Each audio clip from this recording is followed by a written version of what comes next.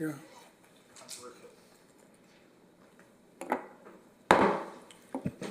Hi, good evening, everyone. Just want to call the meeting to order for the Oxnard City Council for April 29th, 2025. Madam Clerk, may we have the roll call and posting of the agenda, please? Councilwoman Basua? Here. Councilmember Perallo? Here. Councilwoman Bettis? Here. Councilwoman Rodriguez? Present. Councilman Starr? Here. Mayor Pro Tem Teran? Here. Mayor MacArthur? Here. The agenda for this meeting was posted in the kiosk at City Hall, the Oxnard Public Library, the city administrative offices, and on the city's website on Thursday, April 17th. Thank you.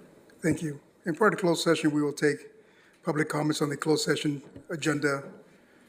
Are there any public speakers for the closed session item? And Mayor MacArthur, we do not have any public speakers virtually or in person for closed session items. Thank you. Thank you. Can the city attorney provide a statement prior to closed session, please? Thank you, Mayor. The City Council will recess to a closed session pursuant to Government Code Section 54957 Subdivision A to consult with Rob Rubin, Chief Information Officer, regarding a threat to public services or facilities. Thank you. At this time, the city council will recess to a closed session, and at 6 p.m. we will begin the regular meeting. Thank you.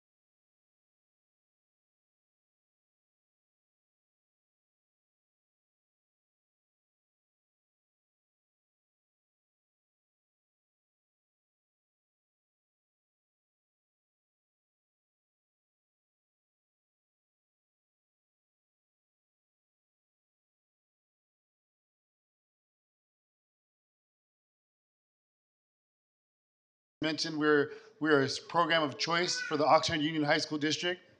The city has really supported Oxnard Union High School District, and we appreciate the partnership. Our teachers and our students, they definitely take a different route, and so it's just such an honor to be recognized. And as Mayor MacArthur said, we grew up together, so I'm so proud of him. And also Mr. Teran, who's worked with our district for many years, we appreciate the invitation, all you've done for the city as well. Thank you.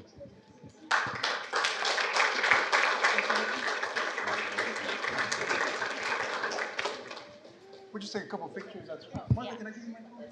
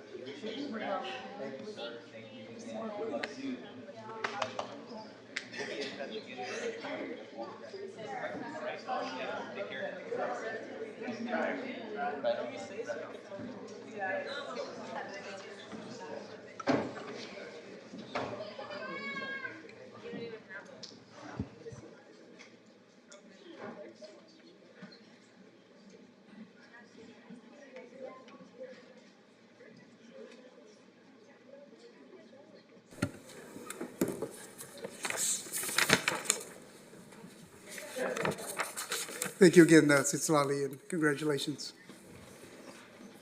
We'll move to the next item on the agenda. This is the ceremonial item. We're presenting a proclamation to Pam Morrison, if she's here, to introduce Alice Sweetland. And this is a presentation by the California Parks and Recreation Society recognizing Senior Services Commissioner, Ms. Alice Sweetland, for the Champion of the Community Award. So let's hear for Ms. Sweetland.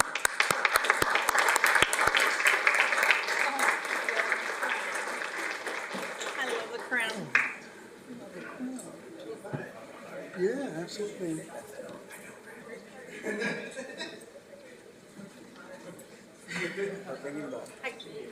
Entourage. It's right here. It's right, oh, yeah. We see Joey Davis from the ground. How are you? I love the crown. Oh, I love it. One of my commissioners. There you go. Yeah. Nice to see you again.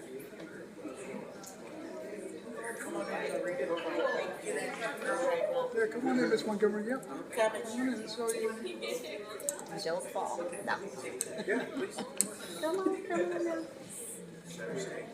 Plenty of room over here. It's cool to me. It's called the restaurant. Oh my gosh. There you go. I didn't want to send it right now. I know. Good evening. Yes. Is it on? Is it on? Good evening.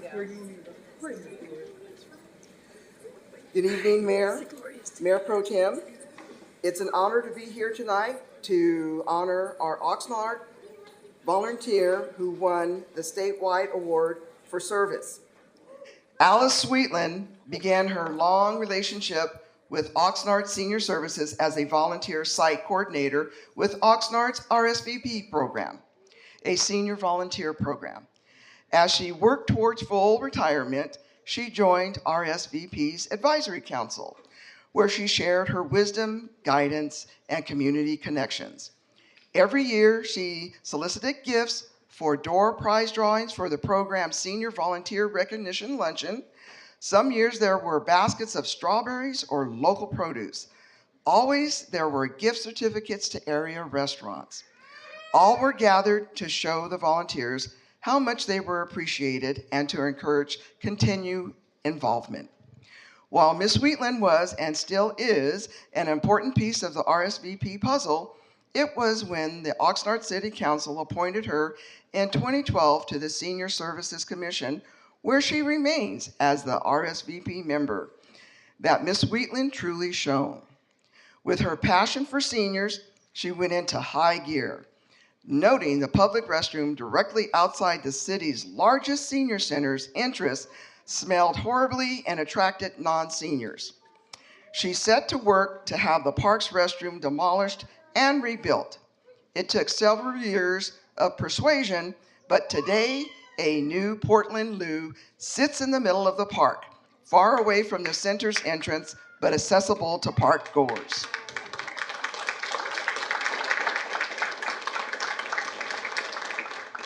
When one senior center located inside low-income public housing was torn down as the housing was scheduled to be rebuilt, she went before the council to deliver the expectation that any new development should include a new center, and reminded them of that needed annually.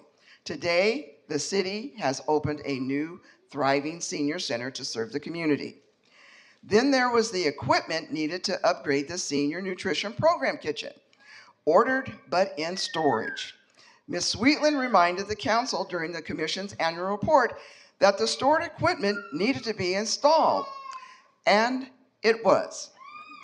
Since her appointment to the Senior Services Commission, the City Council has also asked her to be one of 2 city representatives on the County Area Agency on Aging. There she chairs the Optimal Aging Committee. In addition to these accomplishments, Alice Sweetland's enduring legacy is one of kindness, dedication, and a profound belief in the power of volunteerism to transform lives. Her work has left an indelible mark on the community, and her example continues to inspire others to volunteer and make a positive difference. RSVP is a program of AmeriCorps seniors and is funded by a federal grant and the city of Oxnard. Now I would like to introduce Mel Johnson, the CPRS State Board Representative, who will present the award. Thank you. Thank you, Ms. Pam. Hi, everybody. I'm Mel Johnson. I serve on the state board of the California Park and Rec Society, CPRS. I have the distinct pleasure of being here today to represent CPRS and hand out a very important award. Our annual awards program celebrates outstanding examples of quality facility and park design, programming accomplishments, effective communications, community leadership, and professional successes that take place daily in the profession of parks and recreation. Through our 5 award categories, we highlight the people, places, spaces, programs, and stories that make communities like Oxnard special. Alice is just one of just 7 Champion of the Community awardees. She has made a significant contributions to her community through more than a decade of selfless service. She is known for her unwavering commitment to and compassion for seniors and has become a beloved fixture in Oxnard. Alice has played a pivotal role as Senior Services Commission Chair. Her passion for helping seniors has effectively brought together diverse entities to serve the needs of seniors. With a deep understanding of the challenges faced by this population, Alice has devoted much of her volunteer work to improving their quality of life. Additionally, Alice has formed lasting partnerships with local nonprofits, helping to strengthen outreach and expand services to increase resources for her community. So congratulations to Oxnard's very own Alice Sweetland on winning one of just 7 awards handed out for the 2024 Champion of the Community Award of Excellence. Thank you very much.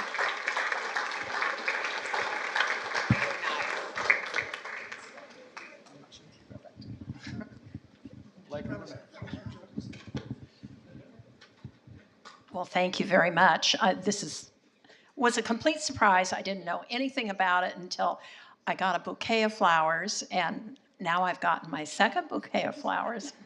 I love everything I do. I encourage all of you to be involved in your community. It might be a couple of hours a month, but we have the best time. I have my commissioners here, Larita Montgomery, Linda Calderon, Gloria Apostle, and Gloria Massey-Chinea. We have the best time, don't we? And we work to advocate for seniors in Oxnard, and we have a great relationship with the City Council. So get involved in your community. I was born in Oxnard. A lot of people don't know that. And my son has a business in Oxnard, so we're here to stay. And thank you very much.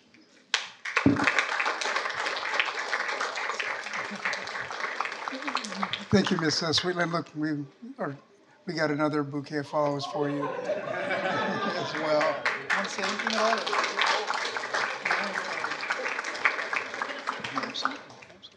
And I forgot, the first time that I got involved was through my neighborhood council, and Mayor MacArthur was our beat coordinator. Yeah, so we're old friends. Yeah. We'll squeeze in for a photo. Is that okay?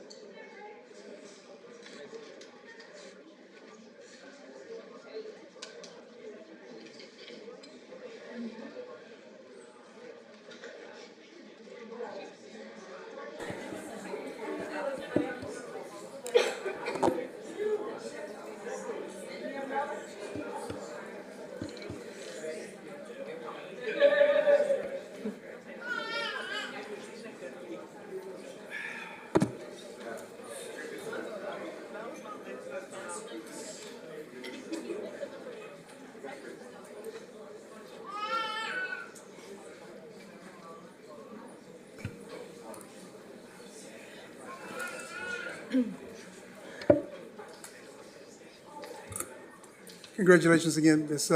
Wheatland. Before we move to the next item, Madam Clerk has to make a brief announcement. Go ahead, Madam Clerk. Mayor, pursuant to Government Code Section 54952.3, each member of the Housing Board of Commissioners present will receive $50 pay for convening this meeting. Thank you. Thank you, Madam Clerk. We'll move to the next item in the agenda, and that's for comments for items not on the agenda. Madam Clerk, are there any speakers for this item? Yes, we do, Mayor. We will start with the virtual speakers. So caller ending in 4978, please press *6 to unmute, and you have 3 minutes starting now.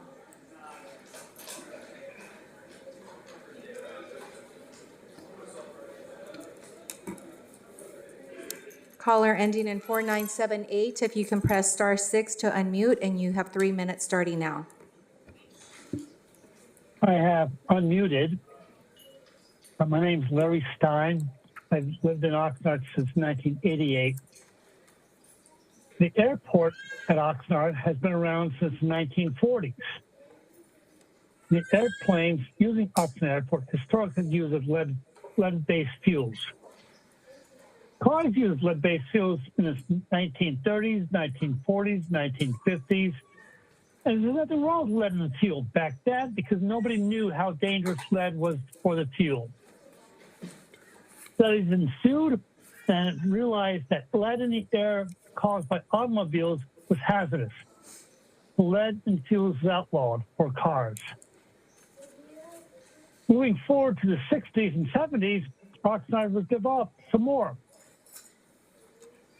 Now we come to our current situation where the City Council approved the Teal Club civic plan, ignoring the concerns about lead.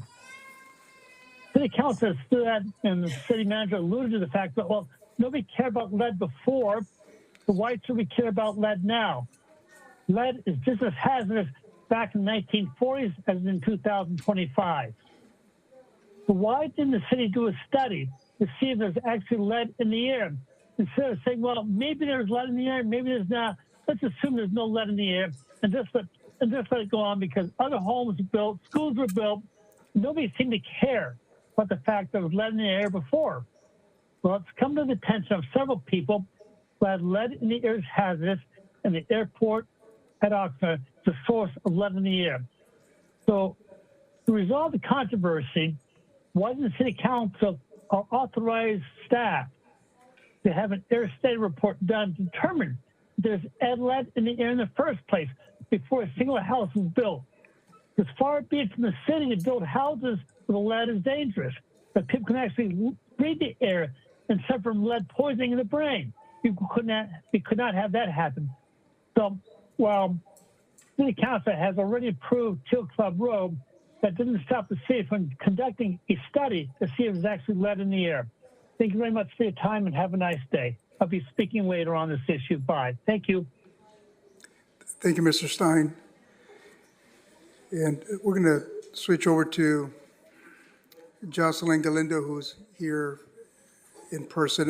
I'm trying something different. We're trying to be respectful to those that are calling in. So I'm going to try to alternate between those that are here present and those that are calling in to be respectful to them as well at the suggestion at one of our constituents that made that recommendation. So we'll take Jocelyn Galindo. She's here. Thank you, Jocelyn.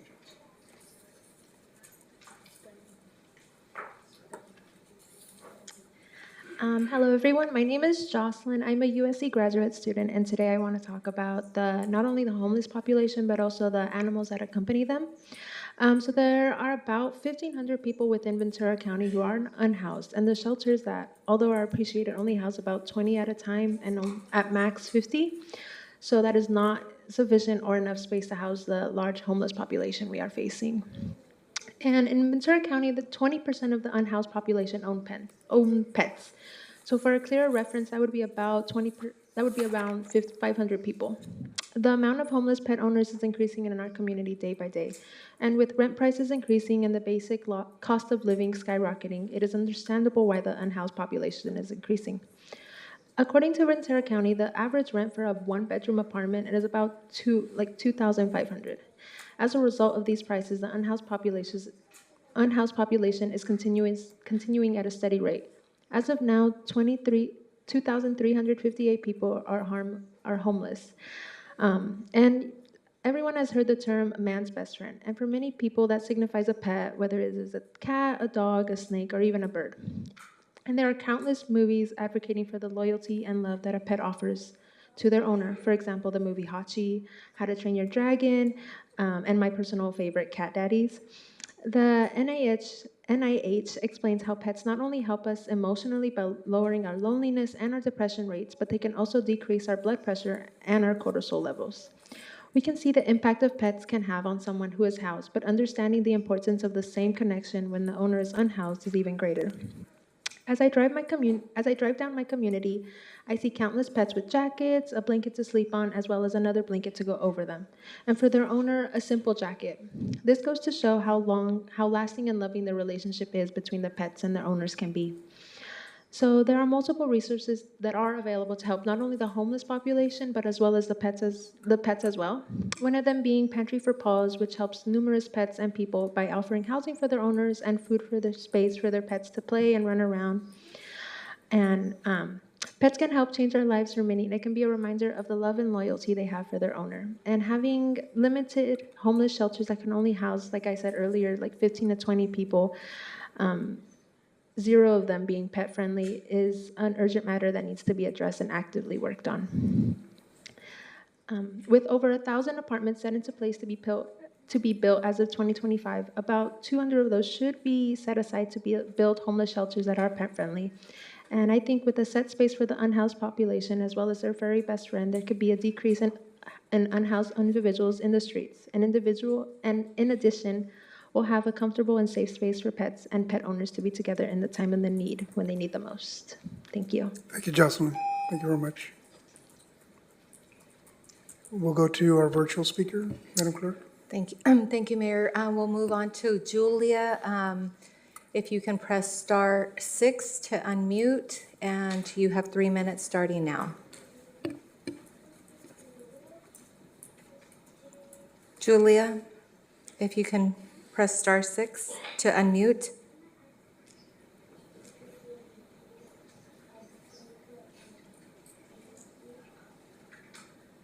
Okay, we'll move on to the next caller ending in 7310. Please press star 6 to unmute, and I'm starting now.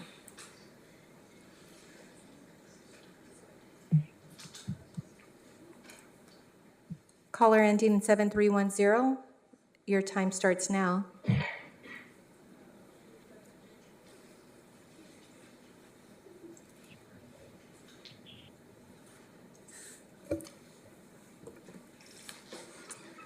Once again, caller ending in 7310, if you can press star 6 to unmute, and you have 3 minutes starting now.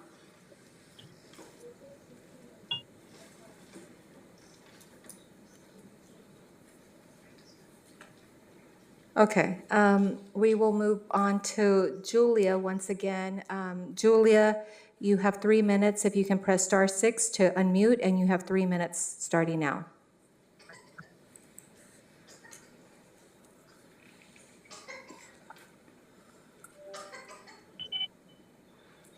Hello, can Yeah. you guys hear me? Yes, you have 3 minutes Okay. starting now. Thank you. I'm so sorry. I was having technical difficulties. Thank you for this time, Council. I appreciate your time right now. I really wanted to be in person. Unfortunately, I wasn't able to. I just wanted to speak on behalf of the power plant located in Port Hueneme. I believe it's due for closure, and I'm so grateful to hear about that. I've been very, very concerned and worried about this for a while. I am currently actually in their backyard, so I live in Surfside with my children. Excuse me, And Julia. I've been here for about 4 Yes. Julia, I'm sorry. We do have that item scheduled later on our agenda. Right now, we're taking callers on items not on the agenda. So we will take your call when we get to that item. Oh, okay. Thank you so much. I do apologize about It's that. okay. Thank you. Thank you. You're welcome. Thank you, Madam Clerk. Yes, sir. Go ahead. Mayor Pro Tem. Madam Clerk, from what I could see on the screen, it looked like the caller was the person with the phone number versus Julia, just so we can have that on the record. Thank you for that clarification. Thank you. The next caller is caller ending in 7310. If you can press star 6 to unmute, and you have 3 minutes starting now. I believe that's who was just speaking. Oh, okay. Sorry. I'm going to lower the hand. Mayor, that's all of our virtual speakers. Okay, we'll go to Mr. Portello, and then Mr. Greg Runyon, you'll follow him. Thank you. Good evening, Good everyone. The matter that I'd like to speak with tonight is related to a prior city council meeting in which I spoke before the council on the Teal Club specific plan.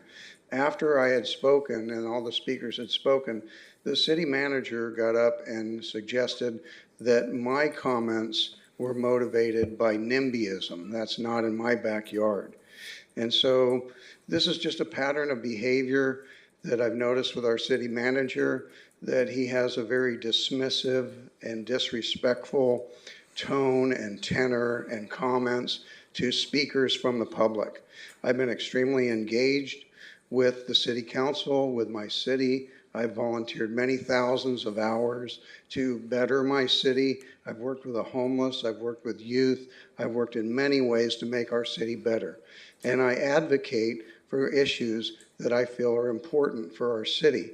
And I find it very troubling that members from the dais and from our leadership team would have such a dismissive and disrespectful way to speak to residents of this community. My comments were not NIMBYism whatsoever. I was the chair of my neighborhood council for 2 years. I brought up the Teal Club specific plan as an agenda item 3 times in 2 years. There were a lot of concerns related to the Teal Club specific plan. I voiced some of those concerns that were shared by my neighbors. I was a professional in healthcare for 40 years. I took care of critically ill children and infants for 40 years, and I love my job. And I'm very passionate about the health of children. And I feel very strongly that the issue of the potential for lead poisoning with the proximity of the Teal Club project next to the airport is very concerning to myself and many others. I brought information forward on it that showed another similar airport. They actually shut down because the lead levels of children were as high as those in Flint, Michigan. So what we have is we have leadership that wants to discourage public comment, that wants to discourage opinions that they themselves may not share. And I find that extremely troubling. And I think that when we have a double standard where you want to hold our city treasurer to a certain level of standard and the policies of the city in terms of harassment, I find that extremely harassing. I felt extremely uncomfortable. I know that there's even a member of the city council that was treated extremely disrespectfully. And I think we have to have our differences, and we have to be able to voice those in a respectful way. And I think that's the way we solve problems, and not in that manner. Thank you for your time. Thank you, Mr. Portillo. Mayor, may I, Yes, I'd sir, like go to ahead. make a statement. Absolutely, go ahead. Not addressing the speaker, but I'm addressing you, Mayor. Go ahead. As one councilman who's been here for a while, facts and evidence matter. No matter what your political beliefs, your passions, facts and evidence matter. And when falsehoods are stated, to let them slide, people can assume that don't pay attention, as some who are in the council new, not aware of things that have gone on. They may assume that they're facts, but facts and evidence matter for those that take the time and trouble to dig them up. I wanted to share that with you. Thank you. Thank you, Mr. Parra. Thank you very much. Mr. Runyon? Good evening, everybody. Actually, the end of what Mr. Portillo said is actually very true. We should be able to have differences, to be able to share those differences. All of us have to have thick skin when we get up. Even doing this, it was said in a joke, but someone said to me, I'm not going to say who, the city manager, said, you know, what do you do every time you get up, you want to lecture us? And I made me laugh, but yeah, that's probably true. That probably is what I want to do. I want to get up here and tell you how I feel. The difficult part comes from, do city employees have the right to say how they feel? And, you know, I think we all would do well to keep our tone down, but we do have a right to say how we feel. I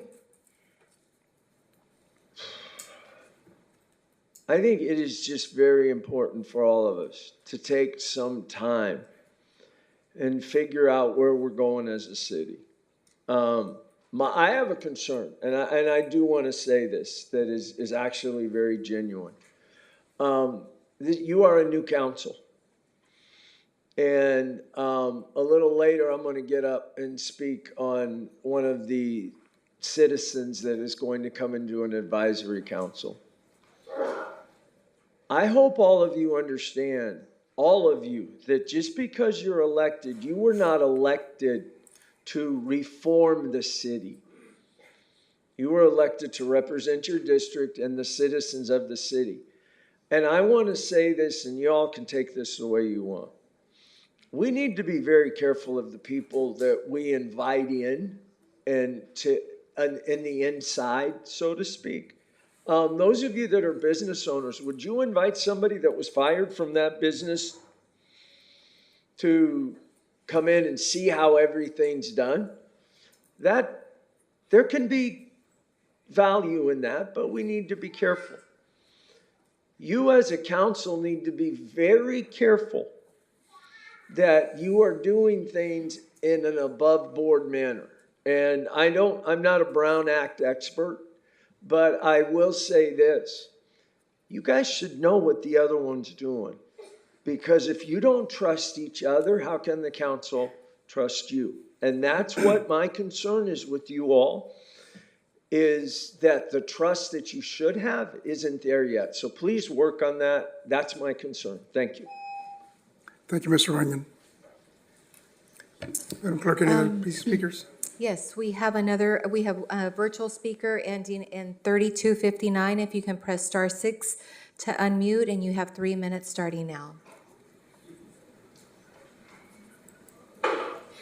Oh. 3259.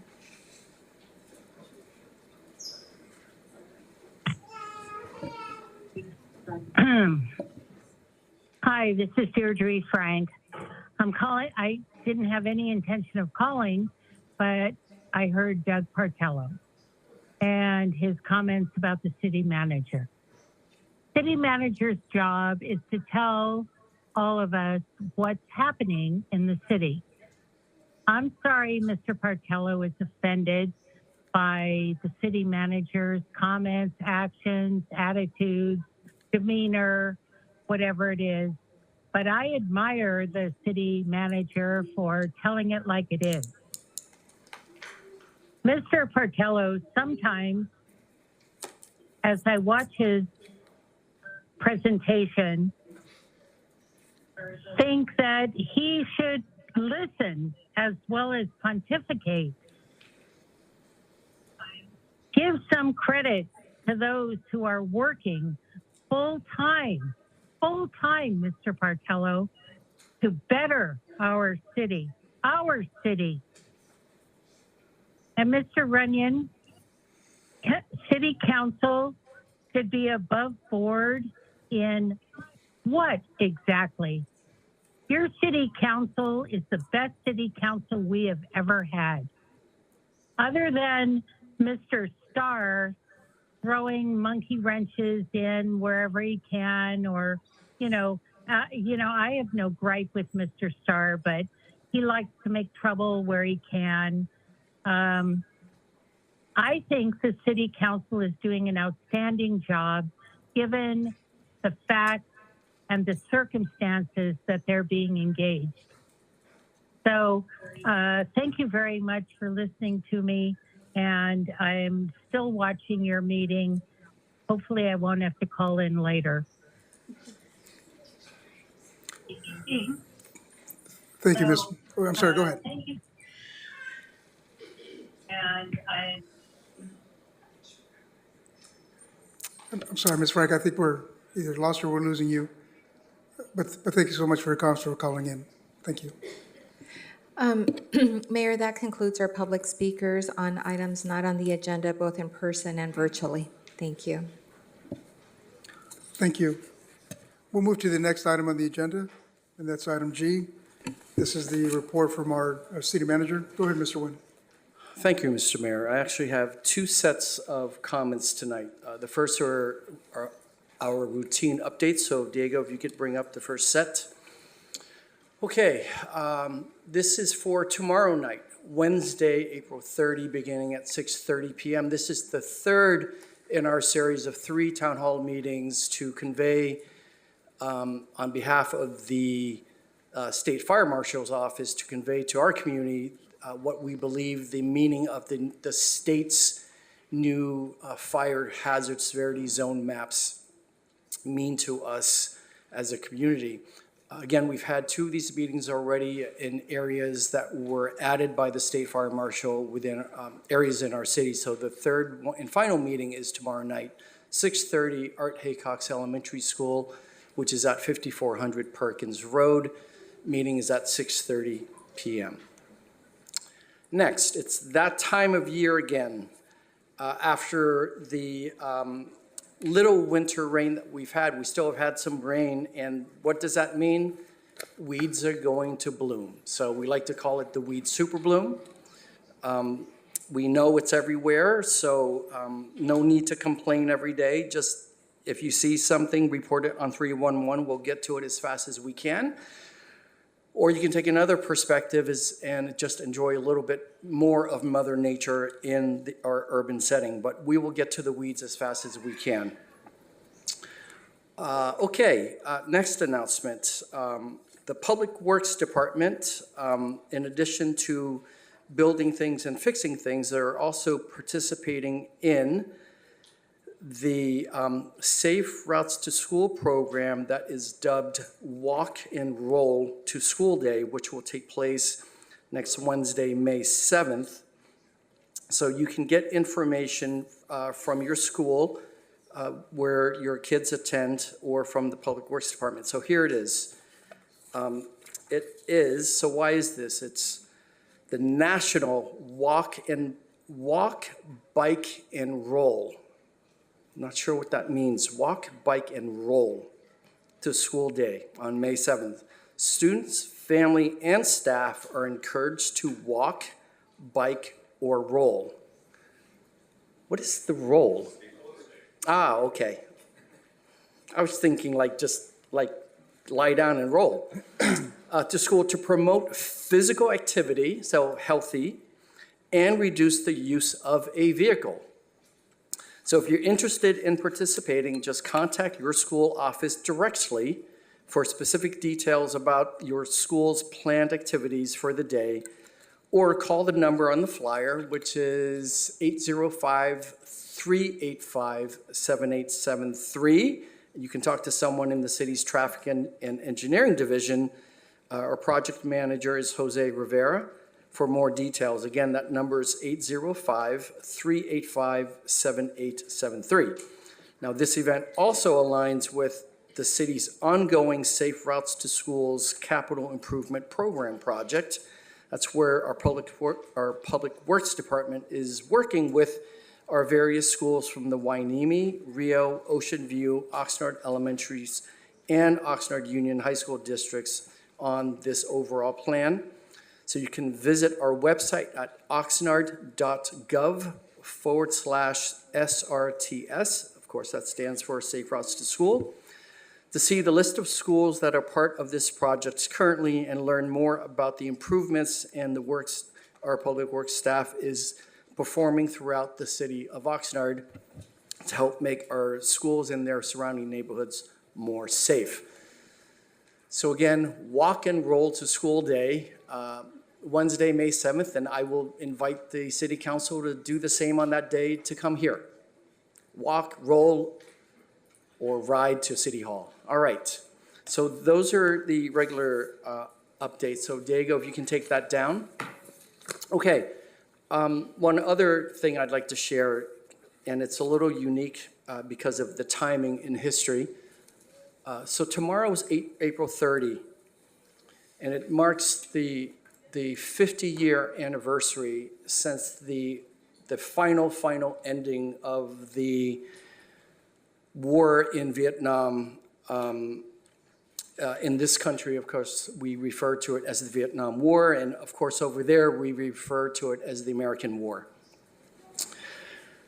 There's tons of news coverage, there's tons of literature from that era, there's tons of current coverage about this 50th anniversary.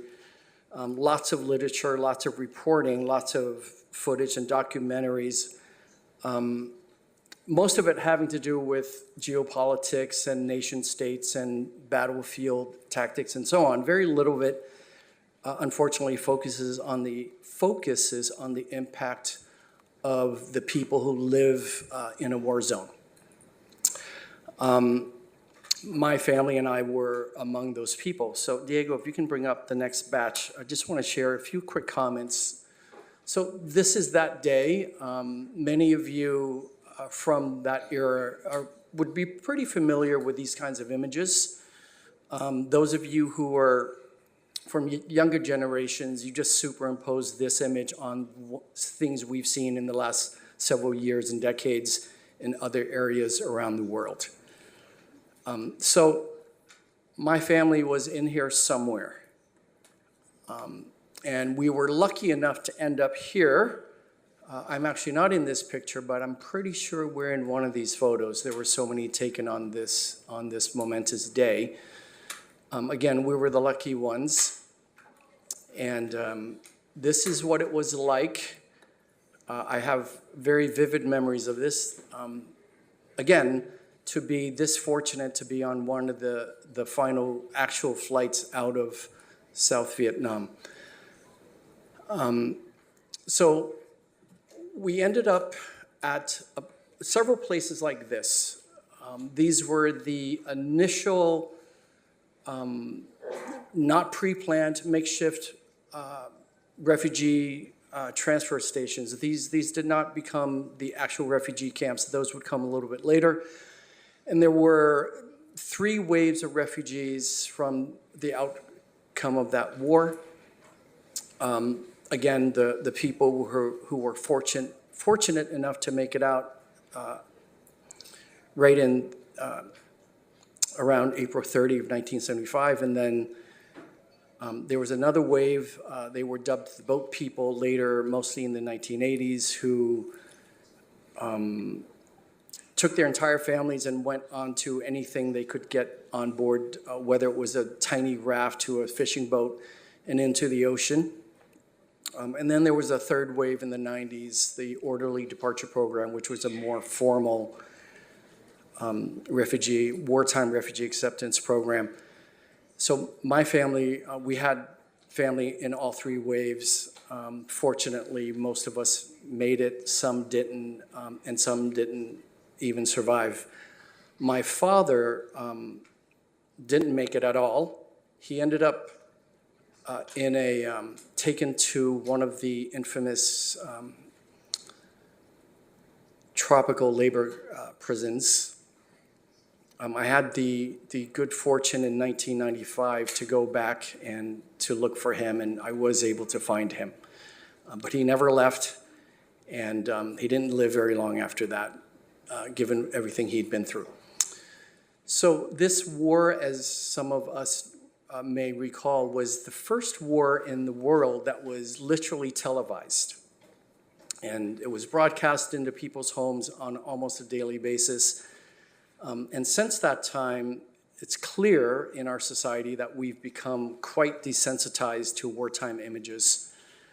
And with 50 years now in the history, the history of this war, which for a long time was such a important part of American culture and society, is not to mention Vietnamese culture and society, is clearly fading into the darkness of history.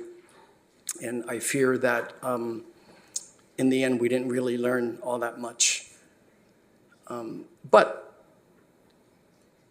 there are currently, in addition to the 2 war zones that gets the most media coverage, Ukraine and the Middle East, there are currently approximately 30 active war zones around the world, and we just never are able to pay attention to it. I can tell you, though, as someone who grew up in this, every time I see various images from active war zones, this is from Ukraine from just a few years ago. And it's always striking to me. Let me see if I can get this to work. Every time I see these images, I swear, I think I know what's going on in that kid's head. And it just hasn't changed. Sometimes I wonder if that kid's made it at all, and where they are, and if they made it, what their life will be like in the next 50 years. So it's an important historic milestone, and just because I'm here, I just wanted to share that. But you'll never hear me speak about this topic again. But it is the 50th anniversary. Thank you for giving me the moment. Thank you. Absolutely. Yeah.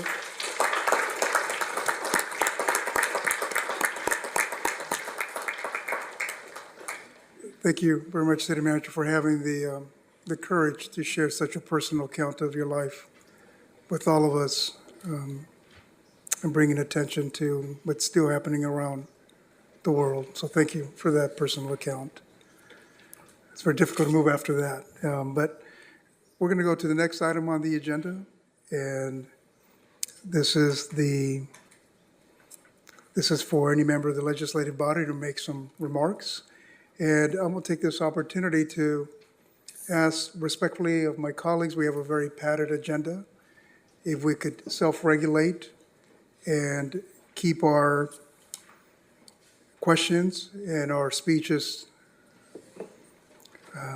to a minimum, to be respectful as well to our audience and those watching at home, to be considerate of their time as well. So we can just self-regulate, but if you would permit me to check in with you if I feel like you're exceeding that time. So we'll start. I'll start with to my left, Councilwoman Perez. Thank you. I'll keep my comments brief. Thank you, Mayor, for the recognition.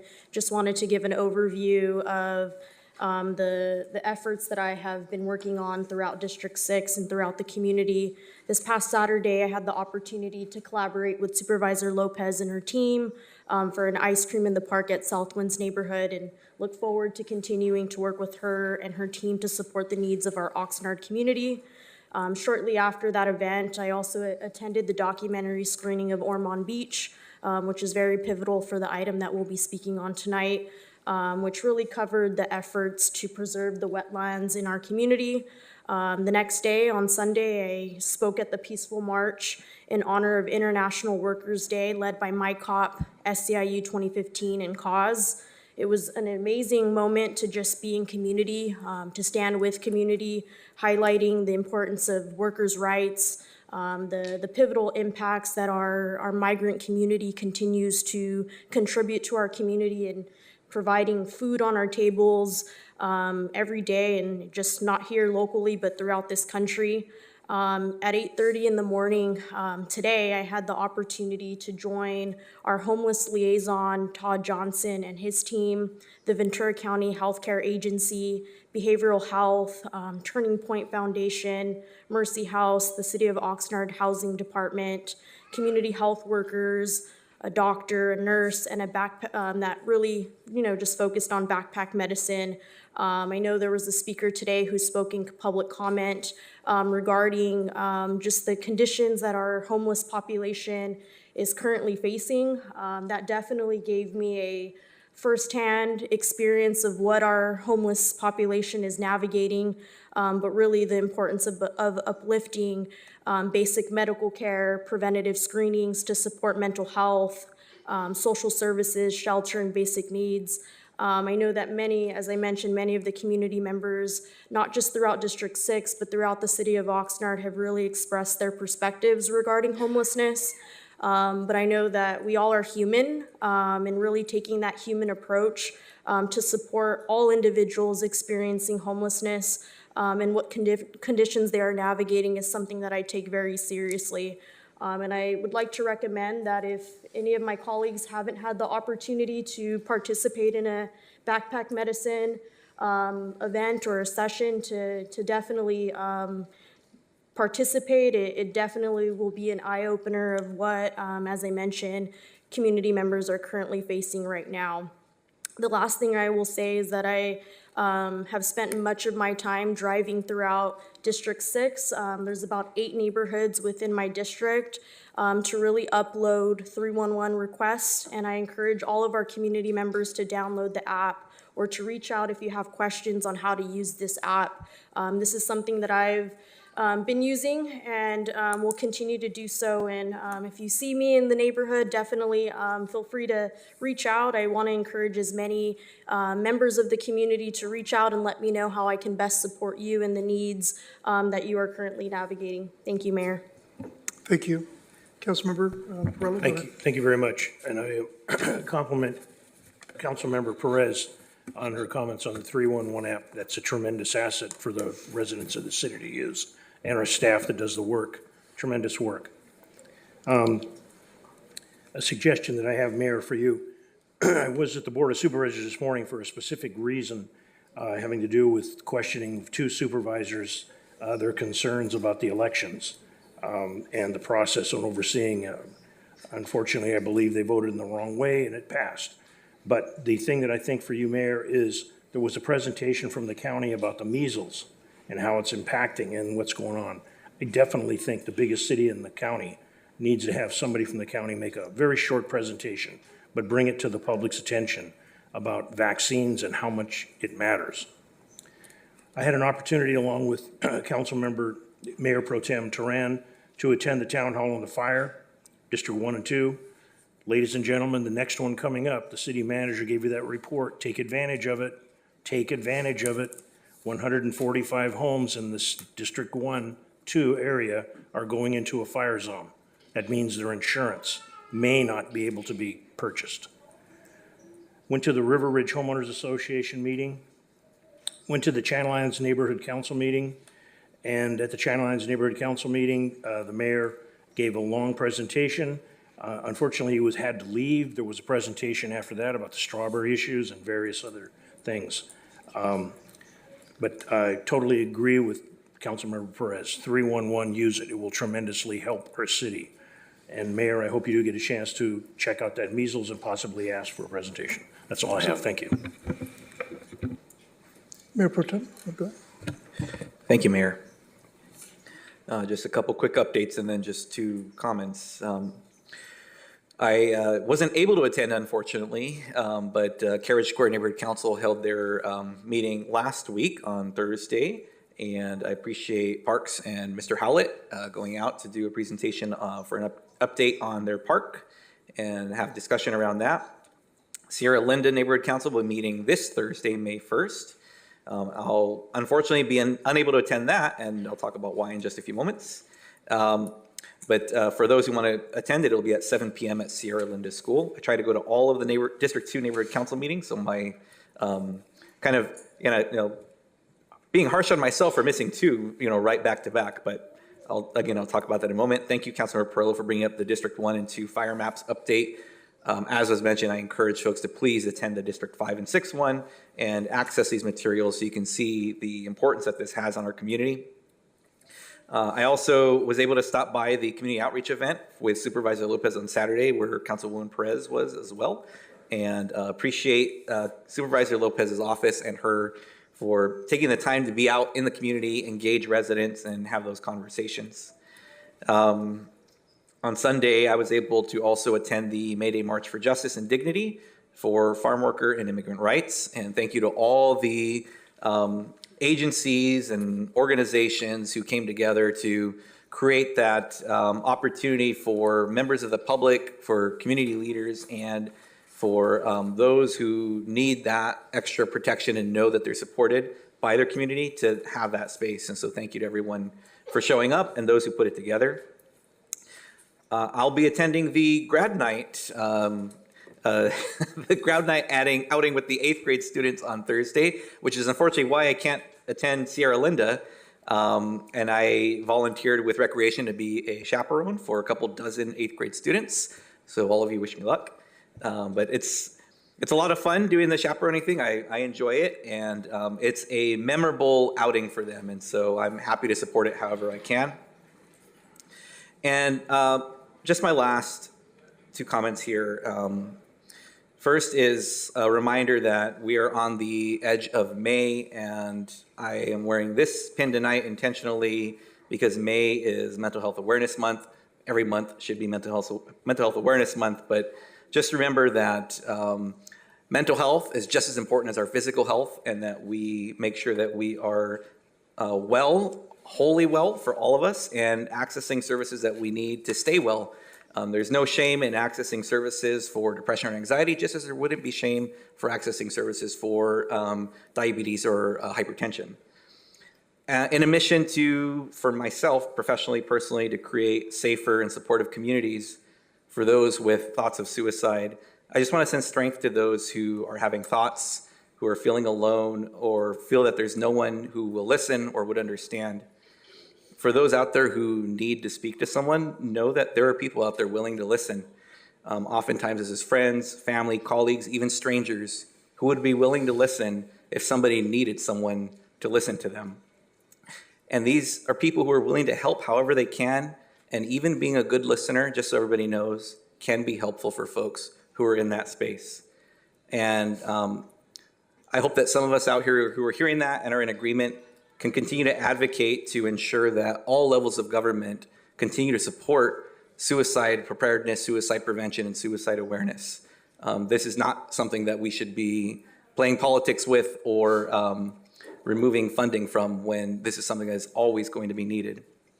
And lastly, just regarding what the city manager brought up, I appreciate his comments on the end of the war in Vietnam, or the marking of that on April 30th, 1975.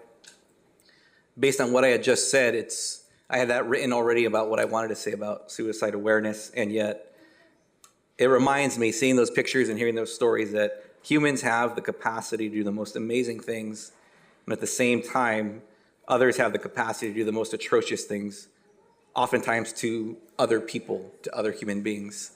And I don't have any viable solutions to that beyond remember that we're all here, we're all in this together, and I hope that we can all work together to get to a common goal and a better place. I hope that I can leave this world at least a little bit better than the way I found it, or the way it was left for me. I hope others have the same thoughts, because then we can actually do that. So just thinking about that, and even within our own country, there are atrocities and targeting and disservices happening to people who are our neighbors, our community members, and I hope that we will never lose sight of that. So thank you, Mayor. Absolutely. Thank you, Mayor Pro Tem. We'll move to, Commissioner Andrade, do you have anything? If not, we'll move to Councilwoman Basua. Okay. Mayor, I will honor your request, and I don't have much to report. Oh, thank you kindly. Thank you. Councilmember Starr? I think Councilwoman Basua's presentation is probably going to be the most appreciated out of all of us. I lead by example. Yes, you do. And you're awesome. I had the pleasure of being on the the Advanced Water Purification Facility tour that was hosted by Michael Wolf and Timothy Beeman. I found it to be really interesting. I attended it with Councilmember Rodriguez. And learned a lot, very impressed with our facilities there. I think that other people should have an opportunity to also see, because I think it's something worth showing off. One of the things that I learned was that about 35% of our water comes from, basically our groundwater here. And that's really an advantage for us, because it's a lot less expensive than, say, Simi Valley, which has to get all of their water from the state. So we're really, in this respect, we're very blessed with this resource that other communities don't necessarily have. And hopefully we are good stewards of that resource. I'd like to acknowledge we had a real nice newsworthy event this last week. We have a young gentleman by the name of Noel Williams, who's a 2020 graduate of Pacifica High School, and he was drafted by the Kansas City Chiefs in the 3rd round of the most recent NFL draft. He was the 85th overall pick. I think they actually used up 2 picks to to get him. And this is the first time that a Pacific High School player has ever been drafted into the NFL. So I just want to say congratulations to Noel. I hope that someday you'll have an opportunity to meet us and that we can just welcome you here and acknowledge your great achievement. So thank you for that. And the last thing I want to talk about, tomorrow is a very special day for me. So I'm about to embarrass somebody. So I never thought that I would get married. And I waited till the age of 51 to do so. And that was 10 years ago tomorrow. And I am married to Alicia Purcell. She is absolutely awesome. I could not possibly ask for a better wife. My only regret in life is that I didn't meet you 25 years sooner, because I would have married you 35 years ago. So just, just want to express my, my love and my devotion to this most wonderful woman in my life. And I feel blessed, and thank you for being a big part of it.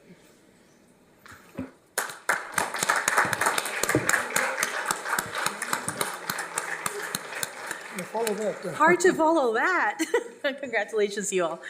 I will try to make mine brief. I just want to remind folks that I will be at the library this upcoming Saturday, so come and talk to your councilwoman, District 4, 11 to 1 p.m. As Councilmember Starr just shared, we did have a tour of the AWPF facility. I thought it was great. I learned a lot, and I'm just grateful for folks who made that happen. We're planning for a better future, and I'm just grateful for those who came before us to set us up for that success.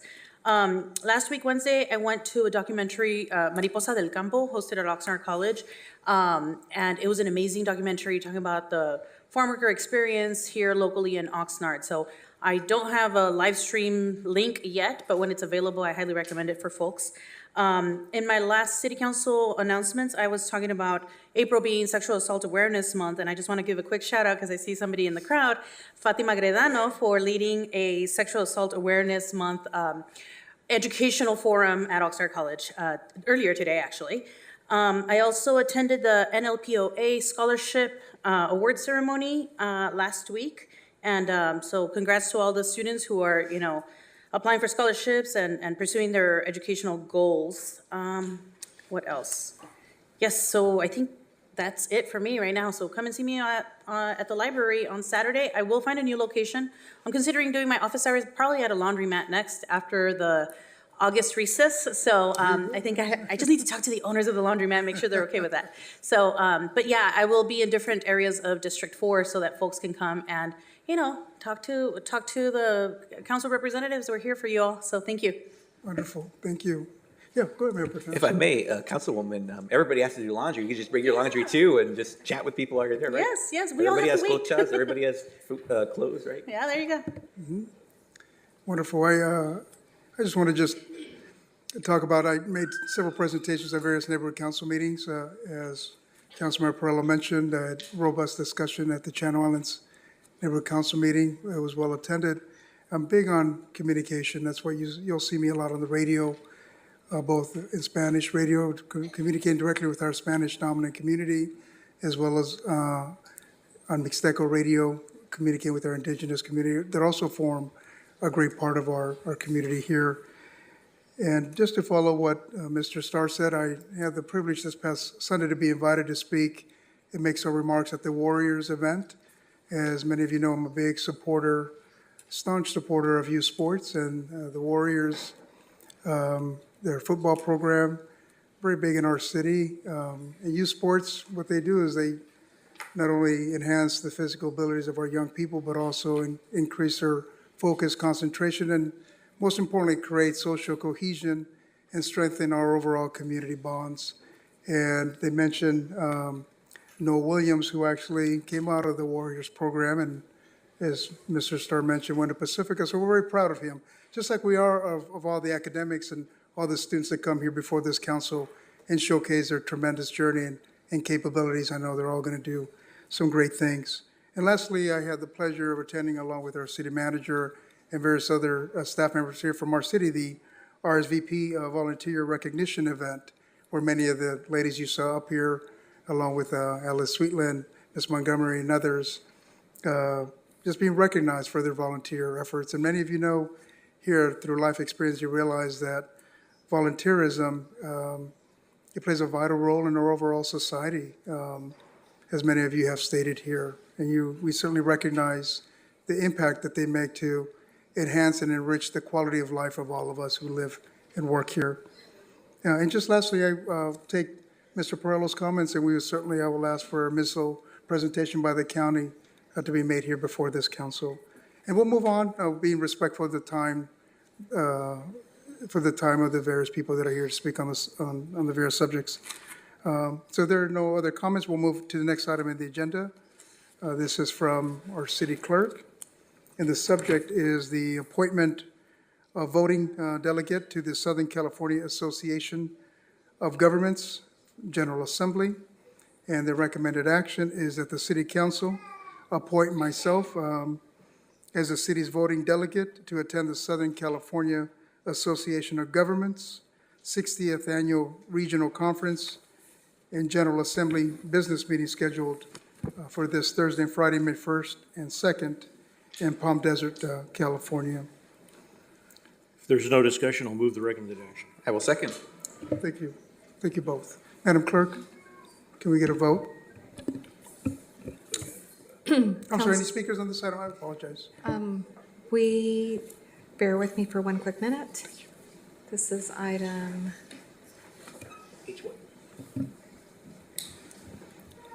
And Mayor and council members, we do not have any public speakers on this item. And we'll start with the vote. Councilwoman Basua? Yes.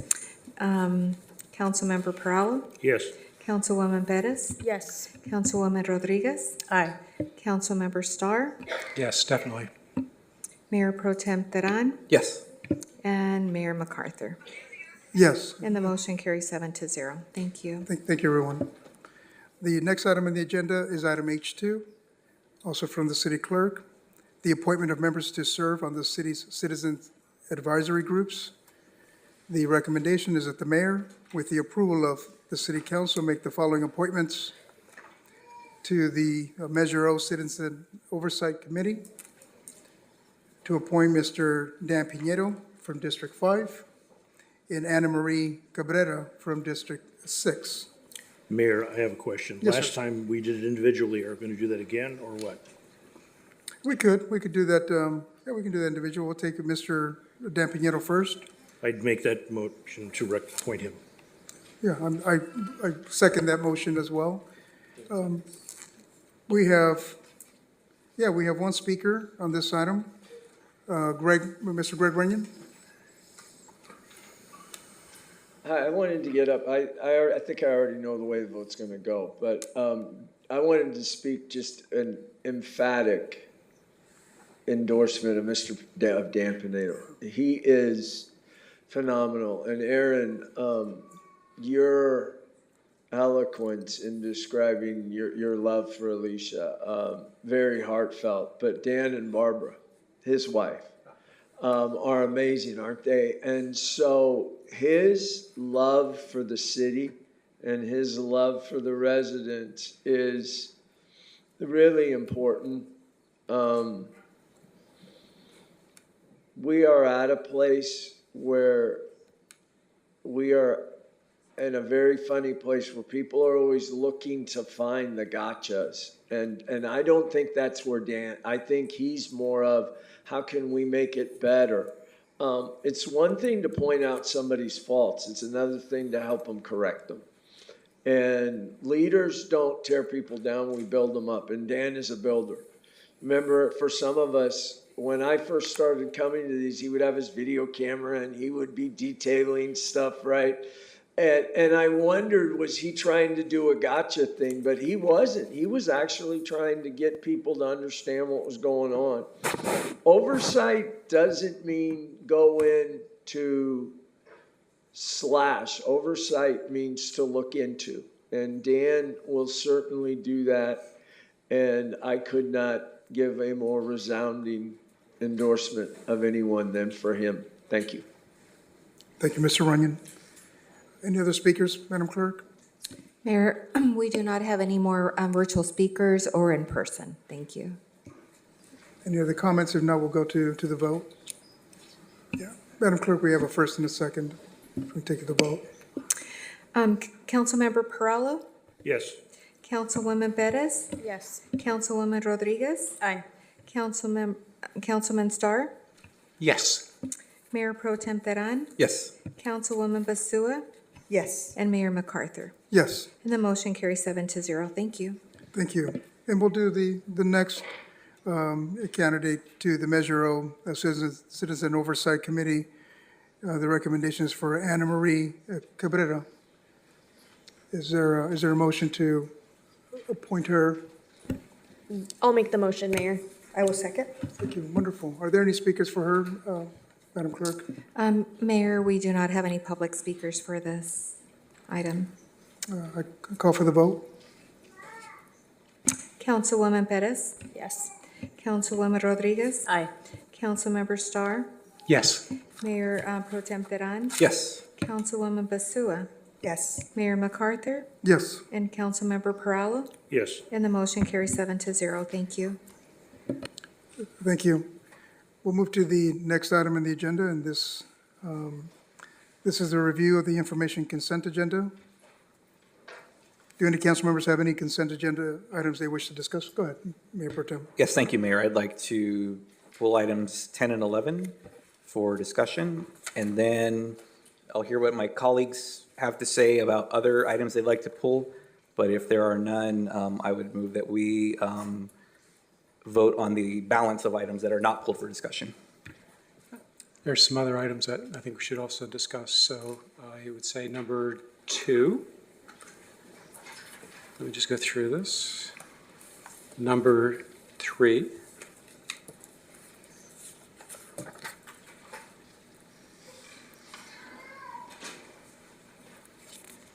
And I think the Mayor Pro Tem has already said number 10. And I think that would be everything. Okay. Mayor, Go ahead, Mayor. just to confirm, Councilmember Starr, you said K2 and K3 as well? Yes. So, K2 and 3? yes. Thank you. You said two as well? So is there any discussion on the others? If not, I'd move the suggestion of Mayor Pro Tem. I'll second. A second, okay. We have any public speakers, Madam Clerk? Mayor, we have one public speaker, and that is Doug Partello on item K10. So if we want to take that after Did you say on K10? K10. Okay, I think we've got a first and a second to approve the others, with the exception of 2, 3, 10, and 11. So can we get a vote on the others? Councilwoman Perez, Yes. Councilwoman Rodriguez, Aye. Councilmember Starr. Mayor Yes. Thank you. Mayor Pro Tem Teran, Yes. Councilwoman Basua, Yes. Councilmember Perallo, Yes. and Mayor MacArthur. Yes, And that motion carries 7-0. Thank you. thank you. Okay, we'll go to, the first one, we'll go to K2. This is from the Housing Department. Historical remodeling project at 201 South D Street. The recommendation is that the Board of Commissioners for the City of Oxnard Housing Authority approve and authorize the chair to execute an agreement with McCone Development, Inc. for $307,138.71. Firm fixed price contract to replace the driveway, walkways, roof, and decks at 201 South D Street. And we have Ms. Brenda Lopez here from the Housing Authority to answer any questions. Are there any public speakers on this particular item? If not, we'll just, Mayor, we have one public speaker, and that would be Larry Stein. Mr. Stein, if you can press *6 to unmute, and you have 3 minutes starting now. Mr. Stein? wish to speak on item 10, Okay, then we'll Community Development Department, Teal Club specific plan. okay, Mr. Stein, we will come back to you on item 10. Okay. Thank you. You're welcome. Go ahead, Mayor Pro Tem. Absolutely. If there are no more speakers for this particular item, I appreciate the comments you made earlier about the healthy agenda we have tonight, and we have a number of speakers on our report items. Given that these consent items have had a number of discussion items, the two that I pulled specifically come to mind. You had mentioned earlier about our self-regulation of time. Do you have a specific ballpark or target of time we'd like to take for each individual council member on these consent items moving forward on this point? Yeah, thank you. I would just make the recommendation if we could keep it to maybe 3 to 4 minutes, please, and not to exceed that, just because if we look out, there is people here. And I know that these items have been vetted through the various committees, and we've also have had access to ask some questions of the various directors, should we have any questions. Thank you. We'll start with, thank you. We'll start with. Question Yes, there sir. before you present, and I apologize for you. okay. You're talking 3 or 4 minutes question and answer, or 3 or more minutes for the questions? And because I feel uncomfortable if we limit a council member on the ability to ask. I do not want a council member to dredge on and on and on and try to assume what should be the next question. I would assume that they would have an idea what they want, but sometimes information is given that opens up a door for further important and significant questions for the city. So I'm wondering, on your 3 minutes, does that include the question and the answer? Just the question, and I'm not firm on the 3 minutes. Just to be reasonable, to self-regulate. And I understand we have a lot of people here, and there was a concern, as the Mayor Pro Tem had said, there's a lot of young people here. And, there was a concern by the Mayor Pro Tem, it may be past your bedtime. So we have to be concerned of you and your family getting enough sleep to be ready for the following day. Thank you, Mayor. Thank you. Yes, sir. Go ahead, Mr. Stein.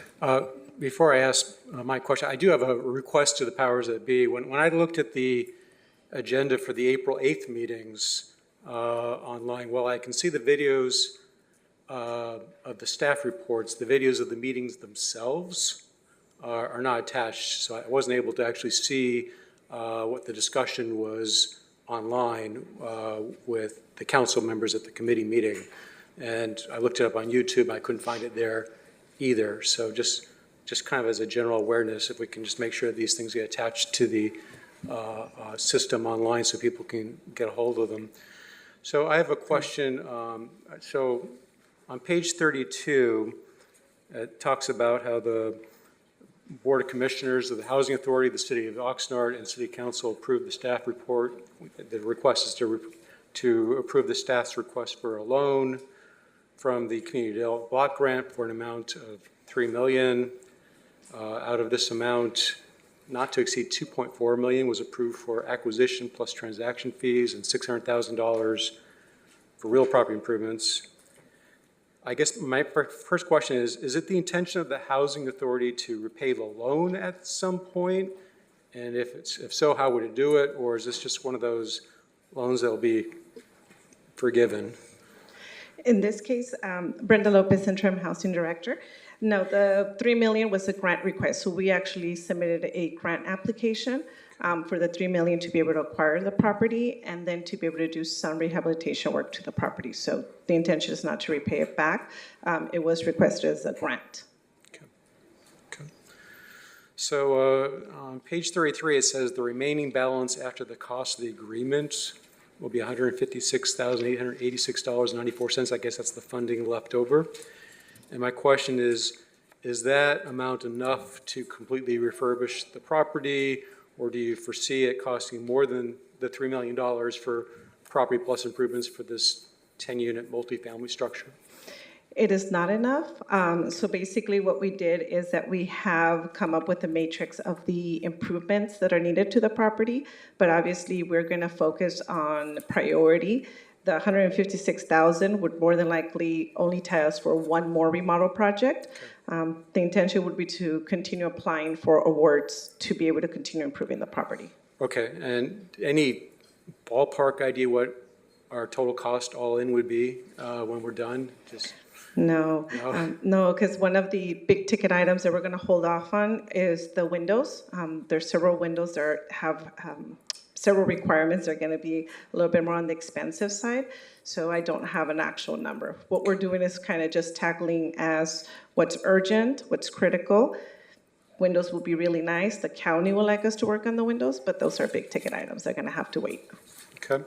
And when would you expect the units to be ready to rent out, if The everything works un- out? The units already came with tenants. So all of the units, there's tenants in there. So part of the commitment is that we will not displace the tenants. And as tenants leave, then we will make sure that they're qualified for the units going forward. So they all stayed in the units. Our commitment is that they remain there. But then as units become available, they're made available only for low-income families. Okay, and that was leads to my next question, which is how much are we charging in rent, or how much will this property generate in rental income? The rents, we have not adjusted the rents. So the prior owner was already charging their rents. I can tell you they're below our payment standards for the Section 8 program. So they're very affordable for the families. But we also have to be mindful of the rent ordinances in place, and that the families will not be able to afford for us to just come in and bring those rents to rental market. So what I can assure you is they're affordable in that they're less than or even our Section 8 payment standards. Okay. Thank you very much. Thank you. Any other questions on this item? Okay, thank you, Ms. Lopez. Thank you. We'll move to item K3. This is from the city manager. The approval of fiscal year 25-26 Special Event Support Program, Events and Budget. The recommendation is that the city council approve the list of recommended events for fiscal year 25-26 Special Event Support Program and allocate $112,000 in the fiscal year 25-26 budget to support the program. Any speakers on this particular item, Madam Clerk? Mayor, I'm sorry, we do not have any public speakers for this item, virtually or in person. Councilman Sir, you had a question on this item? I do, thank you. So I see starting on page 70 of our huge staff report of 1,146 pages, that there's category A events and there's category B events, but I don't see where that label is defined, so I'm wondering if you can just tell me what the significance is between a category A event and a category B event. Of course. So a category A event is one that is ceremonial in nature that aligns with the holiday. Okay. So those are your events that are like the Filipino flag raising event that we have outside here. Category B events are those that align with holidays but have a festival element. So usually they have food trucks, they have live music and vendors and things of that nature. So category A events are subsidized at 100% per the program because they are educational and ceremonial in nature. Okay. Category B are subsidized at 50% because they have more of a festival entertainment element. Okay. And for the column of anticipate total costs for each event, which the costs range from like $600 to $44,000 per event, how do you actually arrive at those figures? Those are based on actual costs from the previous year provided by all of the departments that are involved in the program. Okay. And the types of expenses that the city of Oxnard incurs would include what, for example? Those are police services, so they provide traffic and crowd control. There are fire department services for the various fire code permits that are required. Those are all adopted in our master fee schedule. And then there are city core services for event support provided through our cultural and community services department. So those provide staff support and do like event setup, cleanup, trash mitigation, things like that. Okay. So also on page 70, I see that the third item, which is the 4th of July fireworks by the Sea and Family Parade. I'm wondering if we might have just like a math error there somewhere. It states that the total cost will be $44,000. The proposed subsidy is 50%. I'm kind of expecting that number to be $22,000. But what I see is the proposed subsidy is only $15,000. So I'm wondering, is the 50% a typo? Is the 44,000 maybe a typo? Or maybe we just need to increase the budget allocation by $7,000 in order to cover this? So the policy itself, and I apologize it wasn't included in the attachment, that dictates that the Category B events have a max subsidy of $15,000. So that's where the discrepancy comes in. Okay. All right, that answers my questions. Thank you so much. Thank you. Yeah, go ahead, Mayor Pro Tem. Thank you, and thank you, Ms. Shapiro, for the info on that. I just note, I was reading an article this week about fireworks, and many of those are purchased from China, I believe, and tariffs actually may affect those. So for the complaints we get about fireworks, that may be actually something that is a byproduct of tariffs and that problem getting lessened or even solved. So I'm short of giving a compliment to the tariffs, but that's just something I read, so that reminded me of that. Thank you, Councilmember Starr, and thank you, Ms. Shapiro. Yeah. Thank you, Councilmember Starr, for for condensing the questions and moving the meeting along. So thank you for that cooperation. We'll move to K10. This is from the Community Development Department. The subject is regarding the Teal Club specific plan involving planning and zoning permits. This is the property that's bounded by Doris Avenue, Patterson Road, and Teal Club Road, and Ventura Road. The recommendation is that the City Council, one, adopt an ordinance of the City Council of the City of Oxford approving planning and zoning permits.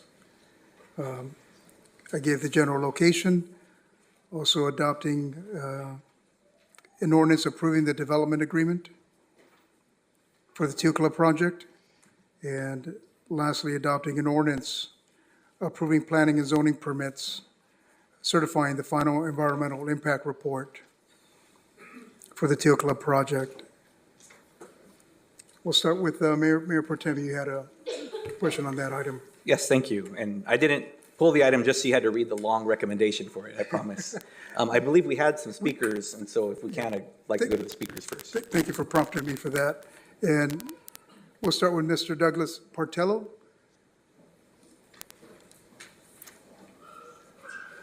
Madam Clerk, are there any virtual speakers on this item? Larry Stein, we'll see if he's back online. Good Mr. evening Portello, again. good evening. Yeah. I think the Teal Club, it's a done deal. So I'm not going to recommend that you don't go through with it because it's obvious that you are. But I'm again going to voice some concerns that I have and others that have expressed to me that have. I think the lead testing should happen before we approve this. Another concern I have is not adding lanes to Doris Avenue and Teal Club. All the additional traffic is just really going to create a huge problem for those of us that live in the area. Another concern I have is the annexation of those properties on Little Farm Road. The 1998 150 noise study made the recommendation that those properties be bought up and those people move from there because they're in excess of 65 decibels, which is city ordinance. It's also state and federal that it not exceed 65. It's right next to the runway, and they are exceeding 65 all the time. So there's no answer about that, about what's going to happen with those folks on Little Farm Road.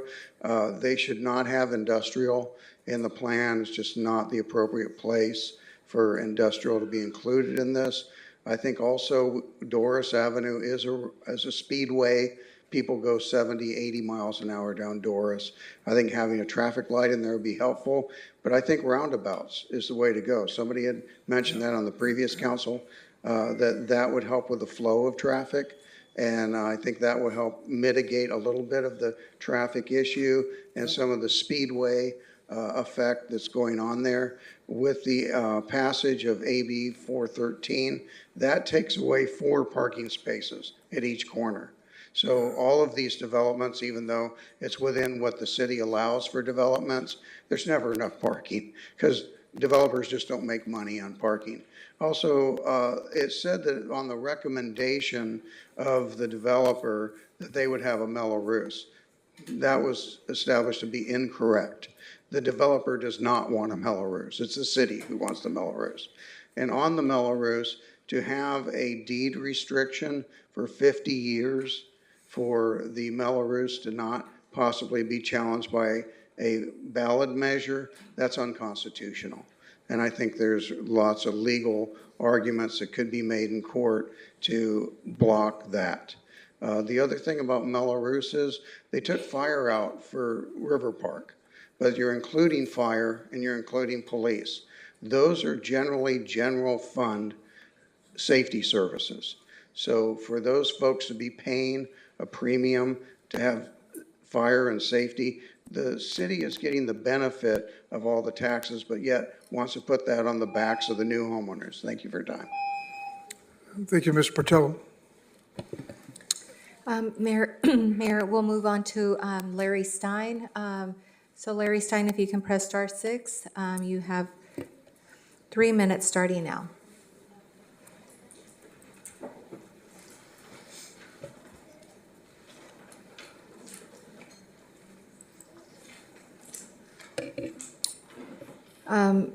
Mr. Stein? Yeah, I have spoken on this issue many times, and you're probably tired of hearing me speak on this issue. Some of the concerns I have, the fact that the infrastructure that was promised to be developed still has not been developed, and particularly water. The site called to have water developed. The city passed the Urban Water Master Plan. City Council has not fully funded the Urban Water Master Plan, and apparently has no plans to fund the Urban Water Master Plan before the property gets developed for housing. I recommend that this project be held back until the city actually approves the funding to develop the infrastructure. I commend the developers donating so much land for low and ultra-low housing, and that's greatly appreciated. But that doesn't take away the fact that the air in itself has not been tested. Now, 2 weeks ago, the city manager said, well, we really haven't been concerned about the air. Nobody's complained about the air. Nobody complained about the air when the Juan Suarez School was built. Nobody complained about the air when Sierra Vista was built up. Nobody complained. But people have started to notice ramifications of pollution and the effects lead in the air has on people. Just because citizens don't care doesn't mean that the government should not be responsible for the safety and well-being of its citizens. The city can say that the air is lead-free, great, but the city cannot say that. The city has not taken upon itself to test the air. The question needs to be asked, why has not the city tested the air? Not because the lead in the air is dangerous, the fact that nobody knows how much lead there is in the air. So I asked the city council to defer this project and approve this project until after the air has been tested and after the water has been built to support this infrastructure and the thousands of other homes that have been built. This is the concern. The infrastructure needs to be built. They're concerned about the sewer lines and water lines. They're concerned about the ITS. You remember ITS? ITS is an intelligent traffic system. That was supposed to have been developed 10 years ago. But the ITS does not work. Water sewer systems are not sufficient to handle capacity. We have overflow issues currently. We put 1,000 new homes on here. We took 1,000 homes that have taken place at River Park. Where's the sewer going to go? And the cost of sewer has changed tremendously because of low flow toilets. So the cost has changed, making the necessity for the pipes to be bigger. So again, the infrastructure needs to be put in place before these developments are approved and continued. The city refuses to improve the infrastructure, even though they improve these homes. Our assistant city manager said we have enough water in 10,000 new homes. Thank you, Mr. Stein. Where's the water that she talked about? Thank you. Thank you, Mr. Stein. Councilwoman, so with you, Councilwoman. I'm sorry, go ahead, Mayor Protem. Thank you. Just to frame this discussion, I would like to, if my colleagues are willing to entertain it, I'd like to move the recommendation if someone would second it, and then we can go into discussion from her. So I'm moving the recommendation for this. Could we ask questions first?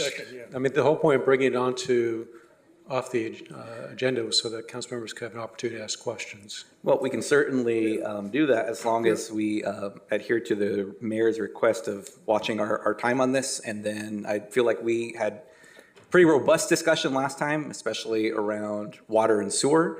A few other things I have in my notes for tonight briefly, but if we'd like to do questions, I'm willing to do that, and then I'm willing to make that motion. Thank you. Yes, Mayor Pro Tem, unless I stopped hearing and I have my hearing aids on tonight, there was a question about item 11. We haven't even addressed item 11. And do you want to jump the gun? We're on item That's a K10, good idea. Councilmember Perillo. You're only item 10. Item 10, correct. Okay. So we can go into a discussion. We have on the table, we have a first and a second. We have questions, though. We can take the questions before we go into the motion and the deliberation, then. I'm fine with that. Okay. Yeah. We just move right to the questions that we have. By the way, there's a reason why there's a first reading and then there's a subsequent reading. It gives people a chance to reflect, think about what they did on the first time and say to themselves, is the right decision or not? And I think it's very appropriate that council members not be stymied in their ability to ask questions that come up to the right decision. So I'd like to start. So I did ask at the last council meeting, I asked for information about how the mitigation fees were calculated, and Mr. Pengilly kind of described it, but didn't have the underlying figures with him. So I did ask him to provide me with the methodology and the calculations, and he has done so. I said I would have some questions for him about that. So I will commence, maybe just for the benefit of people here in general, can you just remind everybody what the general methodology is for how you came up with the police and fire mitigation fee calculations? Yes, Mayor, Councilmember Starr, Jeff Bengelli, Community Development Director. There's two different requirements. These are both mitigations, along with the Mello-Roos, that was a mitigation specified for this project. There are the operating costs, the annual fire services mitigation payment, $462,000 a year, and the police services mitigation payment of $164,000 a year. In general terms, the fire operating costs were determined by developing an average cost per capita for the fire department services. That was looked at in the framework of what our current fire services are costing.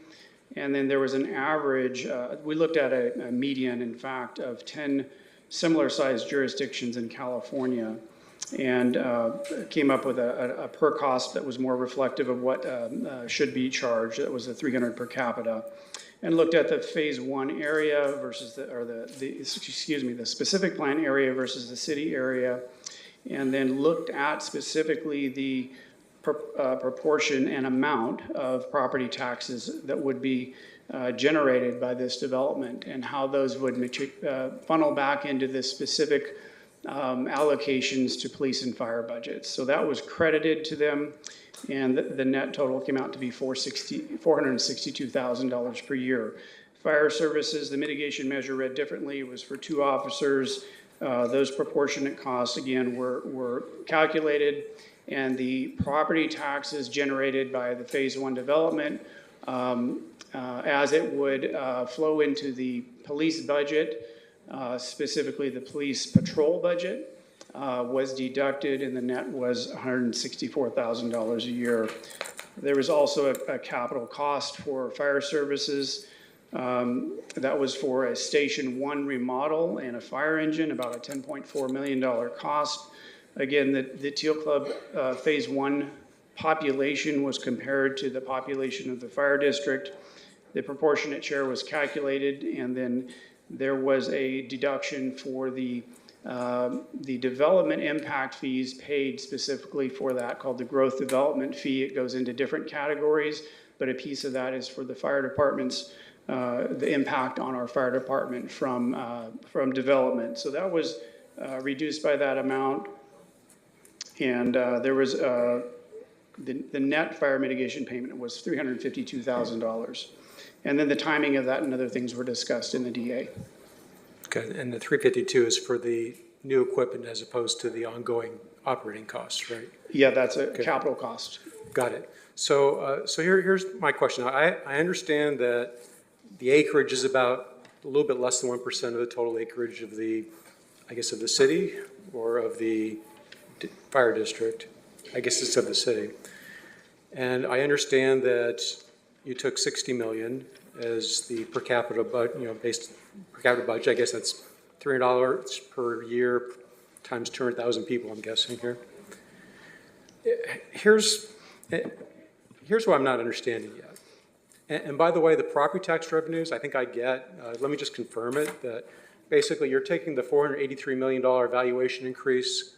I assume you're multiplying it by the 1% rate that under Prop 13, and I think we get roughly 17% of that, as I recall, to the city, and the rest of it's going to the county. So I'm assuming that that's where those property tax figures are coming from. Is that fair? Yeah, I did print your email. That was your assumption listed, and you are correct. Okay. So here's the part that I'm struggling with. So the $60 million figure that you assume is for the fire staffing costs, well, our budget for the year for fire protection is only $37 million. So if we start off with the assumption that it's a much higher figure that we're coming up with for our costs, then what we're going to charge is a mitigation fee is going to be much higher than what it would have been if we just simply spread that normal $37 million cost across the whole city. So I'm not sure why, and maybe you can just kind of help me understand why 60 million instead of the 37 million that we budget. Yeah, so as a preface to that answer, at our last meeting, I did mention that in the big picture, this is a negotiation. There's different methodologies, and there's no perfect and standardized method. So I touched on it a moment ago. So there's what the fire department per capita cost is for the city of Oxnard, and then there is what it costs for comparable jurisdictions around California. Ventura was one, and then the others were in California in different locations. I don't remember the exact cities, but 10 different cities were compared. Oxnard was at the bottom of that list in terms of the least funding per capita. That would not be an appropriate basis moving forward to really mitigate. In other words, if the fire department per capita funding is not where we need it to be, this development can't make up for the whole city, but they have to at least carry their own weight. So there was a median that came out to be a little over $300, so we pushed it down to $300. And again, this was a way to get a fair cost of not a fire department that's underfunded but reasonably funded in comparison to other similar jurisdictions. And again, this was approved by, the negotiations took place amongst many city staff, including executive team members, was reviewed thoroughly. There were many back and forth discussions, and it was approved by the developer, the property owners, and their attorney. So I understand the property tax. Our general fund budget anticipates property tax revenue of roughly $72.8 million a year. Why do we not consider the sales tax revenue that is also generated? We have a budget that anticipates $113.6 million for sales tax. So for every dollar we collect in property taxes, we're collecting another $1.56 in sales tax, but we don't give the people there that are going to be living there any credit whatsoever for the sales tax piece. Why is that? Well, I can speculate. Again, I'm one of many people participating in different aspects of the negotiation. The sales tax from the increased assessed value of the homes is something that's a little more calculatable. It's a little more speculative to predict what kind of sales tax revenue will occur at what time in the future. And so it's a little conservative in our favor to not include that. But again, this is a negotiation, and there was a lot of back and forth. We didn't end up where we started. And the development team, I give them a lot of credit. They were very fair and transparent, and there was no hiding the football or games. We were just explaining our methodologies to one another, and there was a good dialogue back and forth. Yeah, and by the way, just to say publicly, when I had spoken to the applicant, he was particularly impressed with Ashley Golden and just really extolled her virtues. So whatever you did, Ashley, keep doing what you're doing. Apparently, folks are happy dealing with you.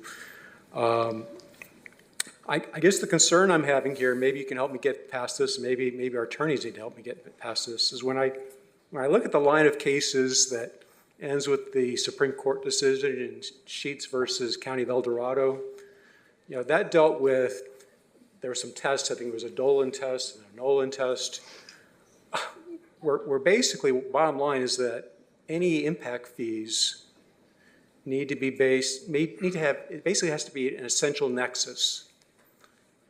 These fees need to have an essential nexus to the government's land use interests, and the courts also describe it as a rough proportionality to the development's impact.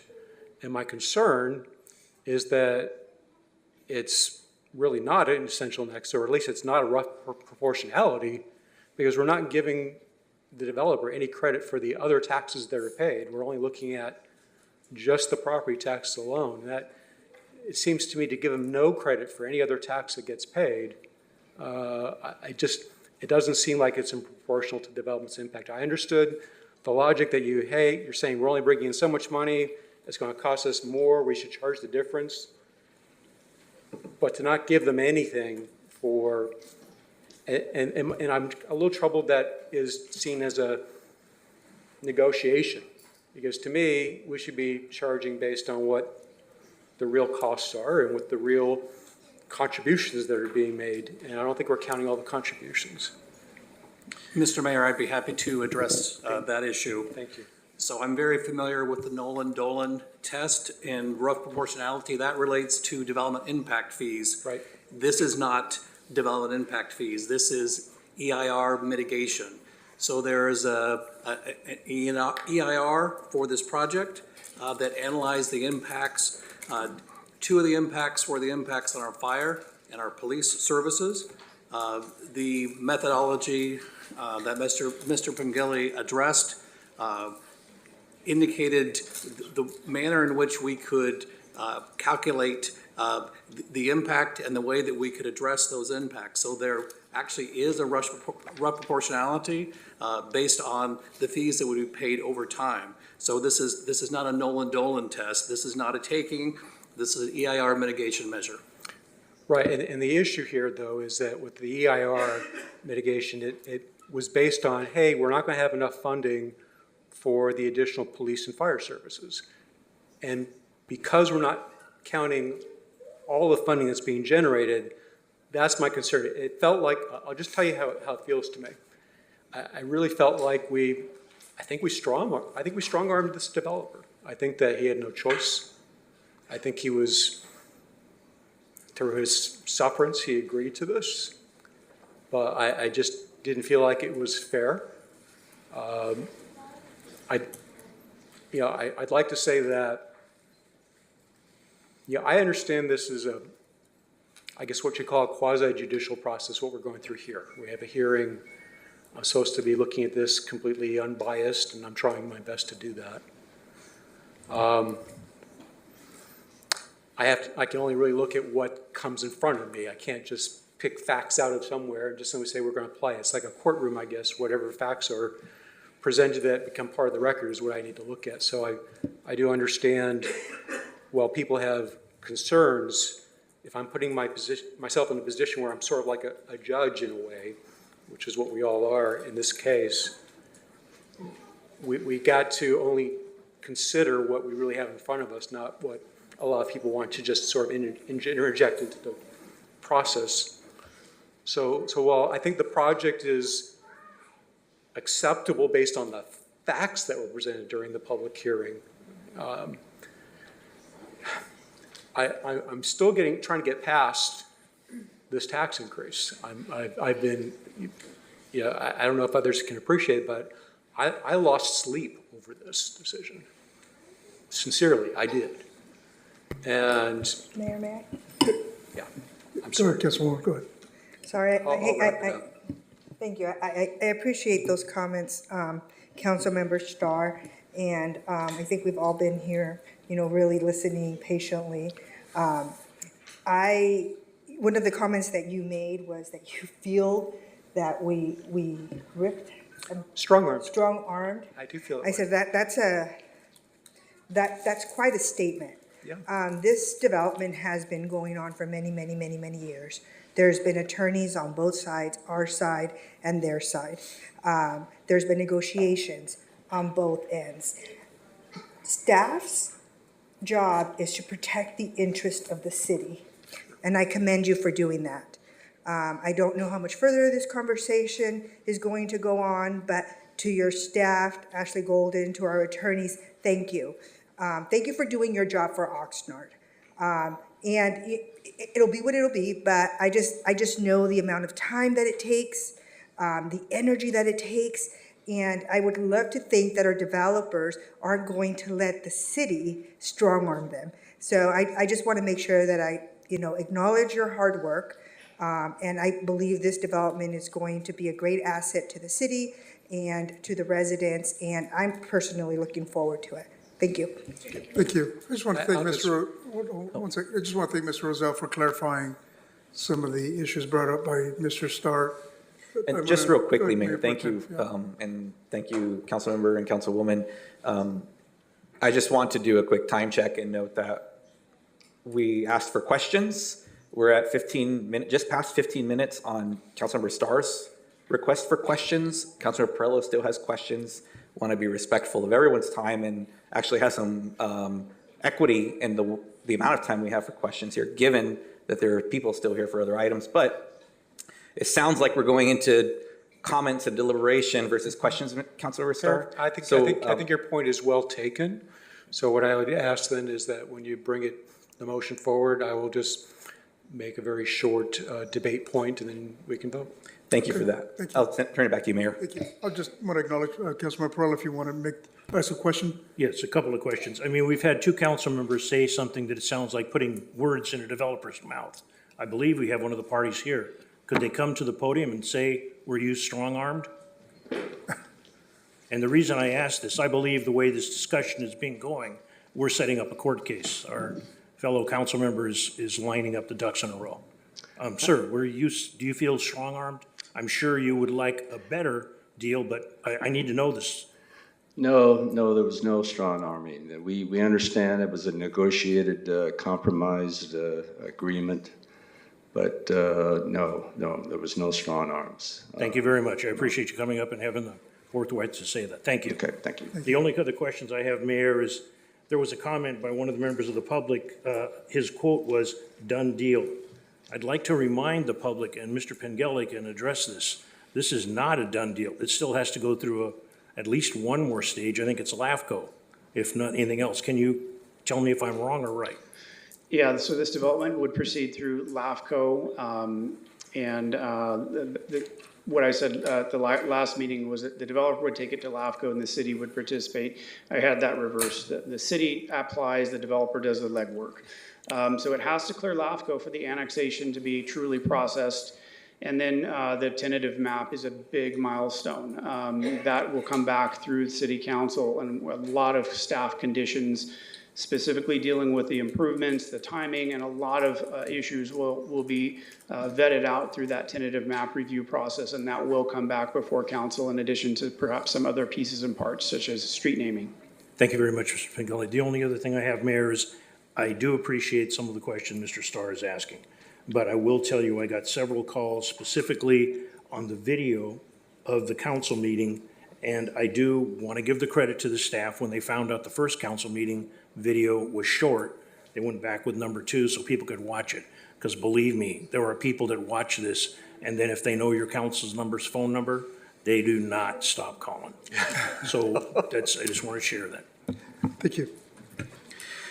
Thank you, Mayor. I had only heard that Councilmembers Starr and Perello had questions. As I stated earlier, I'm willing to move the recommended action on this if there's a second. Yeah, we got a second from Councilwoman Perez. So if it's okay, we'll just call for vote and have a discussion. We have to. Well, If there's no further questions? Well, this debate right now, yeah. right? So let's just kind of debate. So here's what I'd like to say. Look, I get the applicant is here today.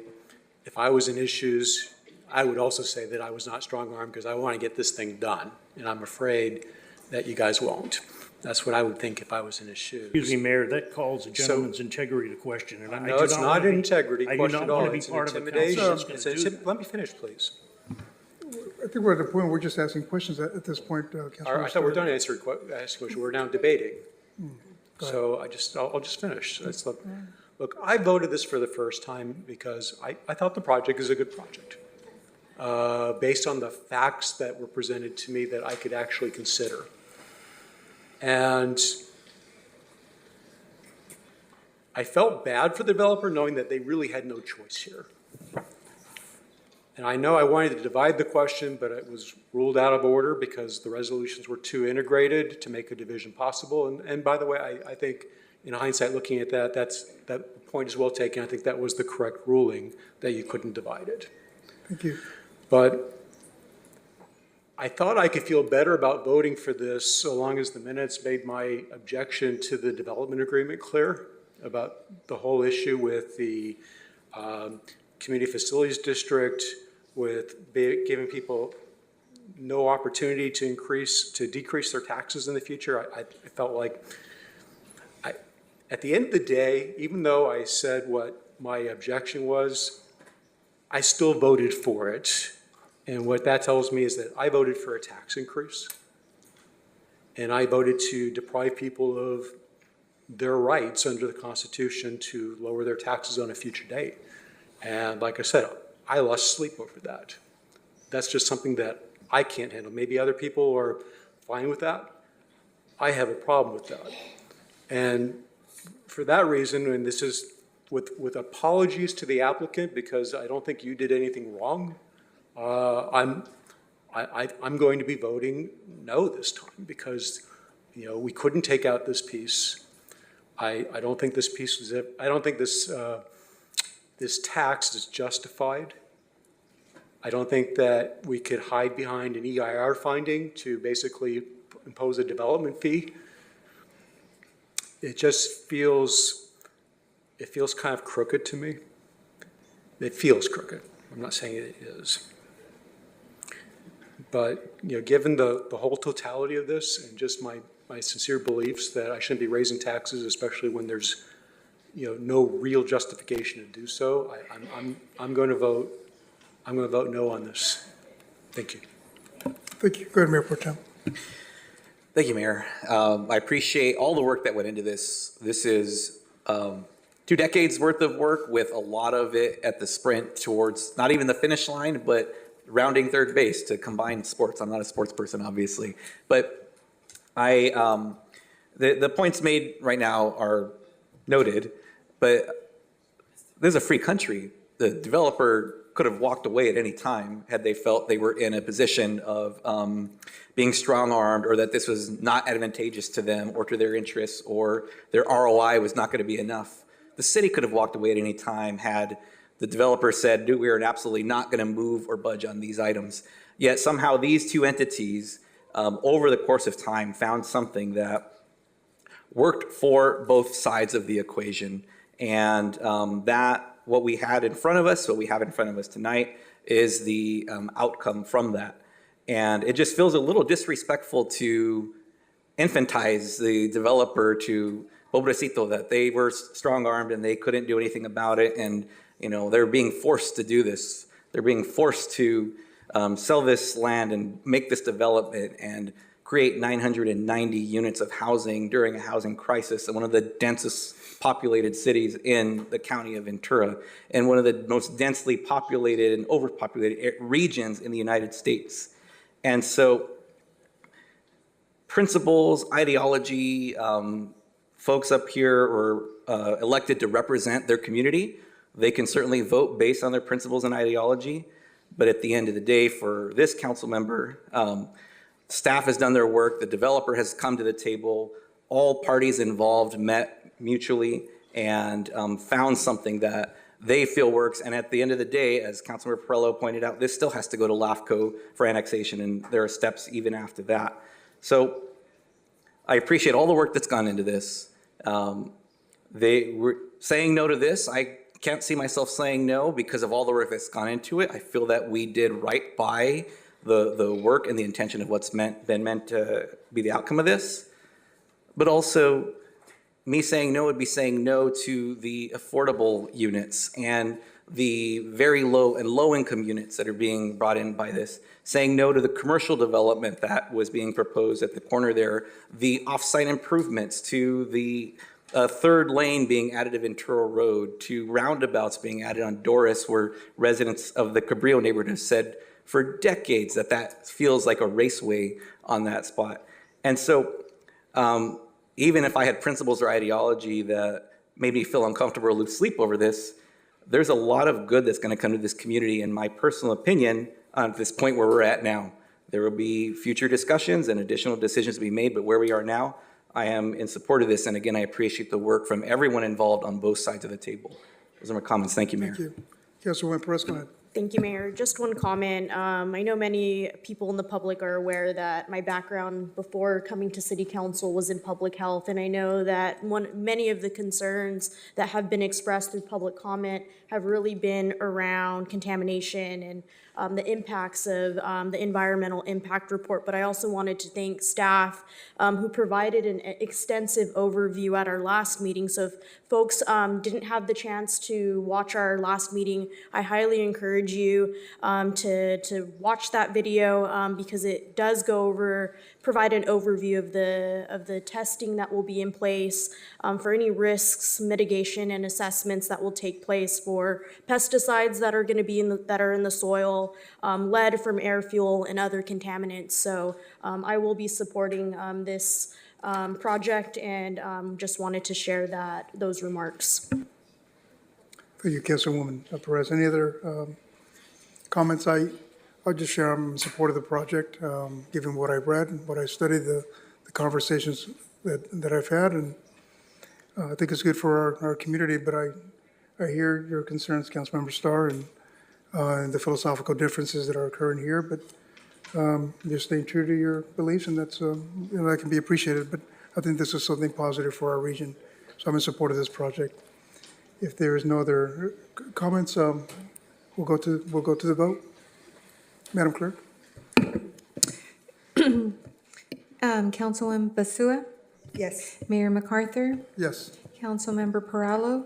Yes. Councilwoman Perez? Yes. Councilwoman Rodriguez? Aye. Councilmember Starr? With apologies to the applicant, I vote no.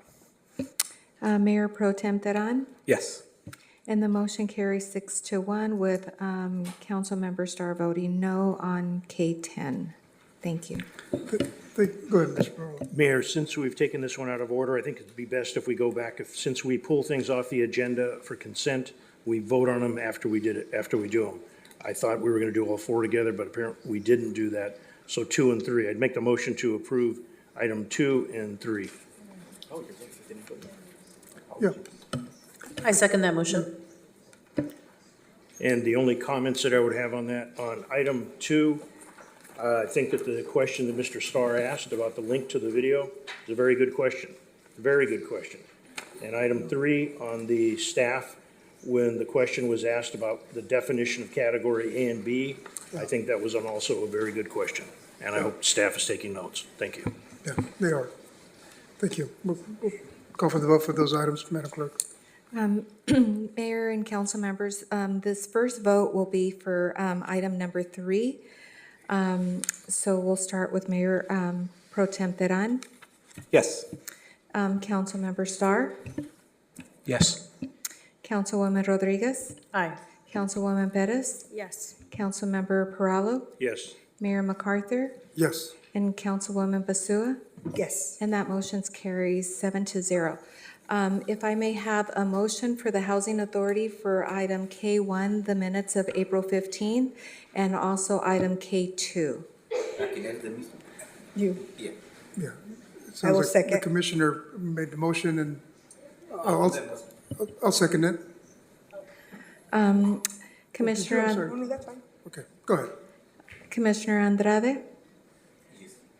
Commissioner Perez. Yes. Commissioner Rodriguez. Aye. Commissioner Starr. Yes. Vice Chair Teran.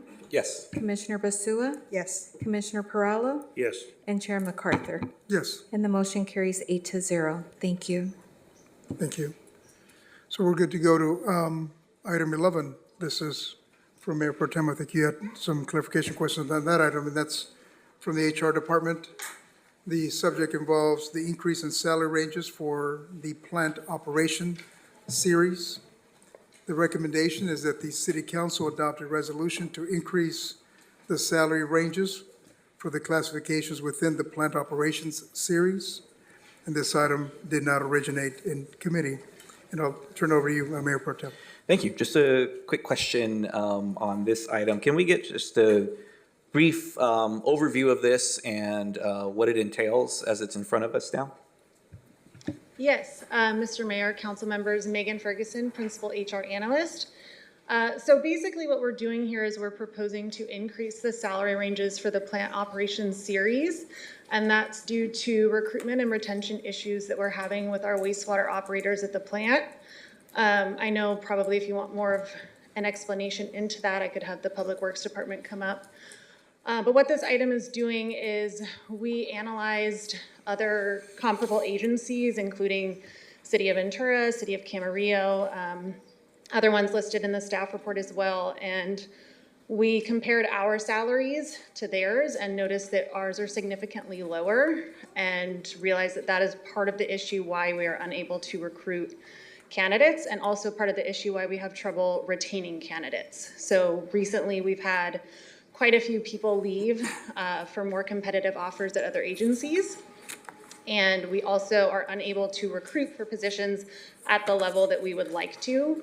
We have been able to recruit at lower levels, but unfortunately, once they get the proper training and certifications, then they leave us for other competitors. So that's what this item is aiming to do, is to increase those salary ranges so that we can be more competitive and retain our staff. Thank you very much. And my last question on this has to do with the scope of work itself, or the job classification. And I don't know if maybe our Public Works folks can jump in as well, as you had mentioned. But for the Water Resource Recovery Facility, as it lists in the staff report, this facility is staffed 24 hours a day, 7 days a week, including weekends and holidays. For these particular positions we're looking at, and as you did a great job explaining the reasoning why behind this right now, can we talk a little bit about what some of the duties are that these jobs have, and how this looks kind of on a typical day-to-day basis? Yes, definitely. And I will defer to Tim, Michael. Thank you. Good evening, City Council. Tim Beeman, Assistant Director of Public Works. And so our plan is obviously 24/7. Toilets don't stop flushing. And so we do have to have a fully staffed facility at all times. If you've been to the plant itself, you also know that our headworks, where the sewage flow comes into the plant, is actually a separate portion. It's across the railroad tracks. And so that requires staffing as well. That's not something we can just leave unstaffed. And so we have one person there full time, and then we have other staff that are dedicated to the rest of the plant. The range of work is generally rounds, and so there are rounds where they go through and they check on particular portions of the plant. There's also a lot of hands-on work in terms of solids handling. We have skimmers on certain tanks that they manually operate, and that also puts eyes on things. And so although we have a system with alarms in place and monitors in place, it is something that requires full-time staff with eyes on it to be able to make sure that everything's operating correctly. Thank you. And just along those lines, if we are short-staffed or thinly staffed due to issues of recruitment and retention, it sounds like that would exacerbate the existing staff we have, because we have to have it staffed. We can't just have a period of time where nobody's there, or we can't shut down for a weekend, correct? Yeah, certainly, and I didn't really address this, but to your previous question, so there is state certification on the levels of which someone is qualified. And so after a certain number of hours that they've worked, they can take testing, and that provides a new certification. So we have everything up into a grade 3. We have senior operators, and then chief plant operators, and an ops manager. And so what we're working with currently, as Megan pointed out, is we have operators in training that are coming in on these positions, and they have very little experience. And then they're trained through our higher level staff. And there are certain, although the state puts it on us to kind of set or how we operate the plant, we do make sure that there's always senior level people that are at the plant at all times to make sure that that coverage is there. Great, thank you very much. I appreciate those responses and the overview is for the benefit of the public. because this isn't just, hey, this sounds fun, let's add additional pay to these particular classifications. These are very important roles in our infrastructure specific to our wastewater and the facility that handles it. So thank you very much for those explanations. Those are my questions, Mayor. We actually have a few here as well in support, so. Thank you all. Thank you. Councilmember Switch, you have a question? Go ahead. Mostly it's a compliment, I think. So I'd like to compliment Steve Naveau, who answered my questions. I asked him for a detailed underlying spreadsheet for all the calculations, what the amounts were per city, how the medians were developed. I then took his spreadsheet and I did some additional comparisons so that I could satisfy myself. But I thought it was a very reasonable presentation proposal. I think it helps justify the numbers more in my mind. When I make a decision like this, I think about the total cost of an employee, not just the ongoing salary costs, but there are costs for basically acquisition costs, if you will, to bring on a new employee. There are costs involved with training an employee. And there are certain values that you get by having some ongoing, continuous, this is the word I'm looking for, duration of basically an employee that sticks around for quite a while. Retention, thank you. You got me. So, but looking at this, I thought this is reasonable. I thought one of the numbers looked a little high to me, but then I looked at what the other jurisdictions were paying, and I thought this is okay. So just my compliment to you. Good job. Thank you so much, and I'll be voting in favor of this. Yep. Go ahead, Ms. Perlo. I would like to address this, and the gentleman in the back that raised their hands. Thank you for the service that you're doing, because one thing that being fortunate enough to have been here a while, I was here when there were some spills, and I was here when there were some calculations of what those spills would cost us. And because of the situation that happened, the costs and the penalties were waived. But ladies and gentlemen, it was $10,000 a gallon. And I believe it was a couple of million gallons. I believe. I see some heads nodding. It was going to be tremendous. But because of the hardship the city was in financially, there was an accommodation. Speaking with a retired member of your profession, and gentlemen, you may not be wearing a white shirt and a tie and a pencil protector, but you have a profession. You're professionals. That is no disrespect to those that do wear white shirts, ties, and pencil protectors. We need them all, because the ones at the top stand on the shoulders of the people on the bottom. Mr. Steve Nash is a retired member of your profession, in good standing. Mr. Nash was very blunt. We need to pay these people enough so that they stay and we build a base, because the vultures, that's his word, the vultures of other agencies swoop down and grab these people with the enticement of more money than what the city can pay, and we start from ground zero. Mr. Starr's point is excellent. The costs, which people don't realize, when you replace somebody, you start from ground zero, unless you were fortunate enough to get somebody that's really skilled. We, as council members, have firsthand experience of what's having to be done with law enforcement. Our city is paying a bounty to entice people to come and work because there are not enough people interested in the job, and they can go to the highest bidder. And that sometimes I look at that, it could be like a mercenary, which is not a good taste to me. But I do believe that the training, the skill set that you have, the knowledge, all builds up on something called confidence. Mr. Beeman, to his credit, Mr. Beeman said 24/7, I believe, not if you, yes. In the middle of the night, when something goes wrong and there needs to be a valve turned, what goes through your head? Oh my God, do I turn left or do I turn right? I want somebody that knows what to do. And I see the smiles. I've been there myself in that situation. And those moments, or having to make a phone call so you don't screw up, they can cost a tremendous amount of money, let alone risk life, limb, and everything else.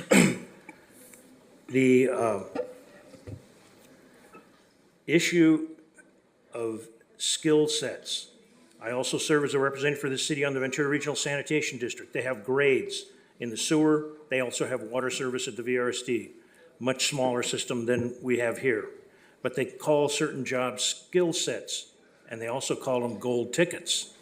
I've advocated a number of years.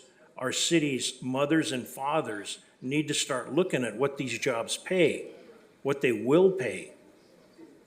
There's a tremendous living to be made servicing these things which people would go, I don't want to work in the sewer thing. I don't want to be shoveling, you know what? It is a big deal, health, safety, and welfare. The comment was made, people flush their toilets 24/7. That's the truth. That's the truth. Just trying to get people to stop throwing litter. Imagine how hard it would be to get people to stop flushing the toilet. These are laughable situations, but we need to make sure we don't just pay what the market will bear. We need to make sure that we build a base of competent employees so we're not looking to get specialists to come in and patch. We just had a closed session. We don't need to have patches on this kind of stuff. This department, this wastewater, long before I got here or the rest of these council, was extreme deferred maintenance for a long time. I'm talking too long. But I hope that the council members understand this isn't just giving them a few more quarters and nickels and dimes, maybe $1. You need to have people that are going to stay here, put roots here, and take care of the crap that we send down to that sewer plant so we don't get fines, we don't hurt people, we don't pollute the ocean, and we have a situation where we have people that are our people taking care of us, not looking for a better job. And there's nothing wrong with looking for a better job. In my mind, these jobs are the ones that you fight to keep. Council members, these are the jobs you fight to keep. I support this. If nothing else, I would support even more of an increase. Thank you, Mr. Perlo. I certainly value the operational knowledge, the experience, which is vital to our city, and I'm in full support to increase this classification. So I make a motion to accept the recommended action. So moved. Any public speakers on this item, Madam Clerk? If not, we'll go to a vote. Mayor, we do not have any public speakers virtually or in person for this item. Thank you. Could Go I ahead, just, Mr. Novo. yeah, could I just make one? Thank you, Councilman Starr, for the compliment, but I really want to make sure that the staff that did all the hard work and the analysis and the research, that, you know, they get the kudos for that. So that's Megan and Jackie who are here tonight. So thank you very much. Megan and Jackie, thank you so much. Thank you. Thank you, Mr. Novo, for sharing that. Thank you. Thank you. Thank you, Megan. Madam Clerk, can we get the vote? Councilwoman Basua? Yes. Councilmember Perallo? Yes. Councilwoman Perez? Yes. Councilwoman Rodriguez? Aye. Councilmember Starr? Yes. Mayor Pro Tem Teran? Yes. And Mayor MacArthur? Yes. And the motion carries 7-0. Thank you. Thank you. Thank you. We'll go to, at this point, Commissioner Andrade, you can be excused. Thank you very much, Commissioner Andrade. We'll go to the next item on the agenda. And thanks everyone for your patience. This is item M1.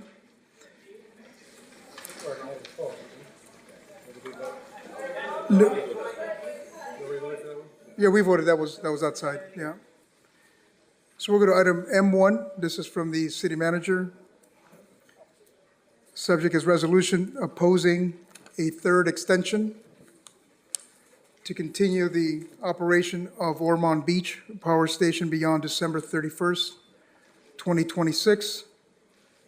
The recommendation is that the city council, one, adopt a resolution opposing a third extension to continue the operation of Ormond Beach Power Station beyond the December 31st, 2026 closure date, and two, submit the resolution to all state agencies involved in the fate of the power plant's decision-making process, to our state representatives, and to the governor's office.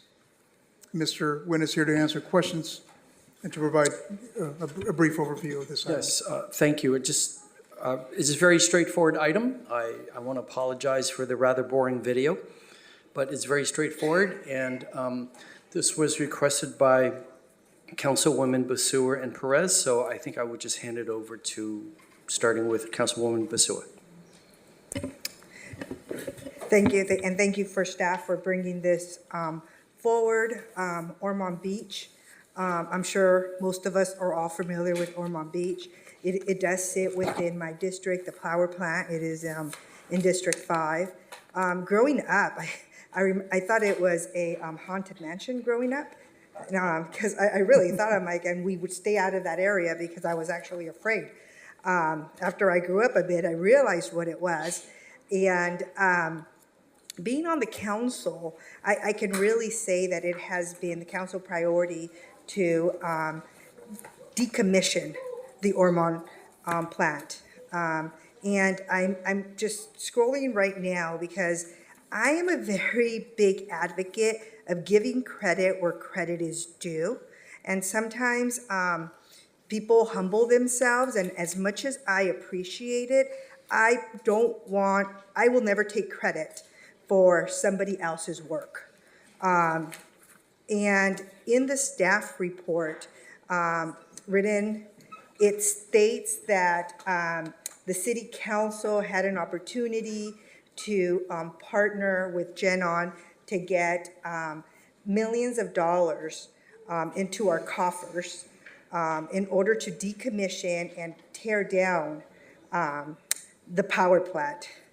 And I want to acknowledge that that wasn't actually the council at the time's idea. It was actually the city manager's idea. He came to us with this proposal and said, hey, how about if we go to GenOn and ask them for this? And he has been very humbled about it and gave all the city council credit, but it really was his vision. He saw something in South Oxnard that shouldn't be there, and he has been a champion for this all along. And I am very grateful for that. I am grateful for the money that now sits in the bank, and that one day we will be able to get rid of this eyesore.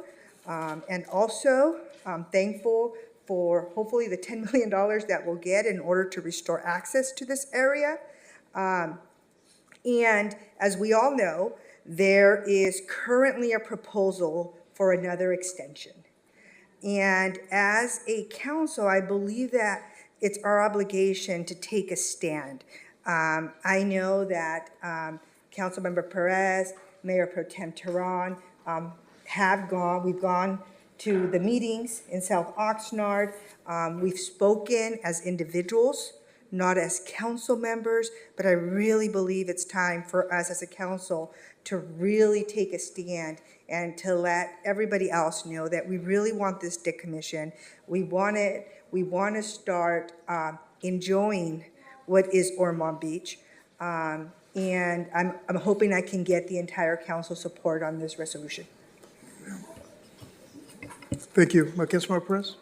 Thank you. I agree, Councilmember, with the sentiment that Councilwoman Basua has shared, that credit needs to be given to those that have been working at the forefront of ensuring that not just the power plant is decommissioned, but that it's also dismantled. And I know that even prior to being elected onto City Council, I had the opportunity to attend Causes Toxic Tour, and really just wanted to highlight that because of community leaders like Cause and other organizers and youth advocates, we've been able to really, understand how important it is to not only decommission, but to also set aside funding for dismantling. And so really wanted to give just grace and just so much gratitude to our local leaders, our young people that have continued this fight. I know that there have been people that have come before me that have fought for several decades for this power plant to be decommissioned and dismantled. And so that's not something that goes over my head, but really it is really the young people that have continued the torch for this fight to be able to ensure that we prioritize the public health and safety and well-being of our community members that fall within Gabriela Basua's district as well as mine. And so really just wanted to share the importance of ensuring that we continue this effort. But it, you know, as Councilwoman Basua stated, there have been long efforts of many of the organizers that are here tonight that have spent countless hours advocating, whether it's sending in letters of support to the Lands Commission, to other agencies, and it is our time now to ensure that we share this unified support to ensure that we oppose another extension. Those are my words, and I will continue to ensure that as a city council member representing the most vulnerable populations in District 6, that we continue to ensure the safety and well-being of all of our community members there. Thank you. Thank you, Councilwoman. Yes, Mr. Perla, go ahead. Yes, I support that. If there hasn't been a motion made or a second, I would not like to take the honor from the two that are pushing this. Are we But I'd going to like ask share questions, though? I would like to share this. I really respect Councilman Basua for saying what she said about credit. Too often in the political realm of things, things as she described take place. Credit needs to be given and earned and remembered. The one other aspect to the credit of our city manager was he directed that the money would be put in a lockbox, because knowing what has happened in the past in the city of Oxnard, if there's a pot of money, there's the temptation, well, we can get a little bit of this to do that, a little bit of this to do that, and then the pot of money's empty. So this is a big deal. And as a sidelight, way before I got involved in any of this stuff, I was involved in a neighborhood council. And I was involved with a couple, Bill and Jacqueline Tedeschi. Bill Tedeschi used to climb those stacks. If you put the tower and you look, he used to climb the stacks. He had a testing job, testing how the filters were at the very top of the stacks. I used to kid him. You made it up there? He used to tell me. I was much thinner at the time and I needed a job, because when you're looking down, it's a long fall. But there were a lot of people that have advocated, and again, to the credit of Perez and Basua, thank you very much for bringing this forward. May I say just one more clarifying fact, because I do want it on the record. The money that is being given to obviously we want to decommission, but to restore the wetlands in that area, the beach area, is not within our city coffers. So I don't want people to believe that this money is actually sitting anywhere within the city. City manager said, we are going to go ahead and recommend that the Ventura County Community Foundation take this money and make sure that it is used for its purpose. So he wanted to make sure that after we were long gone, that would happen for South Oxnard. So I did want to put that on the record, just in case there's other council members that get the bright idea that, no, we're not going to use that money for that. That's exactly what it is set aside for. So I just want to make sure that that's on the record. Thank you, Councilwoman. And I think we have several public speakers on this item. So we'll start with Aurora. Aurora, you're going to be followed by Jocelyn Gomez. Yes. Hello, I just want to take some time to recognize the youth leaders who had to leave, but we're very excited to give public comment tonight. I'm Aurora. I am an Oxnard resident and policy advocate with COS. I want to thank the city manager and Councilwoman Perez and Basua for pushing this forward, and also for setting aside the money for dismantling so that once the power plant shuts down. I really want to acknowledge this collaboration within the city and urge the council to move forward with this resolution so that the power plant does not receive yet a third extension. I know that there's some hesitation around blackouts, but the reality is that this power plant has underperformed for years, and it actually turns on less than 3% of the time year-round. Now more than ever, it is important for the city to stand with the community and for us to be in alignment to take the step forward, given federal executive orders that threaten our community in a multitude of ways. Specifically, executive orders have been passed that threaten states like California, who through SB 100, which would establish renewable energy and zero carbon resources, are at risk, and as well would require power plants over 50 megawatts capacity to stay online past 2045. It comes to no surprise that these are some unprecedented times, and it is great to see that the city has the back of our community. Like stated, enough is enough. We cannot risk seeing another extension unfold, and we must hold the state accountable to our shared vision of clean energy that does not put the burden on our community and our health. Our city is ready to see this power plant retire on time so dismantling can commence and coastal access can be restored. Like many of you have heard and have shared and experienced, so many of our youth cannot access Ormond Beach because of the industry that has taken over. So pushing this resolution forward would be a step towards justice and a step towards claiming our coast back. Thank you. Thank you, Aurora. We'll go to Jocelyn.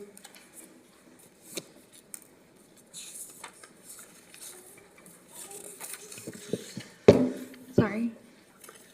Good evening. My name is Jocelyn Gomez. I'm a senior at Oxnard Middle College High School, and I'm here today to support the Ormond Beach Power Plant resolution.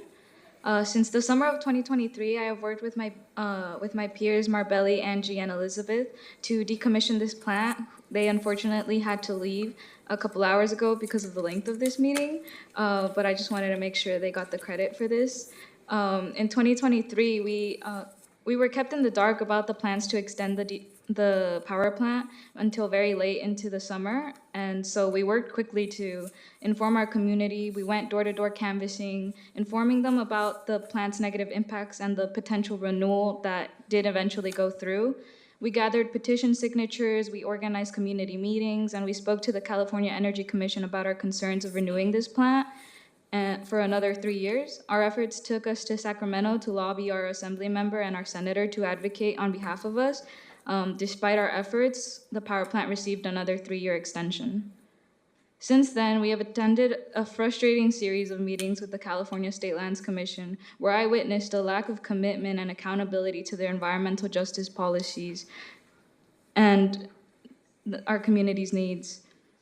For example, there were few accommodations for the Spanish-speaking people attending these meetings, and so I'm glad the city is taking the time to address these issues, like in this current meeting, making these translation devices available for so many of our people. The actions taken from this agency and the other California agencies leads me to believe that unless our city takes a united stance, we will continue to see pushes for more extensions. With federal executive orders targeting our community in various ways, it is important now more than ever for the city to stand with our community. We have been working towards having a clear date to decommission since we were sophomores in high school. Now I am currently reaching the end of my senior year and I'm committed to a 4-year university. This plant should not still be an issue.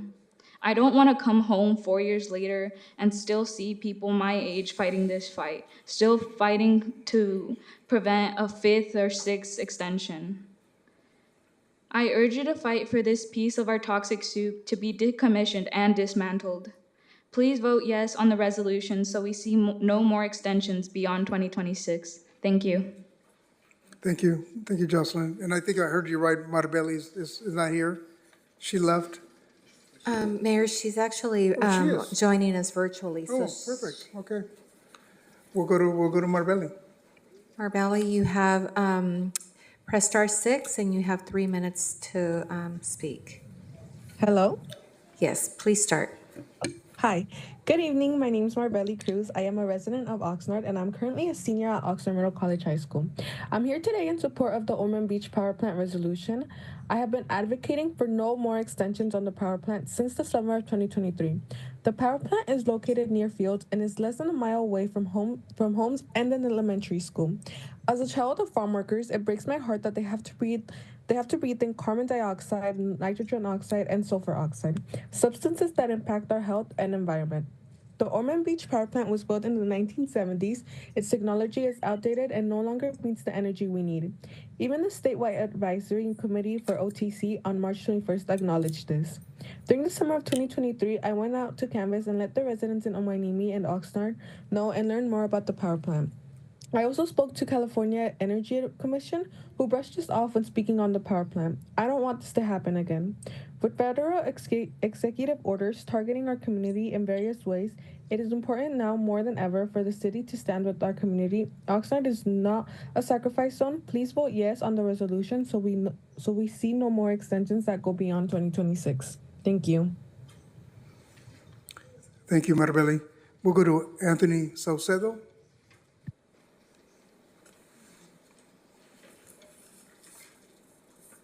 And if he's not here, we'll move on to Kyle De La Torre.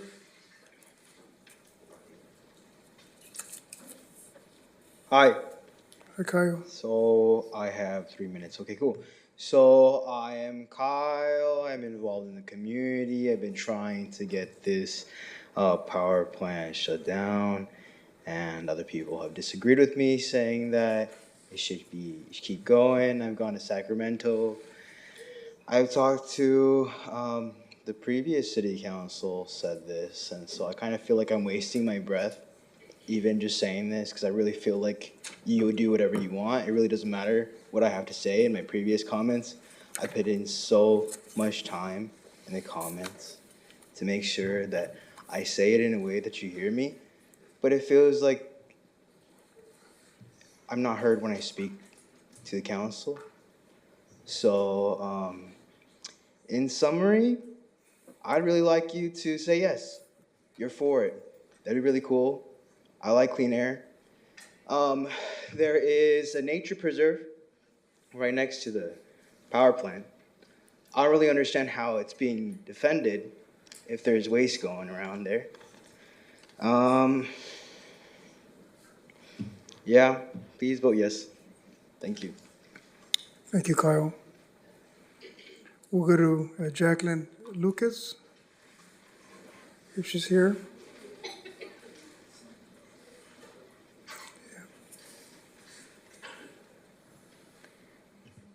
Good evening, City Council. My name is Jocelyn Lucas, and I am a Oxnard resident and a student at Pacifica High School. I am here tonight to urge you to support the Ormond Beach Power Plant resolution. I care deeply about this issue because my family, my friends, my neighbors, my entire community live in the shadow of this toxic power plant. I'm not just speaking as a student tonight, I'm speaking as a future educator. Someone who dreams of giving back to this community and guiding the next generations. I refuse to let my future students suffer from the mistakes of the past. We deserve better. Oxnard deserves better. We are living in historic times, and the truth is we're tired. Tired of broken promises, tired of being ignored, tired of being treated like our lives matter less than those in wealthier, wider, and better protected neighborhoods. I've been advocating for this since summer of 2023, and earlier this month, I talked to Lieutenant Governor Konalakis after the State Lands Commission moved the voting for the power plant's pipes twice. If you weren't aware, she's running for governor, and it is clear she wants to protect her image instead of following her own words of standing for environmental justice. It's people like this that continue to exploit our people for money. Why is it that harmful industries like the Ormond Beach power plant always end up in communities like ours, immigrant, Hispanic, and working class? Why is our health the price of California's energy? Why are we denied access to clean air and even the natural beauty of our own coast? The Ormond Beach power plant is outdated, being built in the 1970s. It's failing to meet today's energy needs. Even the state acknowledged this in March. And according to the Regenerate Coalition, this plant had the highest curtailment in the entire state, but it didn't even produce the power it was supposed to, so why continue to invest in it? Oxnard is ready. The city has secured funding thanks to the city manager. And we are prepared to finally dismantle this symbol of environmental injustice. Most communities like ours never get this far, but we have. This is your moment to lead with strength, with vision, with the courage our community deserves. City Council, the decision is clear. You can stand with us to protect our health, our coast, and our future, or you can not allow the harmful patterns to continue leaving our community behind once again. Pass this resolution, stand with us, stand with the youth, stand with Oxnard, show the state that we will no longer be California's stomping ground. We are not a sacrifice zone. Thank you. Thank you very much, Jocelyn. We'll move over to Ms. Barbara Macri Ortiz. And Barbara, you're going to be followed by Doug Portello. Okay, thank you, Mayor MacArthur and members of the council. I'm here to support the resolution of opposing this third extension to the shutdown of the operation at the Ormond Beach power plant. You know, and this is only, we're talking about 12/31/26, which is another year and a half. So it's not like anything's going to happen tomorrow. One thing I've noticed in our community over the last 10 years is the proliferation of solar panels everywhere as a means to address our electricity. We've done our part. We're doing our part every day. The young people here have given you the reasons. Us old people need to listen and to heed their advice. It's time.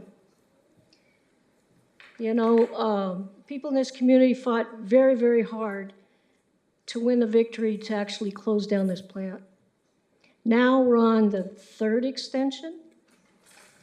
We need you as a council to stand up for our community, for our children. And we need you to vote in the best interest of our community by opposing the extension. You know, we have a lot of problems because of the electric company. Our insurance goes up, everything goes up because they haven't figured out a 21st century way to move electricity, and so it's a big contributor to all these fires that we're having. And we're gonna pay for it through our insurance, through higher utility bills. Everything gets pushed down on us. We need you as a council to push back. It's time to shut this plant down. Thank you. Thank you, Barbara. Mr. Doug Portello. Good evening again. Many times the city manager and I, we don't see eye to eye, but this one we do. And I want to thank our city manager for putting this forward. This is extremely important. I've done a considerable amount of work down in Ormond Beach area with a Halico encampment, you know, well aware of the environmental impacts of this plant on particularly children. I spent 40 years as a respiratory care practitioner, specializing in pediatric and neonatal. I know that the environmental impact on their lungs is significant. I also know that around our nation, we unfortunately have a situation where some of the most disadvantaged communities, actually, there's not a lot of environmental justice. We talk about justice, but there's environmental justice.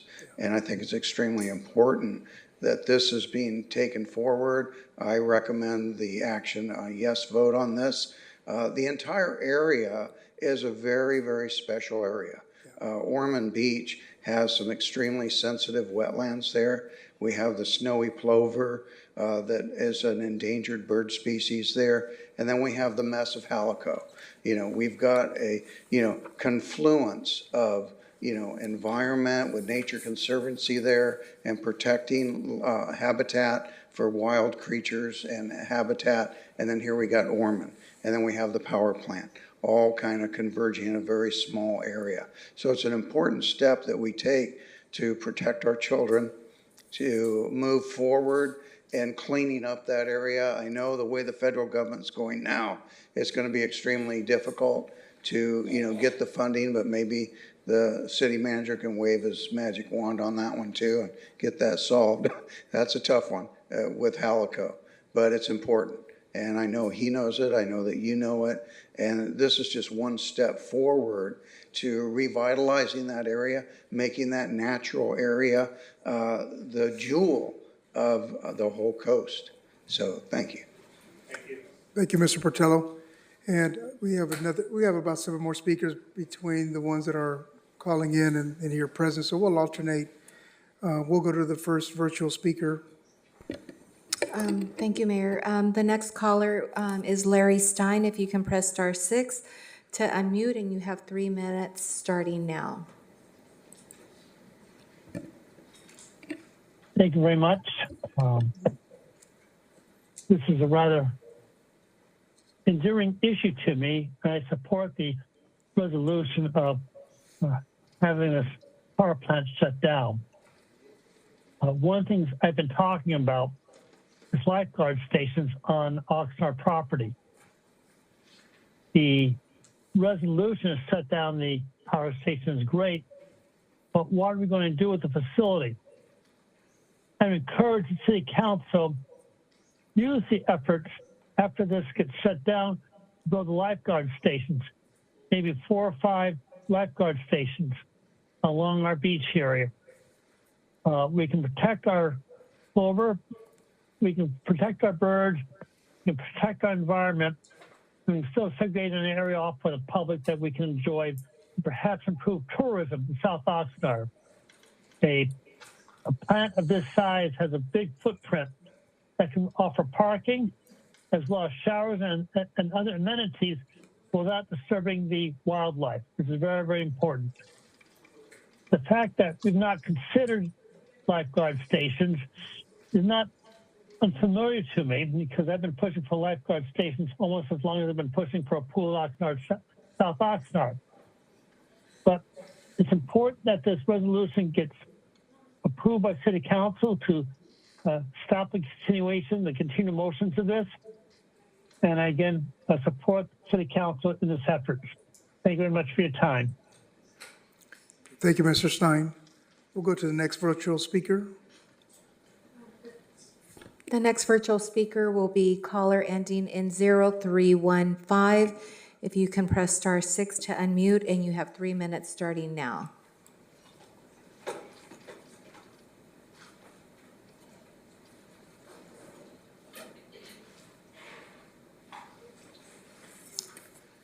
Caller ending in 0315. If you can press *6 to unmute, and you have 3 minutes starting now.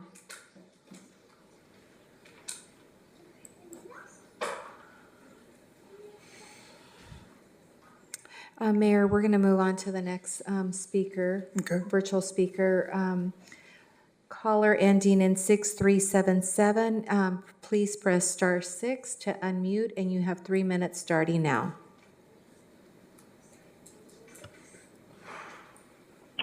Hello, everyone. This is Manuel Herrera, Citizens for Better Oxnard.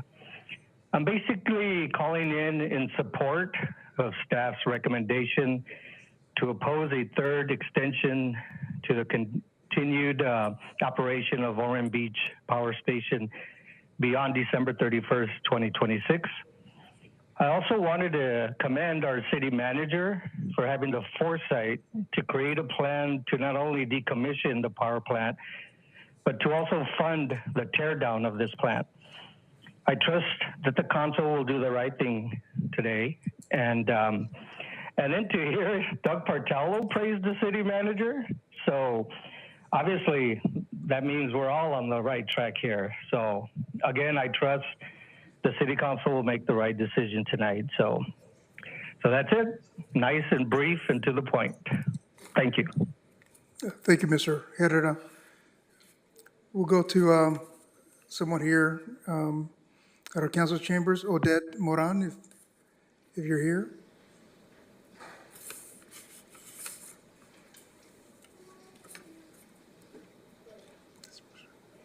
Here's that. Good evening, Good evening. City Council. My name is Olet Moran. My pronouns are they, them, theirs, and I grew up in South Oxnard, District 6. I'm here to ask you to support this resolution for the Ormond Beach Generating Station and wanted to give some words of context for the work of our youth and young adults who had to leave earlier today. But first and foremost, thank you, Councilmember Basua Perez, for your leadership in this, and for all of you council members who have participated and been part of this process, and of course, our city manager for your leadership since 2020. Really appreciate standing up for no more extensions, but also standing up for dismantling. Really appreciate it. Wanted to share with you all a story of 2023 when a few sophomores were in our office and we were just in the start of the summer, school had just ended, and I asked these 4 young sophomores, we just found out that this power plant is going to extend again. Do you want to drop everything and focus and do whatever we can to let our community know that this is going on and do whatever we can to stop this extension? And I'm very proud of these young leaders who had to leave early, and for Jocelyn for representing folks, and Jocelyn for representing folks here today, because in that summer, folks gathered over 1,500 petitions in person and virtually in less than 2 weeks. And as Jocelyn mentioned, went through a series of different actions to make sure that our voice was heard and that our community was informed. Unfortunately, as Councilmember Basua mentioned, not a lot of us know what this power plant is, what its impacts are, and what Ormond Beach is, and what a beautiful gem we have here in South Oxnard. And so passing this resolution would be standing together to make sure that, one, we stand up together for public health, our community, the health of our ecosystem, the Ormond Beach, wetlands, and more than anything, so that we can have access to our coast, an area that a lot of us are so unaware and unfamiliar of. And so wanted to share a few words because we do know that the marching orders are coming from higher up, from Governor Newsom, as a lot of us know. And there is a lot of fear with what is going on politically in the world, and passing this resolution is taking this step together to make sure we continue strong. In the words of one of our youth leaders, I'm tired of sharing my story, but I will do so again and again until we are a priority, not an afterthought. Thank you. Thank you so much, Odette. We'll go to a virtual speaker, Madam Clerk. Mayor, we don't have any additional virtual speakers that have their hand up to be called on, so. Okay. Mr. Greg Runyon is here. I think he's our last in-person speaker.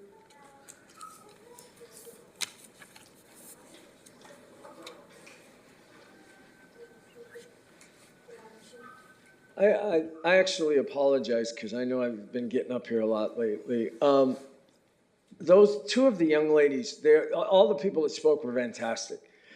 2 of the young ladies got up and it stirred something in me. So the political animal in me has come to realize you guys are going to pass this resolution.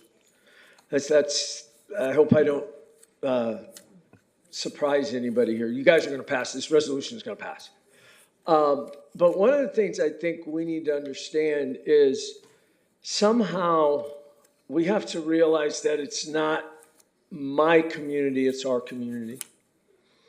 And I was so impacted by what you said because, it becomes, if it's a white community or this or it's that, or if higher economics, lower economics, people don't come together until people choose to extend a hand and to come together. And to realize that, it's the least of us that make the best of us. And we have to start remembering that it's not their community, it's my community. It's not their problem, it's my problem. And if we're going to inspire young people to do great things, we have to be great.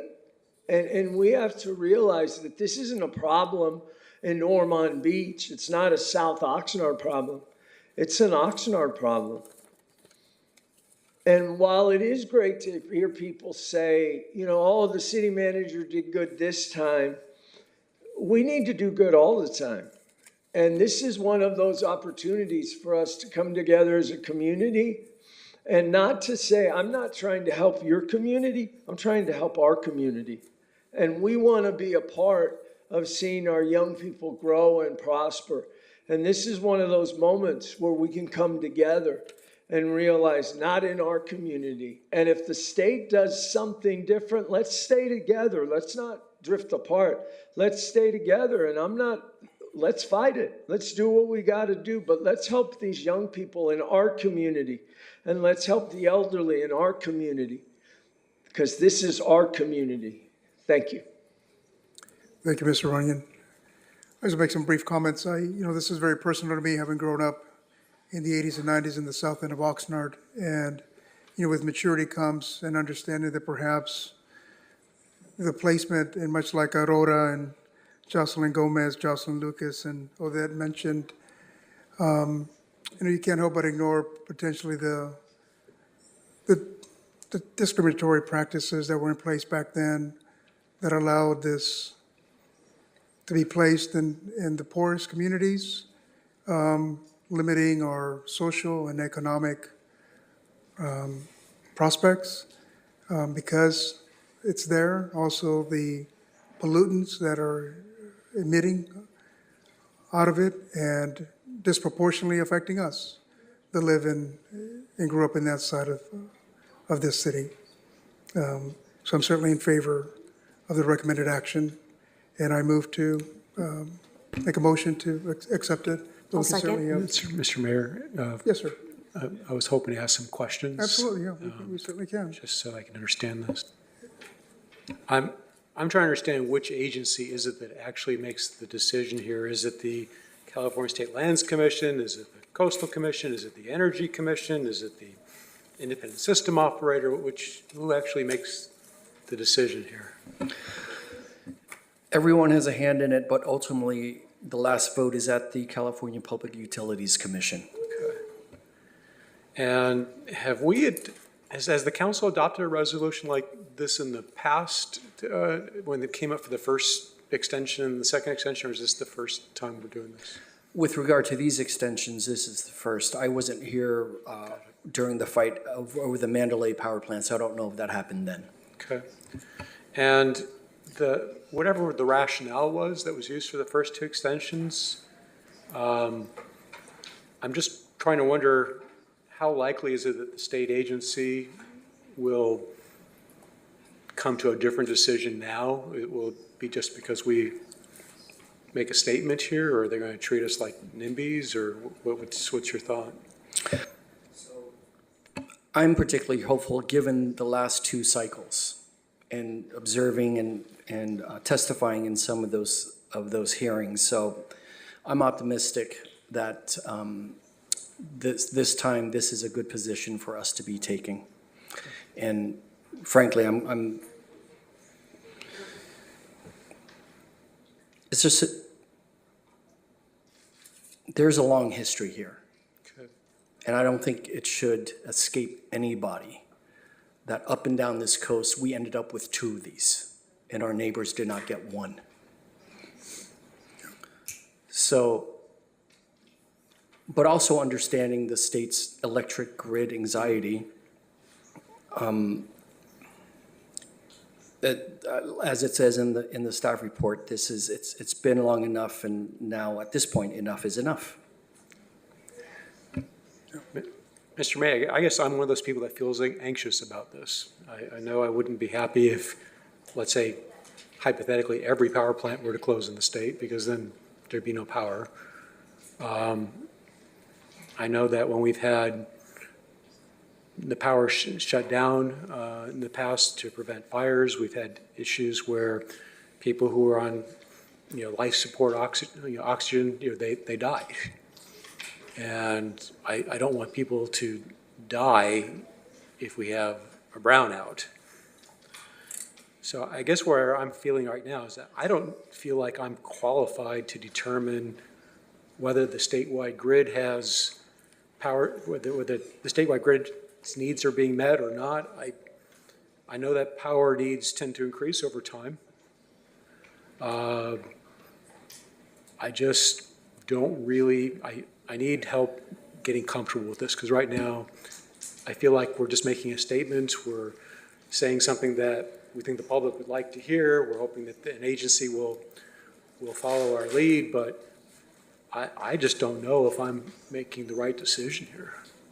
So if I can add, this is particular to the last remaining once-through cooling plants, and they're all peaker plants. So this is not having to do with all the primary power plants and energy generating plants. Are we qualified to make this judgment? I believe we're certainly qualified to make a judgment and a policy call on behalf of the community. With regard to the other 8 combined agencies and commissions, they do have experts and they will crunch their numbers, and I'm sure they'd be happy to share with you their Excel spreadsheets.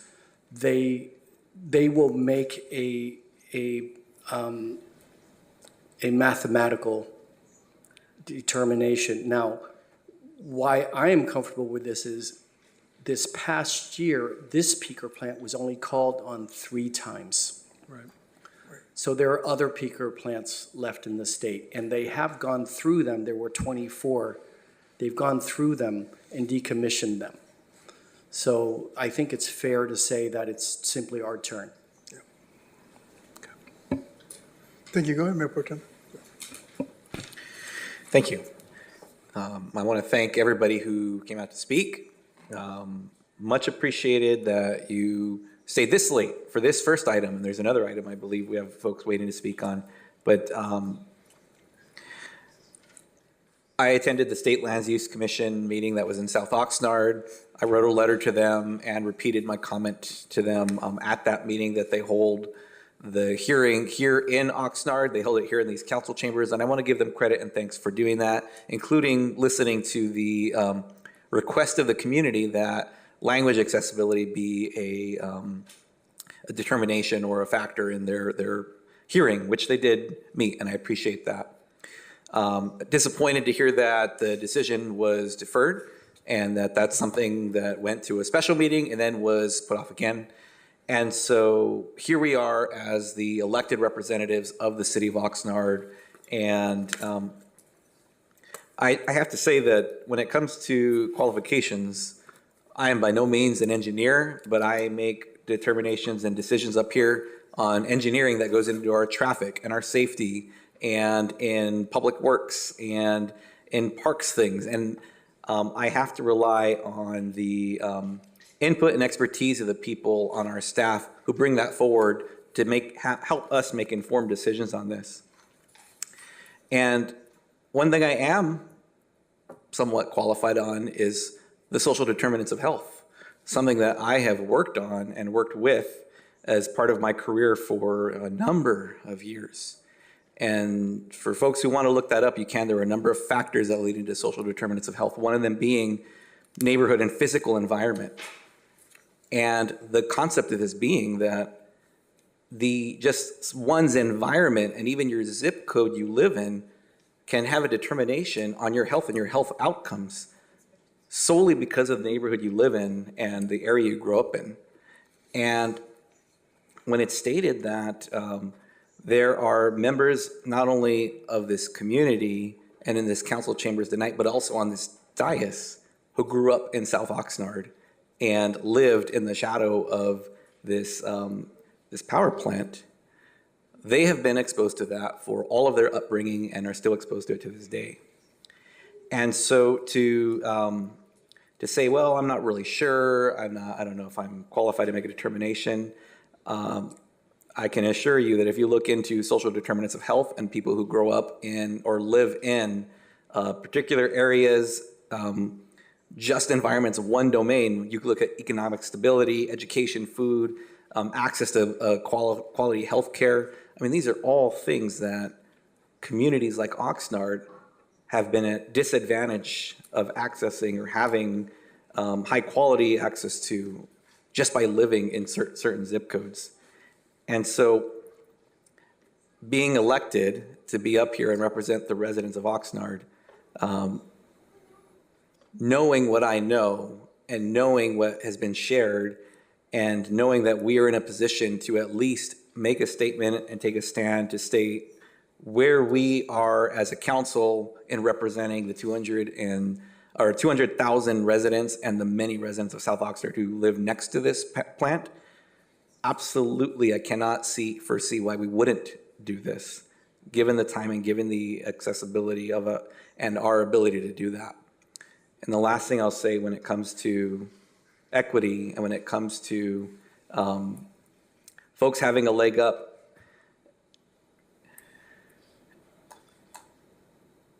the city manager said it perfectly that we ended up with 2 of these things on our coastline.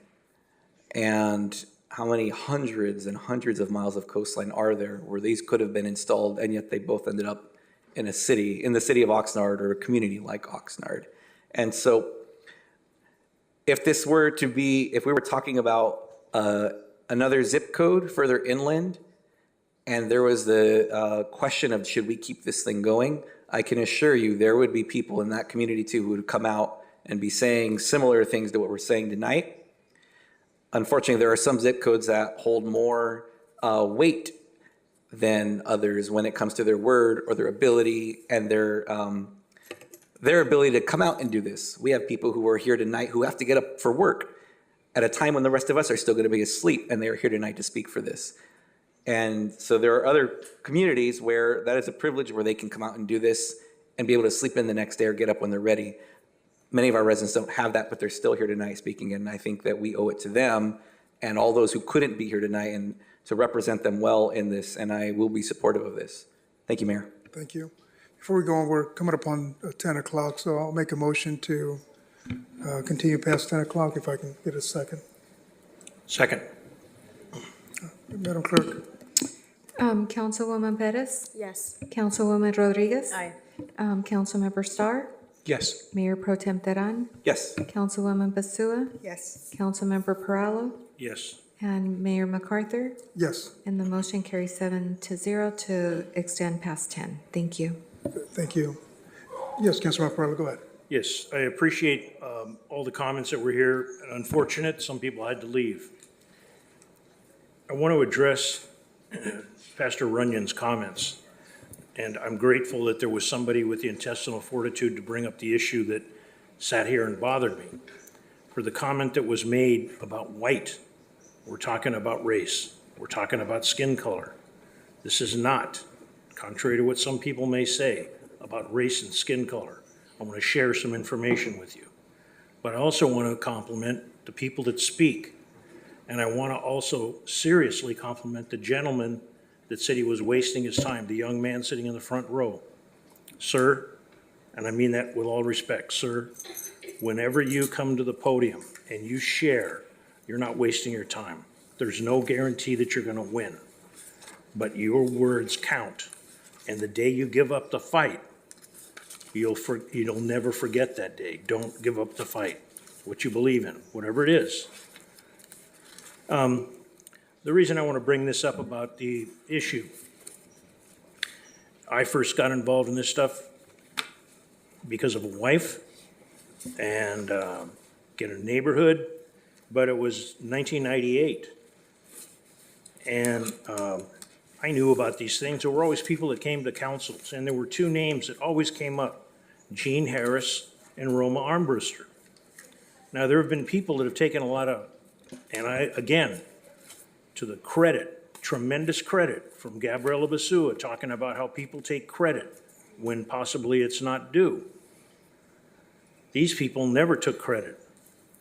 I got involved, not directly, but I got involved because of the issues in my neighborhood, which is on the north end of town, which some people may go white.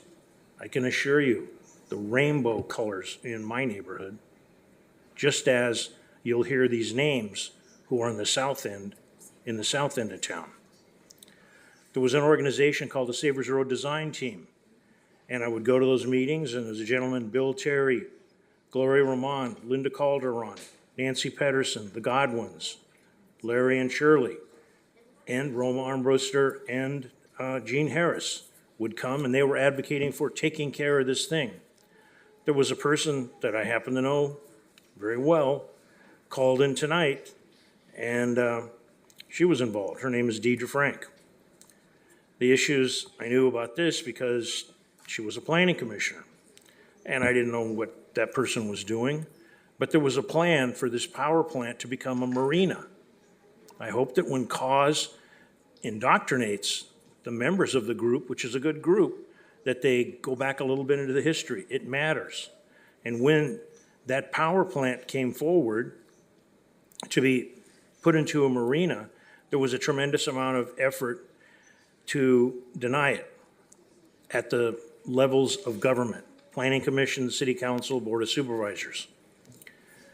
There was one, when the marina didn't work out, there was a project called South Shore. We still have some people that work in the city of Oxnard. I can think of one sitting right here, our assistant city manager. He was doing a tremendous job.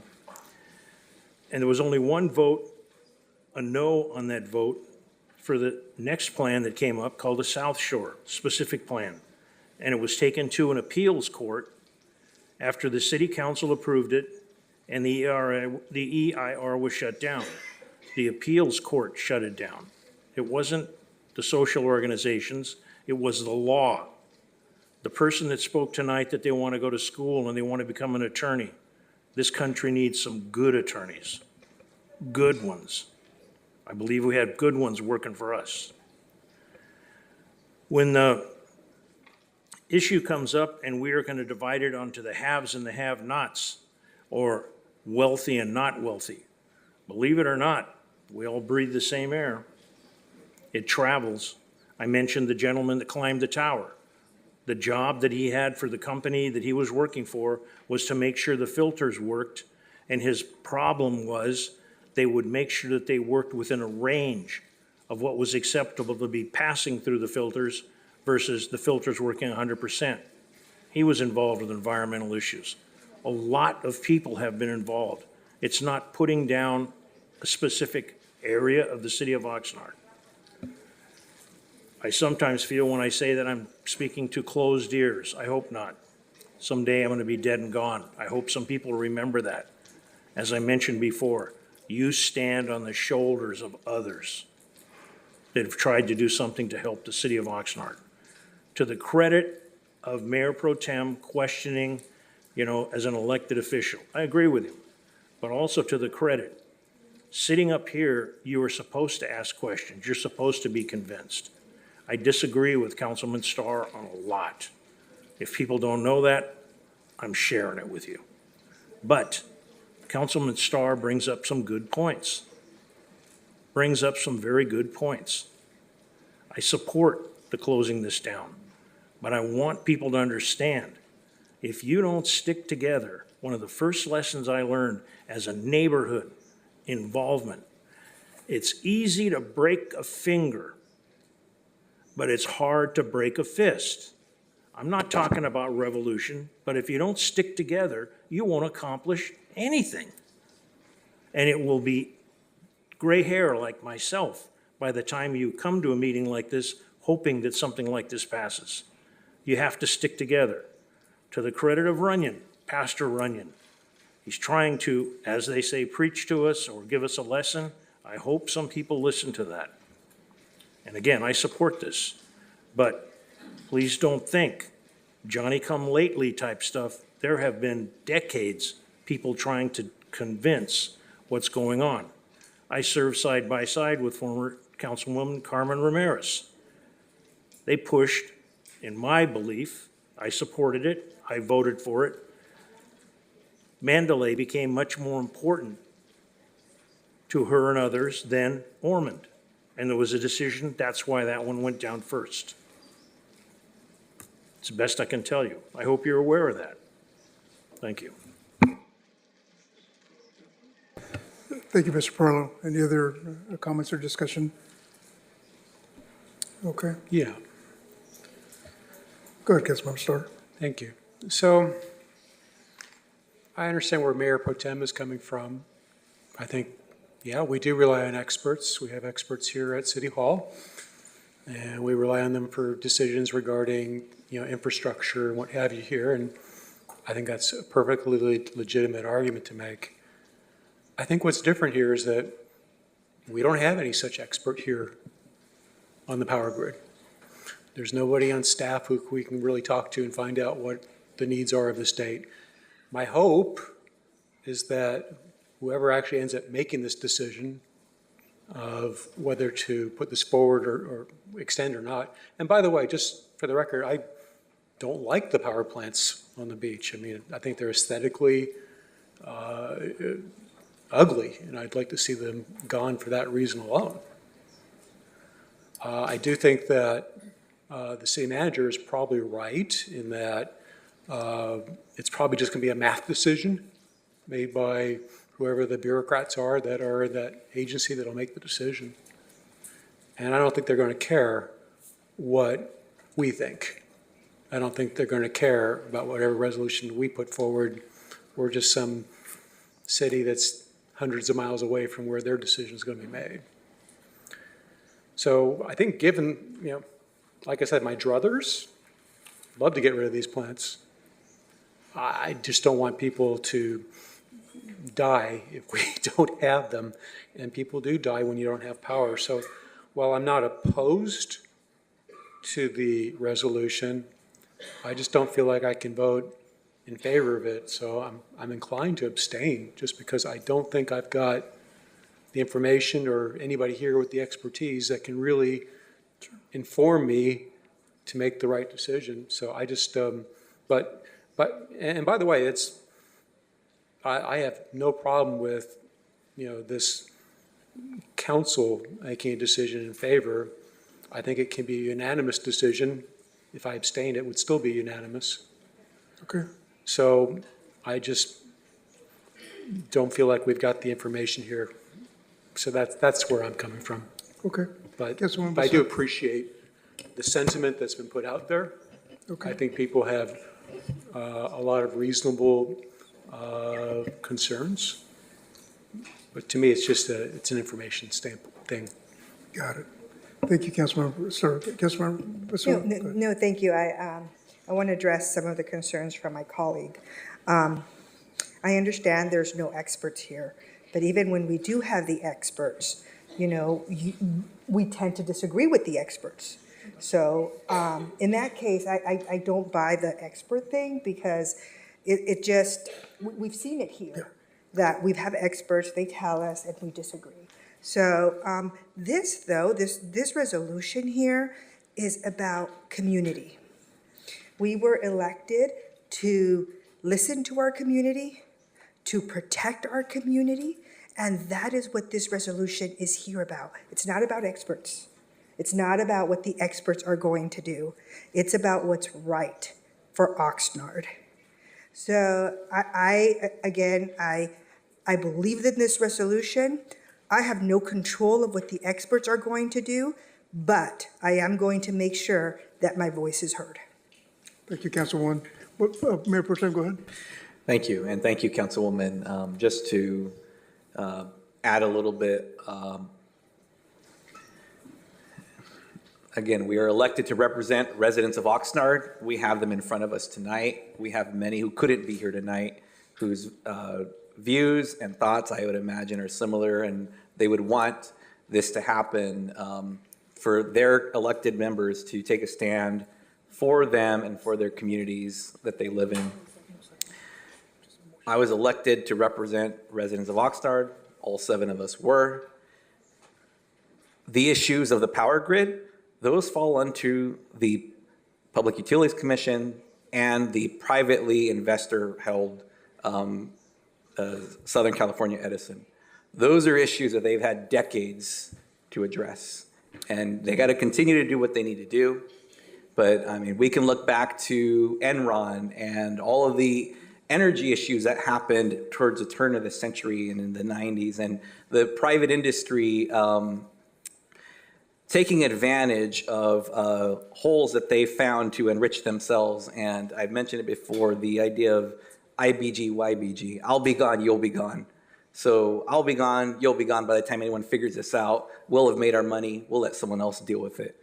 I have my own personal feelings about that, but these are the effects of that happening where we are now in 2025 and this being in front of us. To be concerned about folks who rely on our power grid for essential services and essential appliances in their home, absolutely a legitimate concern.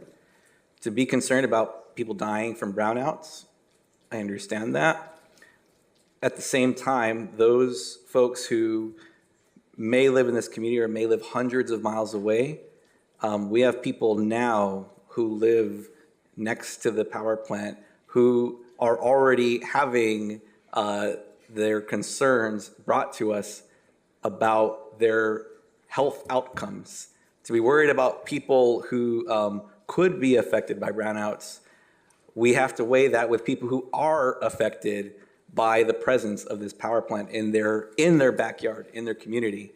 And so I just wanted to share that and weigh that out, because the health outcomes, the social determinants of health, those are things I hope folks will look at and see how this can affect people's actual quality of life and their health status.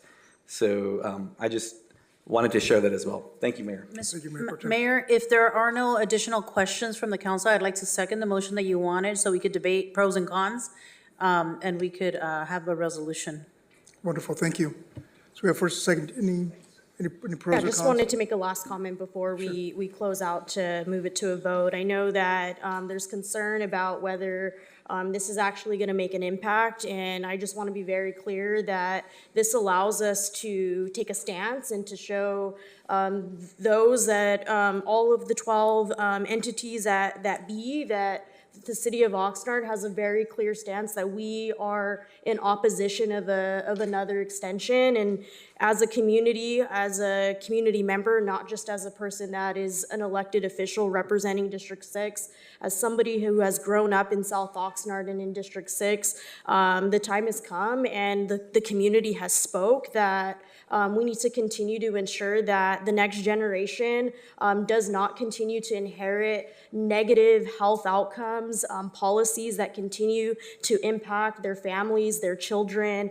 The most vulnerable communities are our natural habitat, our environment, and I just want to say that this is going to allow us to really make a powerful stance from all of us as elected representatives who are voted in by the people to do what's right and to ensure that we continue to protect the safety and well-being of our community. So I just wanted to make that very clear. Thank you.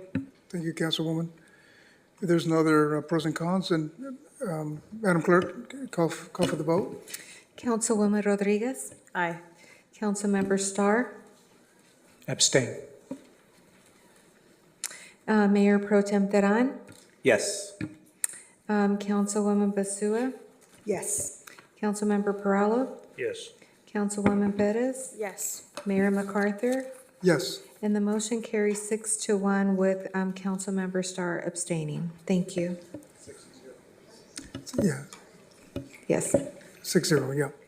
Okay, let's go to the next item on the agenda. This is item M2 from the Housing Department. The subject involves tenant anti-harassment ordinance.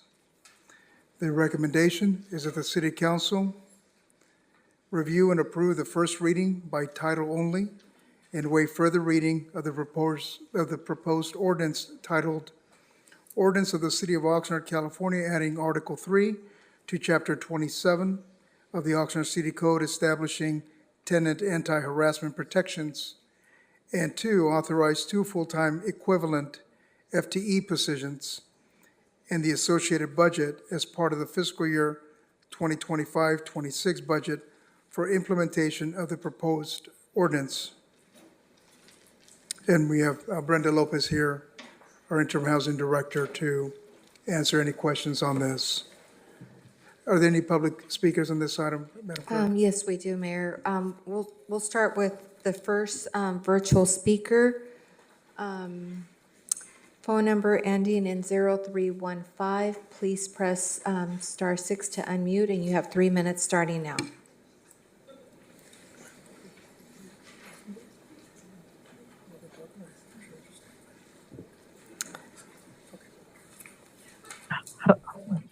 Hello. Yes, please start. Dear council members, who deserves the protection? Please ask yourself who you are protecting when you develop strict so-called anti-harassment laws. In a multifamily living situation, there is always one family that pushes the boundaries, causing distress and discomfort for the other behaving tenants. Are you protecting the elderly tenant who suffers from heart disease and is affected by a tenant who insists on playing loud and obnoxious music late at night? Or the child who has asthma and is affected by the smoker who smokes outside their bedroom in the non-smoking building? Or the lonely person that has an ESA dog that is intimidated by the neighbor who antagonizes the dog? Or the person who works from home that is constantly interrupted by the neighbor who plays video games full blast all day? Or the person who regularly has their car blocked by a neighbor and is unable to go to work? These are real life situations. If this new law passes, landlords will be too fearful to maintain control of their rental homes. We are a small mom and pop with a property in Oxnard. Our tenants are long-term and enjoy residency there because we maintain a tight ship. Smokers are reminded to stay off the property. Gamers are asked to wear headphones. Cars face towing if parked inappropriately. If this law passes, we will no longer have the confidence to maintain order. Please consider who you are protecting, the behaving tenants or the misbehaving tenants. Most property owners prefer not to micromanage their tenants. Tenants that follow the rules are ideal, but to keep the culture enjoyable for these tenants, property owners need to have confidence that they can have conversations with tenants without fear of reprisal. As a proposal situation to any alleged harassment, I have experience with a very successful tenant-landlord mediation board with a major city, and I am willing to work with the city of Oxnard to develop an effective means to work out differences between tenants and landlords without involving the courts. Thank you. Thank you very much. And the mayor has just stepped away for a moment. A question did come up, Mr. City Attorney, before we go to the next speaker. Is this a type of item or decision we have that we should disclose any ex parte communication? If you have communications that you feel you need to communicate, then please. Thank you. List. And when would be appropriate? We encourage you to do so, and we realize that you have constituent contacts in your day-to-day service as a council member. If you have communications of note that you feel should be stated for the record, then certainly. Thank you. And we're on public speakers. When would be an appropriate time to do that, Mr. City Attorney? Well, if you wanted to do that now, you could do that now. That's really up to how you want to run the meeting. Okay. Well, I guess in that case, we'll go ahead and do that before we go to the in-person public speakers. And so I see the mayor has just rejoined us. So I'll do this and hand it back over to him. If we can maybe start with Councilwoman Perez, and we can go down if anyone has to disclose any ex parte communication on this specific agenda item. Councilwoman Perez. Thank you, Mayor Pro Tem. I've had ex parte communications with constituents, housing advocates, a housing attorney locally, and that concludes my report. I also have had multiple across the spectrum. I don't have the list of them, but if somebody needs them, I can get the list from advocates for this and advocates against this, companies and attorneys. Thank you, Councilmember. I will state that I received the same emails that I saw that the council was copied on. I've had conversations with representatives from CAUSE and with a local housing attorney as well, Ms. Barbara Macri-Ortiz. Councilwoman Masua? I've had the same contact as you, Thank Mayor Pro Tem. Thank you. Councilmember Starr? All I've gotten was these emails that all of you got. Other than that, I haven't had any conversations with anybody. Thank you. Councilwoman Rodriguez. Yeah, same, just general communication with everybody. Thank you. I will turn it back over to you, Mayor. Oh, yes, sir. Thank you, Mayor Pro Tem. So I'm just reviewing the emails and at various forums. Commentary was shared in favor and also in opposition to this. Okay. We will take, we'll go to, there's no name, but it's from the Apartment Association of Greater Los Angeles.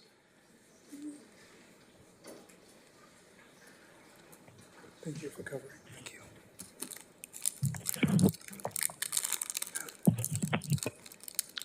Hello, Mayor, City Council. Hello. My name is Jesus. I come from the Apartment Association of Greater Los Hello. Angeles. Oh. AGLA represents housing providers throughout Ventura, San Bernardino, and Los Angeles County. More than 80% of our members are small mom-and-pop owners providing affordable housing to their neighborhoods that are unable to purchase single-family homes, condominiums, or townhouses. When the city adopts ordinances that are so extreme and punitive as the draft presented tonight, then small rental housing providers are forced out of business, and larger corporations and titles will develop the properties as condominiums or luxury rentals. As a result, more affordable housing will be lost in Oxnard. The proposed anti-harassment ordinance before you tonight is premature, overbroad, and far too costly an approach to address an issue that has not been proven to be impacting more than a handful of renters. Staff has provided no actual data on the number of harassment-specific complaints it has received and verified over the past few years, nor how many account for the claimed increase. The numbers referenced from Santa Monica indicate that only 200 complaints out of 33,505 renters are received annually, which is less than half of 1% of all renters.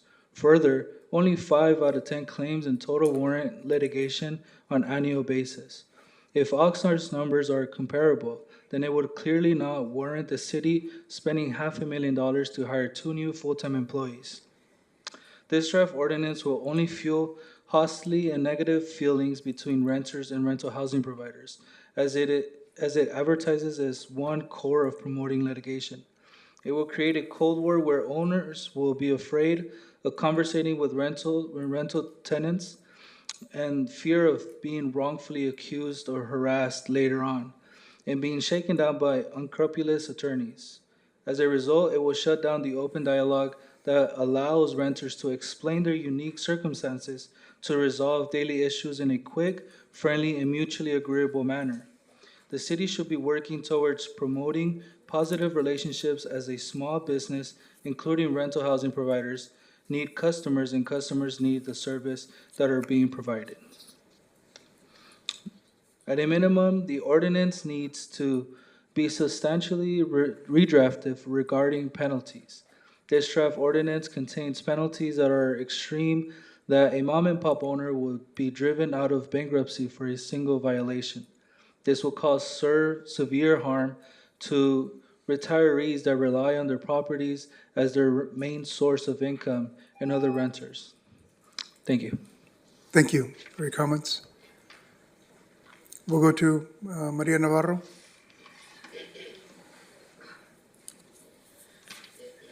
Thank you.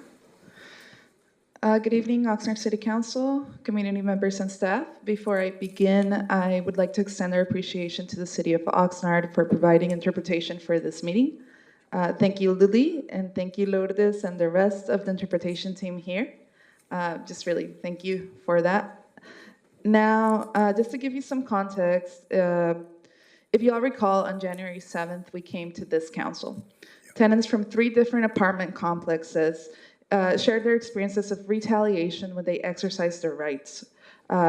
These grievances included, and these are real examples, tenants receiving rent increases after filing a complaint of an illegal rent increase, tenants being intimidated and harassed by the landlords when they found out that the tenants had filed a complaint regarding an above cap rent increase, a landlord posting 3-day termination notices after filing complaints from an above cap rent increase and after calling code compliance, and a landlord asking for immigration status after the tenant called code compliance for excessive mold exposure which threatened the health of their children. There is no open dialogue. Let's just make that real clear. There is very little dialogue between tenants and landlords from our experience, and it usually falls against the tenants and against their favor. So when we talk about what the steps have been, after this meeting and throughout the month of February, you met these tenants. You went to the cost office, and most of you met face to face with these folks who are still sitting here, and asked the city, they asked you to look into an anti-harassment and anti-retaliation ordinance. So we thank the city and the staff for really taking these prompt steps to address the tenants' concerns, which are founded on lived experiences. And thank you for introducing not only a well-written ordinance, but also for introducing one which includes funds for the enforcement of this ordinance. That's really important as well. Because this ordinance is well-written, and unlike what you may have heard from a couple of naysayers, this ordinance is meant to deter the acts of bad actors and not punish the good actors. Good actors who don't intimidate their tenants or threaten to call immigration services, those who don't abuse the rights of entry and don't use inspections to find a reason to evict tenants, and those who don't threaten tenants with eviction knowing that there's no legal basis to do so. Instead, we hope that this ordinance gives tenants the confidence to start honest and real conversations with their housing providers. Conversations which they could report real issues in their units, from habitability concerns to parking concerns to public safety concerns, and that one loud neighbor without the fear of retaliation. We hope that this ordinance paves the path forward for more tenants to exercise their rights in the city, because when the tenants exercise their rights, we all stand to benefit. The health of our housing stock is improved, but most importantly, all of our health is improved. Thank you. Thank you, Ms. Navarro. We'll go to Carla Lopez.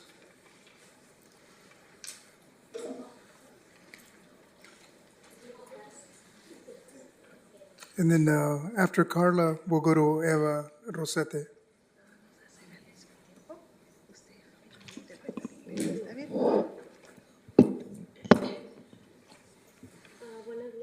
Good evening, council member and mayor.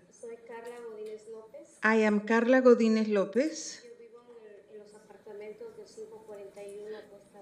I live at the 545 Cuesta del Mar apartments. I have lived here since the last 2 years.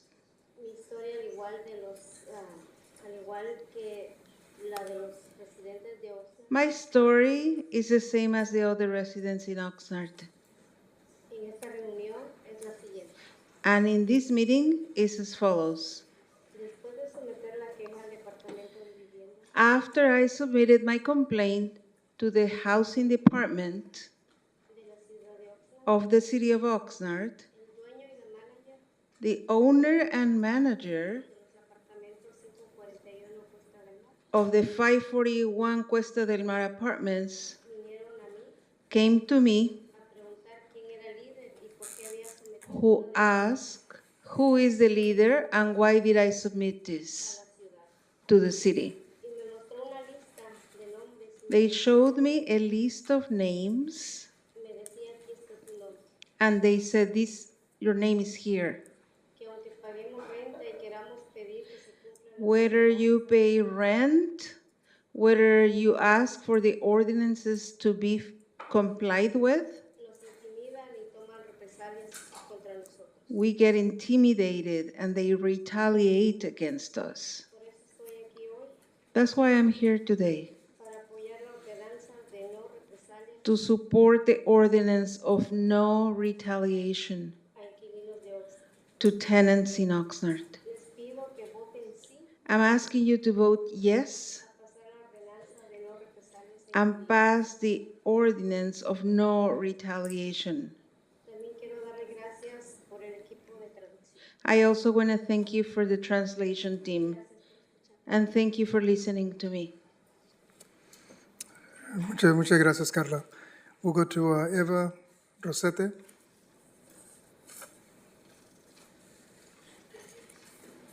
Buenas noches a todos. Good evening, everyone.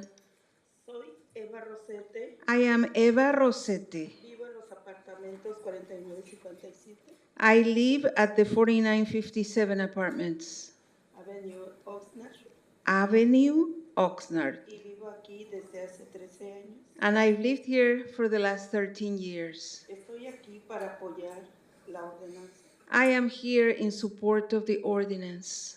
de no represalias a los inquilinos No retaliation to tenants de Oxnard. in Oxnard. Yo les pregunto a ustedes, concejales, Council member, I am asking you, ¿sabían que estamos siendo acosados did you know we have been harassed y teniendo represalias and that they're retaliating cuando sometemos quejas relacionadas anytime we present complaints a las ordenanzas related to the que ordinances no nos protegen a nosotros, that are not protecting us, los inquilinos de la ciudad de Oxnard? those of us tenants in the city of Oxnard? Como la ordenanza sobre no aumentar la renta Like the ordinance regarding no rent increase, más del 4%, no more than 4%. ordenanza sobre desalojos The ordinance against evictions justos o llamar al código, that are fair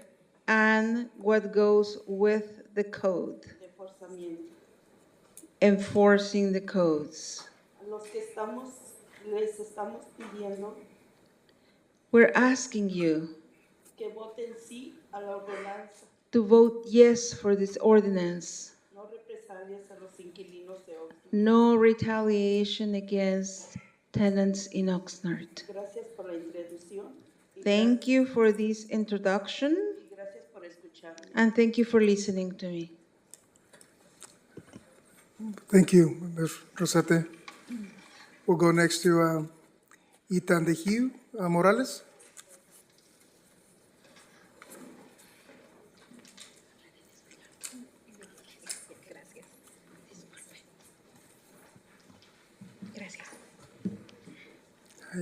Hi, good evening, council members. It's an honor to be here among you all.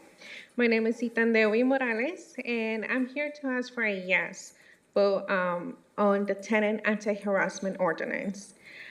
Just to make it brief, I may not have personally faced harassment, but that is exactly why I'm here speaking up, because we shouldn't wait until it happens to us to make a change. Across Oxnard, renters are being intimidated, denied repairs, or forced out unfairly. This ordinance is not just a policy, but rather it is a protection. It's a peace of mind for tenants like me, and a clear message that harassment has no place in our city. We all deserve to feel safe in our homes. Let's not wait until more stories come of pain before we can act. Let's work together to implement this and do what is right, starting with a yes. Thank you very much. Thank you. Samuel Salazar.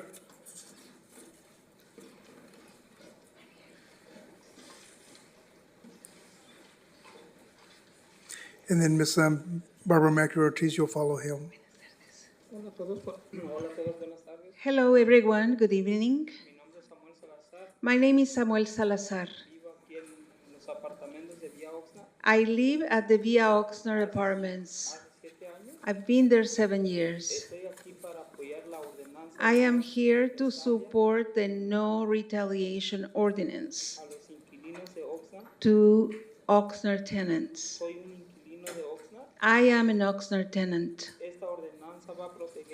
This ordinance is going to protect me and other tenants in Oxnard, so we could feel that we're able to call the administrators of the apartments as well as owners when their apartments need repairs. I could tell you that this ordinance would help.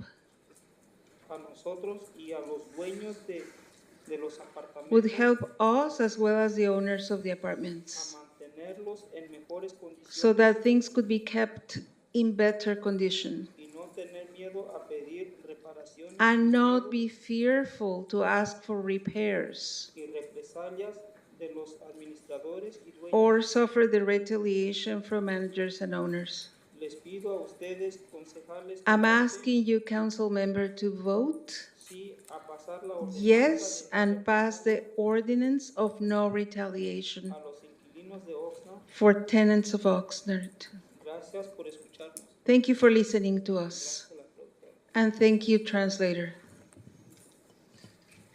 Thank you. We'll go to Ms. Barbara Macri Ortiz, and then Arturo Villanueva will follow her. Good evening again. Just one quick question. Did you get a chance to see my letter? Okay. Yes. I just want to summarize some of the points here because we're in a different place today than we were 30 years ago. When I started representing tenants, I've been representing tenants for 35 years. Tenants didn't have any rights. There was the civil code that said certain things, but that doesn't really give you a right. There's no way to execute on that right. With respect to evictions, tenants had no rights. There was no just cause. That just came into being in 2020. Okay, so the tenant population has only had rights for 5 years out of 150, okay? So things now are changing. What happens when you have rights is it's a measure of dignity. And what we're seeing here is tenants starting to reclaim their dignity. Okay? It used to be anything that the landlord did, you didn't complain. If you complained, you were out. One of the first cases I had was what ended up at Via Cesar Chavez now. Farm workers living in absolutely substandard housing. One had the courage to go to code enforcement.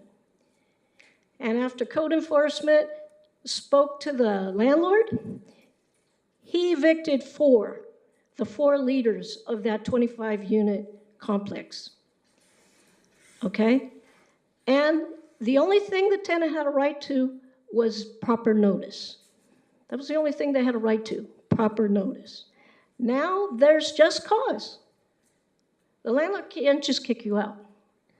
So what we're hearing now is tenants learning they don't have a right to just come in and sit in my kitchen because they feel like it, or come and harass me, okay? Or get mad at me because I want them to fix the heater, okay? It's a different world now.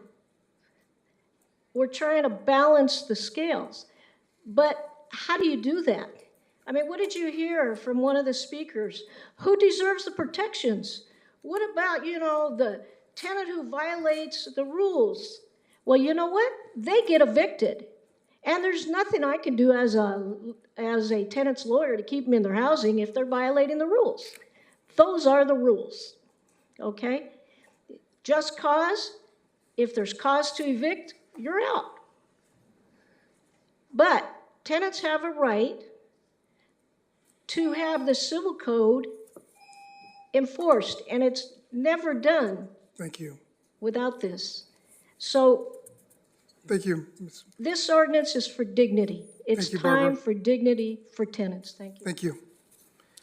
We'll go to Arturo Villanueva. And then Marlon Amos, you'll follow him.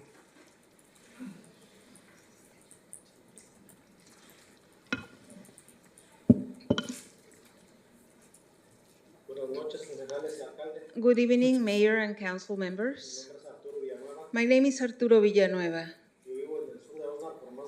I've lived in South Oxnard for more than 20 years. I rent an apartment.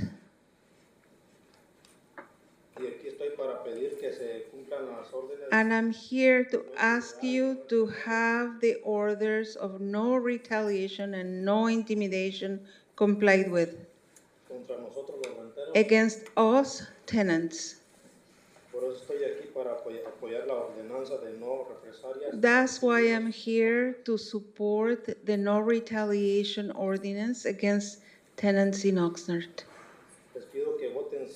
I'm asking you to vote yes and pass the ordinance of no retaliation against Oxnard tenants.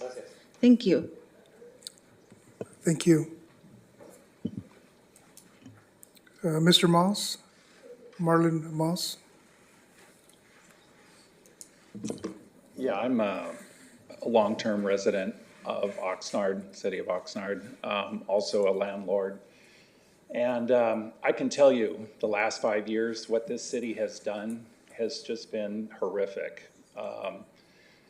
You know, we go out, we comply, you know, for years. I had tenants that lived in my buildings for 15, 20 years, as long as they, you know, didn't tear the place up, paid their rent on time, I left them alone.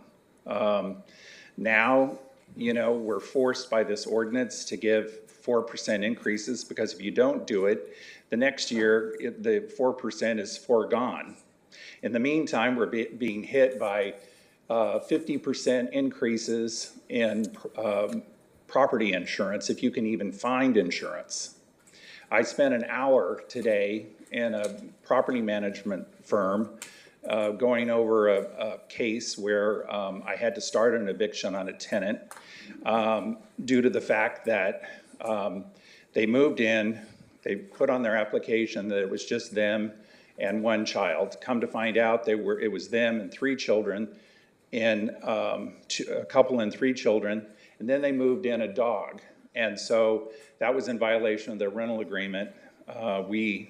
The property manager notified them. They gave us a proof that they needed an emotional support animal. They first said it was for the 7-year-old child, then they said it was for the teenager because the 7-year-old child couldn't lie. And they basically have just caused all kinds of grief to the other tenants. Then find out today that they also have this dog. This dog is not, in my opinion, and in my attorney's opinion, is not an emotional support animal. It's a pit bull.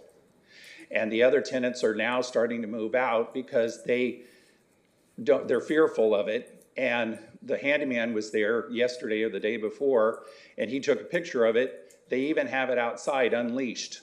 And if you probably called city animal control, they probably wouldn't do anything about it. I have another building that I have a boyfriend that comes and beats his girlfriend every night, practically every other night. I've told the on-site manager to call the police. She calls the police. They've been out there so many times that they just quit coming. And the girl doesn't do anything to stop it. And then I get complaints from the tenants downstairs that, why aren't you doing anything? Well, I have to have cause. I have to have, according to the eviction attorneys, I have to have, 3 complaints. And I can't even get 3 written complaints because I can't get the police department to come. And the tenants are too fearful of the guy that's beating the girlfriend up to, stand up against this. So it's not as cut and dry as just to pass this ordinance. Thank you, Mr. Moss. Excuse me, Mayor. Yes, sir. Sir, can you give us an address where you claim that there is somebody beating a girlfriend? We have police here, and I will make sure they get it. Can you give us that address? No, it doesn't matter. It was district. I'm a council member, but I do. Trust me, if they call me, I'm asking you for specific information so that I can verify what you're saying, so we can do our police officers what they're supposed to do, which I think is what you're claiming you're not getting help on. Yeah. So can we get an address? Well, maybe perhaps we'll, Okay, the gentleman over here will ask you. thank you for that. We don't make that public. Yeah. No problem, Mr. Perlo. It's just a passion Mr. Perlo has that's coming out to help. Any other speakers, Madam Clerk, on this item?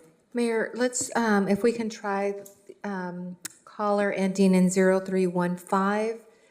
If you can press *6 to unmute, and you have 3 minutes starting now.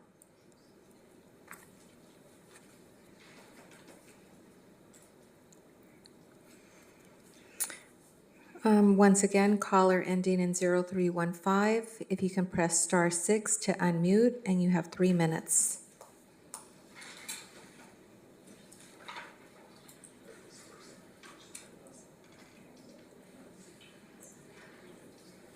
Does it seem like it, no? The caller's not responding. Okay. Well, it seems like we don't have any other speakers on this item. I don't know if there's any questions from any council member. We have Ms. Brenda Lopez here to answer any questions. I have questions. Absolutely. Definitely. Go ahead, Councilmember Starr. Just a second.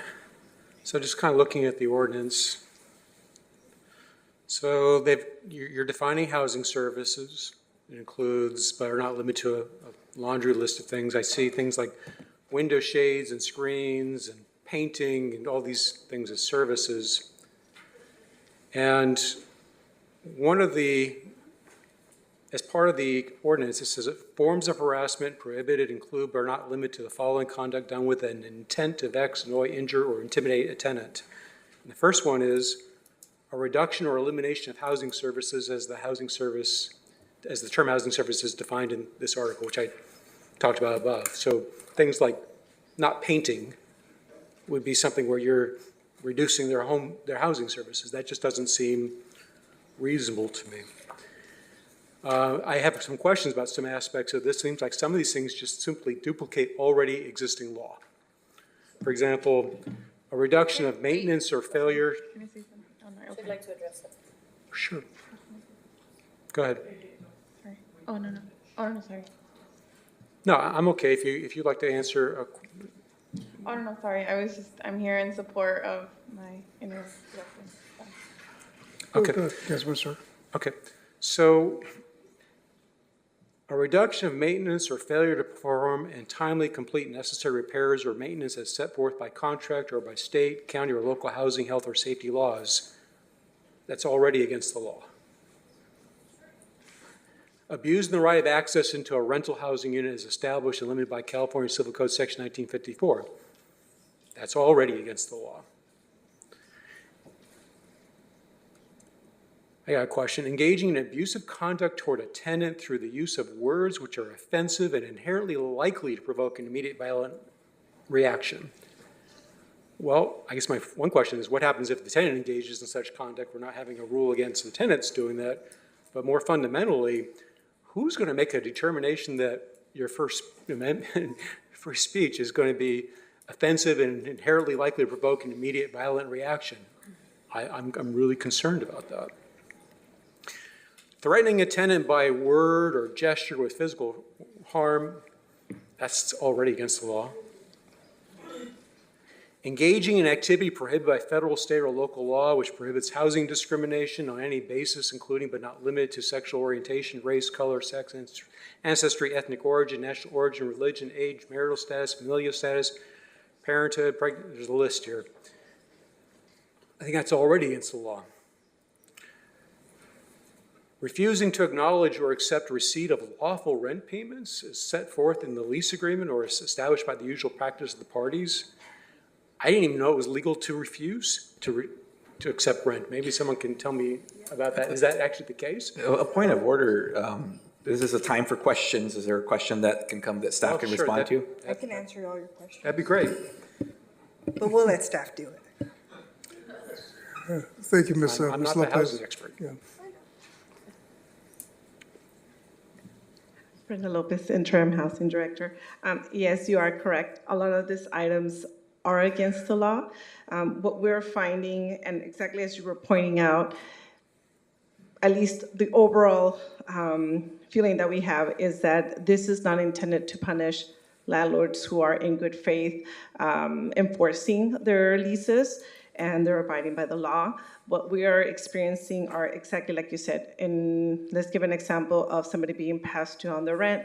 They are trying in good faith to pay the back out rent and the owner is refusing to take payment. It is against the law, but they're refusing to do it. Okay. So when we have, one thing that was kind of strange to me was this inquiring as to the immigration or citizenship status of a tenant, prospective additional tenant, occupant. Is that already against the law? It's against the law. The complaints that we are getting are that tenants are getting letters indicating that ICE is going to be contacted, that they're being personally reported. And so obviously people don't know. They're panicking, they're leaving. But yes, you're correct that some landlords are employing these tactics of threatening to report their immigration status. So right now, I think as it's written, it's kind of like it almost becomes a crime to file a police report, basically, at that point. If we have somebody who's in violation of the law, in this case, immigration law, if you file a report, you're violating the law, basically, is what this is saying. That just seems odd to me. Is that what the intention is here? Well, I think it's a form of harassment. It's what the intent is. It's a form of harassment for a landlord to use that. And that gets to the crux of the question, because a lot of this is what's in that person's mind. And that seems like it's a difficult thing to figure out. So in the case where you have retaliating, threatening, or interfering with tenant organizing activities, including forming or participating in tenant associations or unions, or for engaging in other political activities, would talking with tenants to persuade them not to form an association be a violation of this ordinance? I'm sorry, can you repeat the question again? Would landlords talking with tenants to persuade them not to form an association be a violation of this ordinance? Well, in this case, what we're looking at is the example that we heard earlier about going to a tenant and saying who's the lead and giving them names and discouraging them from being able to seek assistance with nonprofits or coming to the housing department to ask for help. So we are trying to ensure that individuals are not discouraged from working together if they need assistance or to come and work with organizations that are there to protect their rights. So the section that says retaliating against or threatening a tenant for inquiring with or seeking assistance from a government or social services agency. I mean, in the absence of this ordinance, would it be illegal for the landlord to do this? I think it's already unlawful. Am I wrong? I'm assuming it is. Mr. Mayor, can I jump in here, please? Thank you. So I think if we look in the context of section 2742, this indicates the forms of harassment, but they're doing with an intent. So you also have to have an intent to vex, annoy, injure, or intimidate a tenant by all these enumerated actions. So you really have to look at what that intent is when the alleged action is occurring. So it is not just that you're inquiring about their immigration status, but it's an intent to vex, annoy, injure, or intimidate your tenant. So you're taking all these actions for an improper reason. So that's really what this ordinance is proposing to do to make that a prohibited activity. If you could help me understand this section on the civil damages piece, I just want to make sure I understand how it's being calculated here. When it says any person or entity violating any of the provisions of this article is liable for each and every such offense for actual damages suffered by the aggrieved party or for statutory damages in the sum of $10,000, whichever is greater, and for punitive damage, then shall be liable for attorney's fees and costs. And there's a section about if someone's over a certain age, it's another $5,000. Is this $10,000 per offense? Or are all offenses taken together and then compared to $10,000? Andrew Gonzalez, Deputy City Attorney. Yeah, so it's not per offense. It's capped at $10,000. That specific amount comes from the $10,000 amount for specifically small claims. That section that you referenced regarding the $10,000 amount comes specifically from Civil Code Section 1940.2 subsection B. Following, there's a $5,000 amount, and that comes from Civil Code Section 1780 subsection B. That specific $5,000 amount deals with individuals that are senior citizens or disabled tenants. Mm-hmm. Okay. All right, I'll have some debate later. I think my questions are done at the moment. I have a question. Go ahead. Were there any landlords that contributed to the creation of this ordinance? Yes. Yes, can you tell me a little bit about the process of how the ordinance or the recommended changes or actions? Because I think in a different committee that I'm not part of, there was a very robust conversation. I just want folks to know that this wasn't just like a one-sided, somebody has only concerns, but it was a well thought out process. I can. The mayor certainly can answer that. summarize it. Yeah. Please tell me more. I tell you, I think that was the gold standard for a committee in a workshop. We had representatives here for behalf of the tenants, as well as representatives here from various landlords and the various associations were here, as well as our consultant that was here, our city attorney, all of us. And so we went well past 10 o'clock, but it was a very engaging, interactive session where we went down line item by line item, where we had a good discussion. It was a great workout group. It was not antagonistic at all. Actually, we all contributed to this ordinance, and it actually, this is the result of that. So actually, it was a very robust. We didn't move beyond any item until we agreed and had consensus on each one of them. So there was a collaborative effort that this was the outcome. So it was, those that were in attendance here were witness to that. And that's why I said it's the gold standard, because we got a lot of compliments behind the way we actually created this, this work group, inviting everyone from opposing sides and also the consultants and the experts that we had on hand here to inform that decision.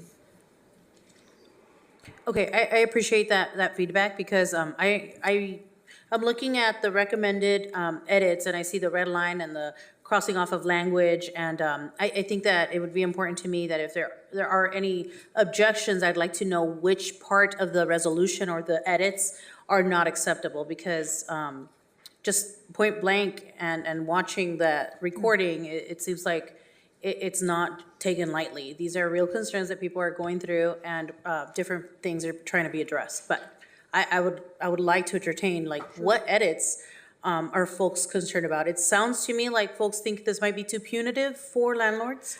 And this gets specific to the anti-harassment ordinance. There were two areas that were recommended to be amended. One is, if you're looking at your agenda packet, it's page 897. And specifically, it was talking about entries beyond the scope of an otherwise lawful entry. That's the original statement. Feedback was it needs to be more defined, put some hours, et cetera. So that's. And that's the one that was talking about, like, no earlier than 7 a.m., no later than 7 p.m., and between 8 a.m. and noon, right? So it doesn't mean that folks can't enter the property that they own. It's just trying to have a pre-scheduled time frame that folks would have some type of site visit. Correct. But, so that's specific edits, but I really want to hear from folks who are opposing the edits, like, okay, what about anti-harassment? Or, well, because, I want to make sure that we're protecting, the different parties. However, I want to also be fair. So what of the edits are non-negotiable or of concern, I guess? That would be my question. During the committee meeting, there were only the two. I don't want to just say only, but those were the two. And so we worked together to come to a consensus. With the work group. Correct. So tonight you heard a little bit more speakers, but from, again, the committee meeting, we came to a consensus. So it wasn't something where we didn't agree and we moved forward with an item. There was full consensus subject to us coming back, and the one about the hours was the specific one that we committed to regrouping, going back about this hours, because our first response was no. We don't believe we should add business hours or business days. It should be a blanket statement. But we understood where all the parties were coming from, so then we had our stakeholder meetings, and we came back to a middle ground, if you will, of the hours. And in our case, we're property owners too, so we were also, I was just as engaged on, hey, I don't know about the hours, so we tried to find a middle ground. But honestly, we didn't have anything else where there was a no, and then we still move forward. Thank you for that feedback. Thank you. Any other questions of staff? Yeah, go ahead, Mayor Pro Tem. Thank you. Just one question, actually, and thank you, Ms. Lopez, and to your team for all the work on this and everybody who's been involved. I was equally impressed with the committee meeting, and I stayed to the very end watching it. So One question I have, and if we don't have exact numbers on this, that's okay. There was reference in the letter from the apartment association and some very similarly structured letters from others about the existence of a mediation program in Santa Barbara. And I had requested additional information from them directly on that. I didn't receive that, but I'll keep that for my comments a little bit later when we deliberate. Question I have is, do we have any indication on the size of that team or what the ballpark cost might be in running a mediation program versus what we have here?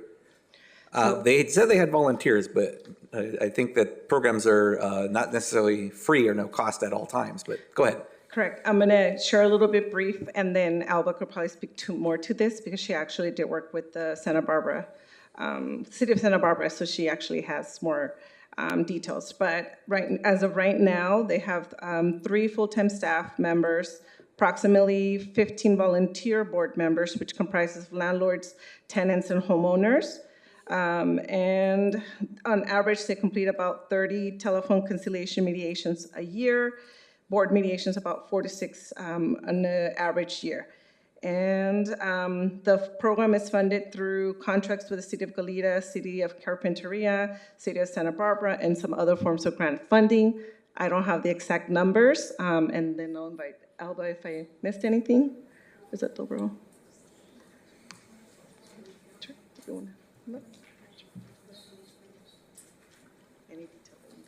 So in terms of the City of Santa Barbara, I actually used to work for the rental housing mediation program. It is what Brenda stated in terms of staffing. However, the board, it's 15 volunteers, but the staff administers it. And so there's mediations that are done by staff and there's mediations that are done by that board. And so a lot of what they do is dispute resolution, and they kind of cultivate and they prepare these cases if they do go in front of board mediators. So there is a process. It's not free. And I believe last I was aware, it's about over $500,000 for a program similar to run. So that's some sort of the amounts that I'm able to kind of provide, and I can answer any of the questions you may have. Thank you. And in the mediation program in Santa Barbara that was referenced, I appreciate that you have the firsthand direct experience and knowledge about it. In what ways are decisions from that binding for the parties involved? Are there legal commitments that people are making or signing? How is this binding for folks who go through this process? So it depends. They're all on a case-by-case basis, but the majority of those agreements were binding settlement agreements. They were either written by both parties that are being represented, because some of these parties both have attorneys, or oftentimes it was drafted by staff, and they would sign it, all parties too as well. I see. And if someone doesn't comply with that agreement, what were the next steps, or what was a typical outcome in any typical case? I will say they have about a 99% success rate. It's very, very nominal if there's any that's not, because once staff is committed, you follow throughout. So throughout the whole process, you ensure that they're successful. Okay, and my last question is something that you just stated, that you mentioned that oftentimes there were attorneys for both sides, some for the tenants and for the property managers or landlords. Attorneys on both sides, I imagine that that's probably at a cost to each of those involved, or is there an assistance program for tenants to have access to attorneys? So Santa Barbara has a local legal aid office. So some of those tenants were represented by them or by someone pro bono. It varied in terms of the owners. They did pay their attorneys. So there was that cost associated because attorneys bill per hour. I see. And I appreciate that. So there is certainly costs and ancillary costs that are associated with the mediation program.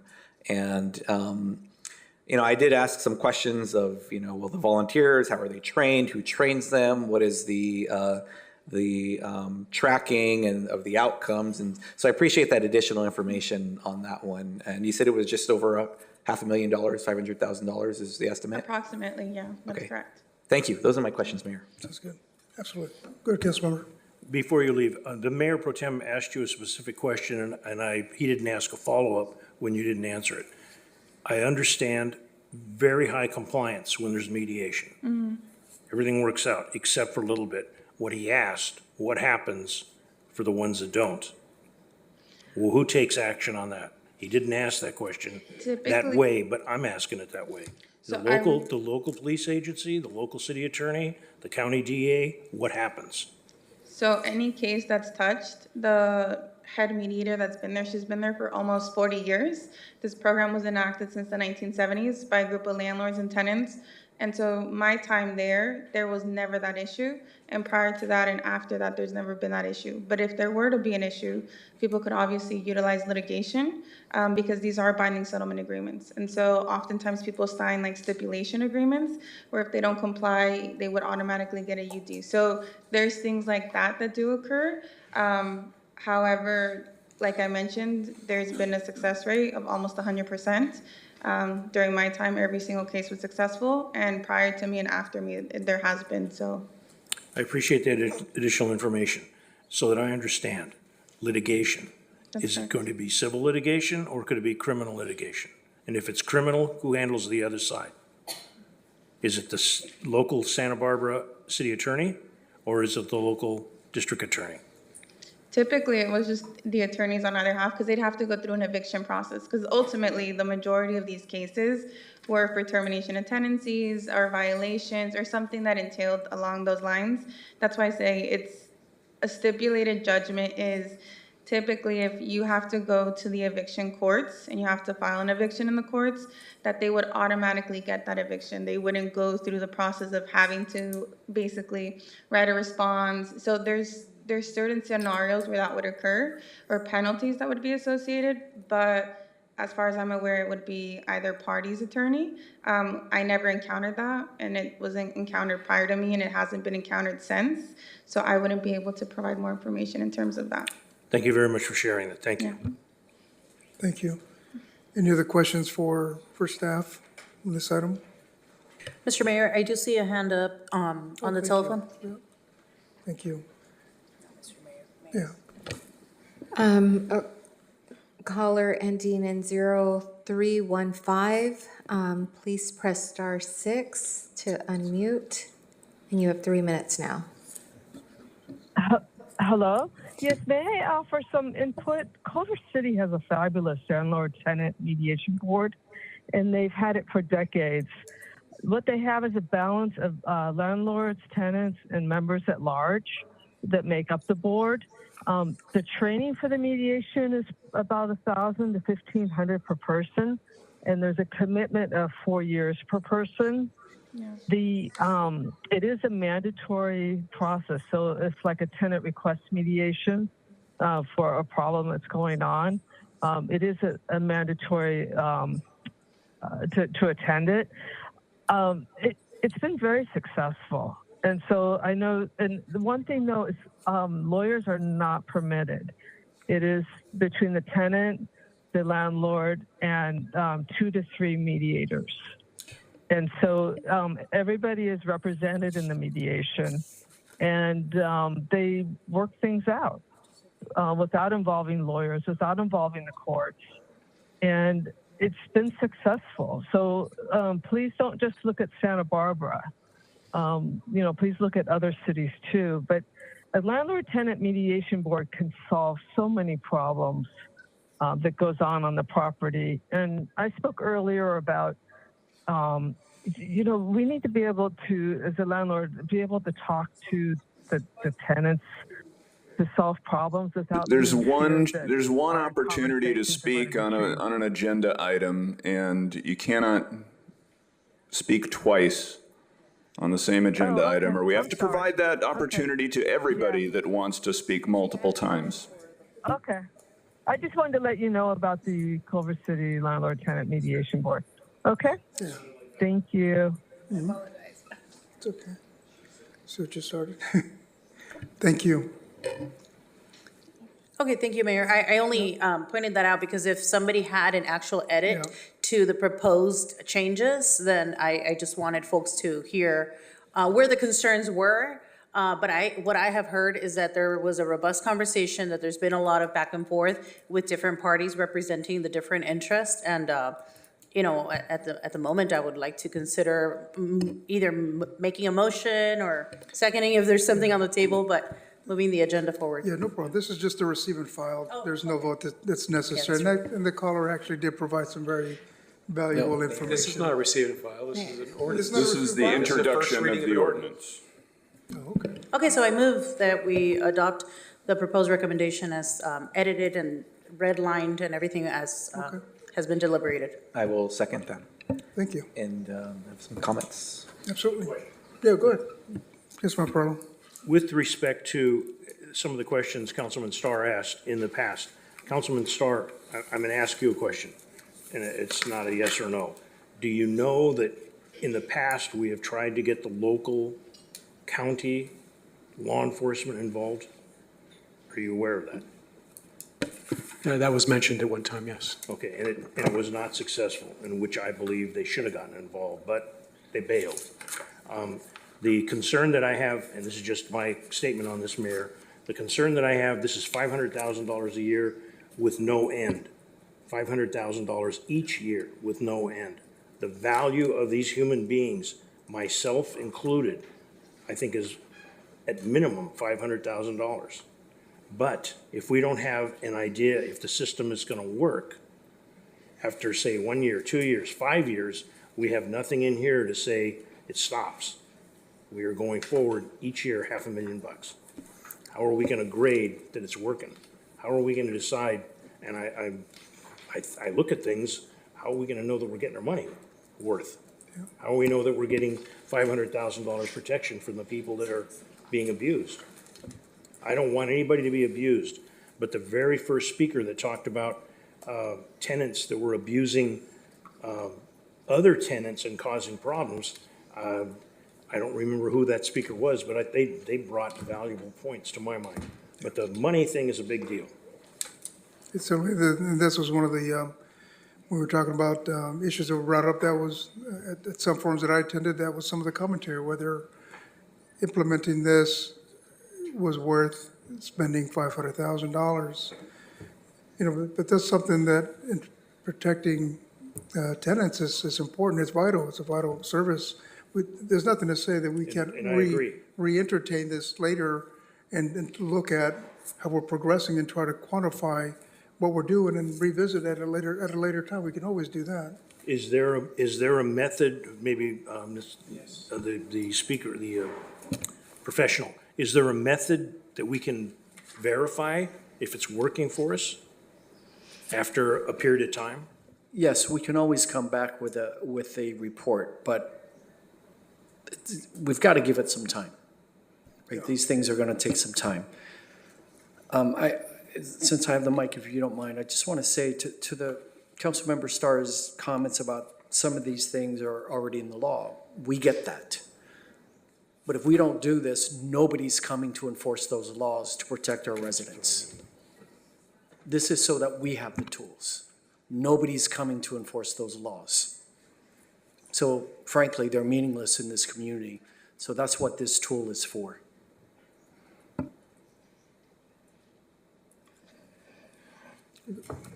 Go ahead, Mayor Pro Tem. Thank you. So we do have a motion out here that was moved by Councilwoman Rodriguez, and then I second. Just as far as discussion on this real quickly, I also for this appreciate all the points that were made and the folks who have communicated with us. I appreciate all the work that happened at the committee level on this, and our staff for doing not only the level of work and the deep dive that was required to bring this forward, but working collaboratively with those on both sides of this, the landlord side of the equation and the tenant side of the equation, to bring this forward in a truly collaborative effort. And I applaud the work of everybody who was involved in bringing this to what it is now. And this is a first reading. This is an introduction. I think that we've had bad actors in our community demonstrate that this is what happens when we don't have these types of safety nets. It goes along the lines of a few people can really ruin a great thing for everybody else. There are some great housing providers in our community. I'd say the majority of the housing providers are great people and really important pillars of our community for what they do. And that is not lost on me by any means. And that being said, those who have abused figuratively and literally tenants, those who have intimidated tenants, those who have harassed tenants, deserve to have accountability for that. And as the city manager mentioned, laws that are in place now, we've seen that whatever we have isn't working for some property managers, for some landlords, and for some tenants. So now we're trying this. And there's a preventative aspect to this. Yes, we're looking at a significant price tag to initiate this, but we can also look at it as an investment in that when it's found by the few bad actors that this will no longer be tolerated and they will be held to account, hopefully as time goes on, the need for that level of service and the cost of that program will decrease because people learn they can't get away with this anymore. And it shouldn't just be the city holding them accountable. The associations that represent many good actors in this should hold the bad actors accountable as well. The tenants should hold them accountable. They should hold each other accountable. And everybody in this equation has a role in this, not just the council, not just the city, but everyone involved and everyone in the community. And just to kind of round out my statements here, I appreciate the people who emailed us over the weekend about this, who had raised important points and were opposed to this, calling it punitive, far too punitive, too far-reaching, and that it was one-sided and not fair. And reading those over the weekend, I responded to them. I did have one, or I had two folks who did respond. One of them being to the letter from the Apartment Association of Greater Los Angeles. And I made a simple request in my response to them. And I've made this request of them in the past. How many mom and pop versus corporate entities do they represent in the city of Oxnard?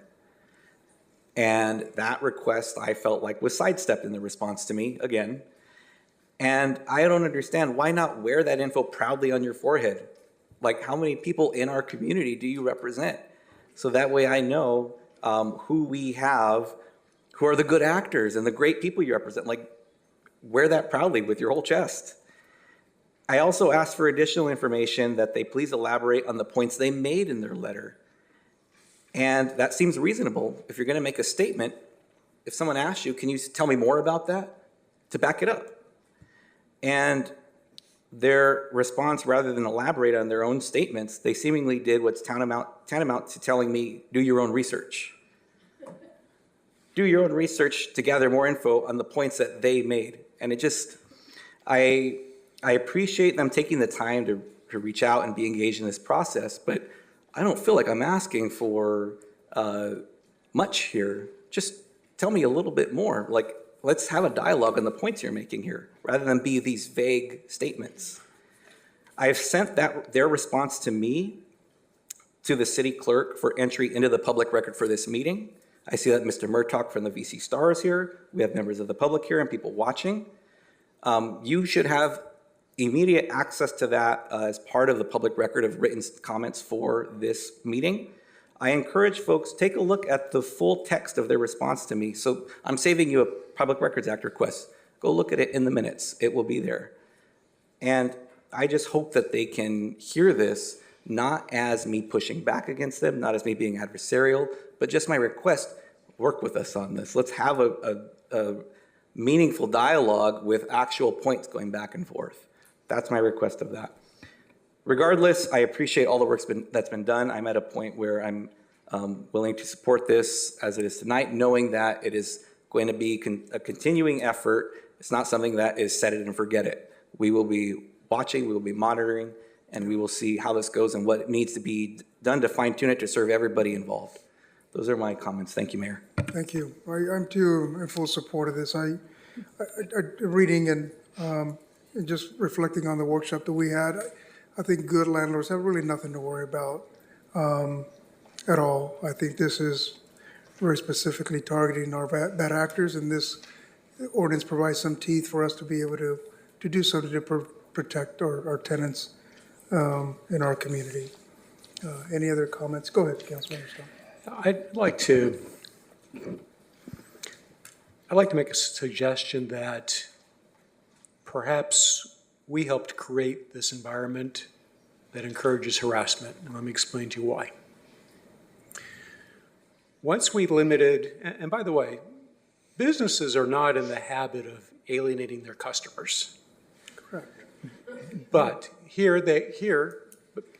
but what you have here is that you've got people who are willing to pay market rates. And by the way, I'm a tenant. I don't feel like I have a moral right to live in my house once my lease is over.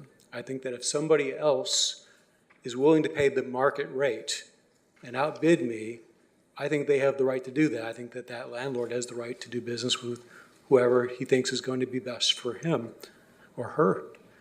But I think the problem is that you've got landlords who are saying, gosh, I'm stuck in this low rent amount. I've got other people that are willing to pay market rates. Well, of course, it's a hostile environment. Who wouldn't have it be? You know, it's like in any relationship that you don't really want to be in because it's not your ideal situation. I think we actually harm renters with this type of ordinance. And the reason why is because it makes it, when you make an ordinance that is onerous for landlords, then what happens is that people don't want to enter that marketplace. I'll give you an example. I have a guy at work who lived in Oxnard. He recently moved to Santa Paula, and he thought about renting out his old house. And then when he understood what was required, that he could be stuck with a tenant for years, that it really wouldn't be his home anymore, he'd be stuck with a particular rent rate when the cost of everything goes up and he's losing money. You know, he made the point of, you know what? I'm not going to go into the rental business. I'm just going to simply sell my house to somebody who wants to live there and let them own it. We are going to reduce, to the extent that we create an onerous environment for landlords, we are going to reduce the supply of rental units out in the marketplace. It will actually have an uplifting effect. It will actually cause rents to be higher than they otherwise would be for anything new. That anytime you have a person that leaves a house to go somewhere else and they're going to fill out with somebody else who's going to pay market rates, it'll make the rents higher. I think this has a devastating impact on renters and landlords. I think that this will cause market rates to become even more unaffordable than they are now. I think that a better approach is, I'd get rid of the rent control altogether. I don't think I don't have a moral claim to the place where I live. But barring that, I certainly would want to go into I'd rather have mediation services and try that first. Why go with a stick first when you can go through an approach that isn't perceived nearly as onerous? I mean, I've seen some of the emails and they're legitimate. It's legitimate to feel like this is an onerous situation. You are chasing people out of the business of renting. If you want to make it so that fewer homes are available for rent, keep going down this road. Keep going down this road, and we're going to have more homeless people. We're going to squeeze people out of this community who would normally want to rent. This path is devastating for everybody, landlords and renters alike. So that's my position. I encourage you to vote against this and to instead instruct staff to come back with a proposal for mediation services. That's a far more friendly approach than what we're doing here. Thank you. Thank you, Councilmember Starr. Any other comments? Go ahead, Councilmember Perlo. I have a question, enlighten the crowd here. Councilman Basua, when there was a rent control that came in and it went to 4%, I think you and I were on the council. I don't know if you were on it. You were here, okay. The rent was going to be higher than 4%, and there was an action taken by the council to put it at 4%, correct? Yeah. Mr. Starr, I think that was the first thing that happened. It isn't this. This is, I see your point on this. I'm not getting into debate. I just wanted to bring something. I don't know if you were in the audience or you watched that meeting. I know that you do pay attention, but that's when things changed, and we had many more landlords complaining about what was going on. That's, I just wanted to share that. Thank you. Any other comments now? I'd like to make Go some ahead. comments. Just one. Thank you. I want to thank the speakers that were here, both on the opposition and the support. And I want to thank the committee for taking such a robust conversation and putting this together. I know that is not easy.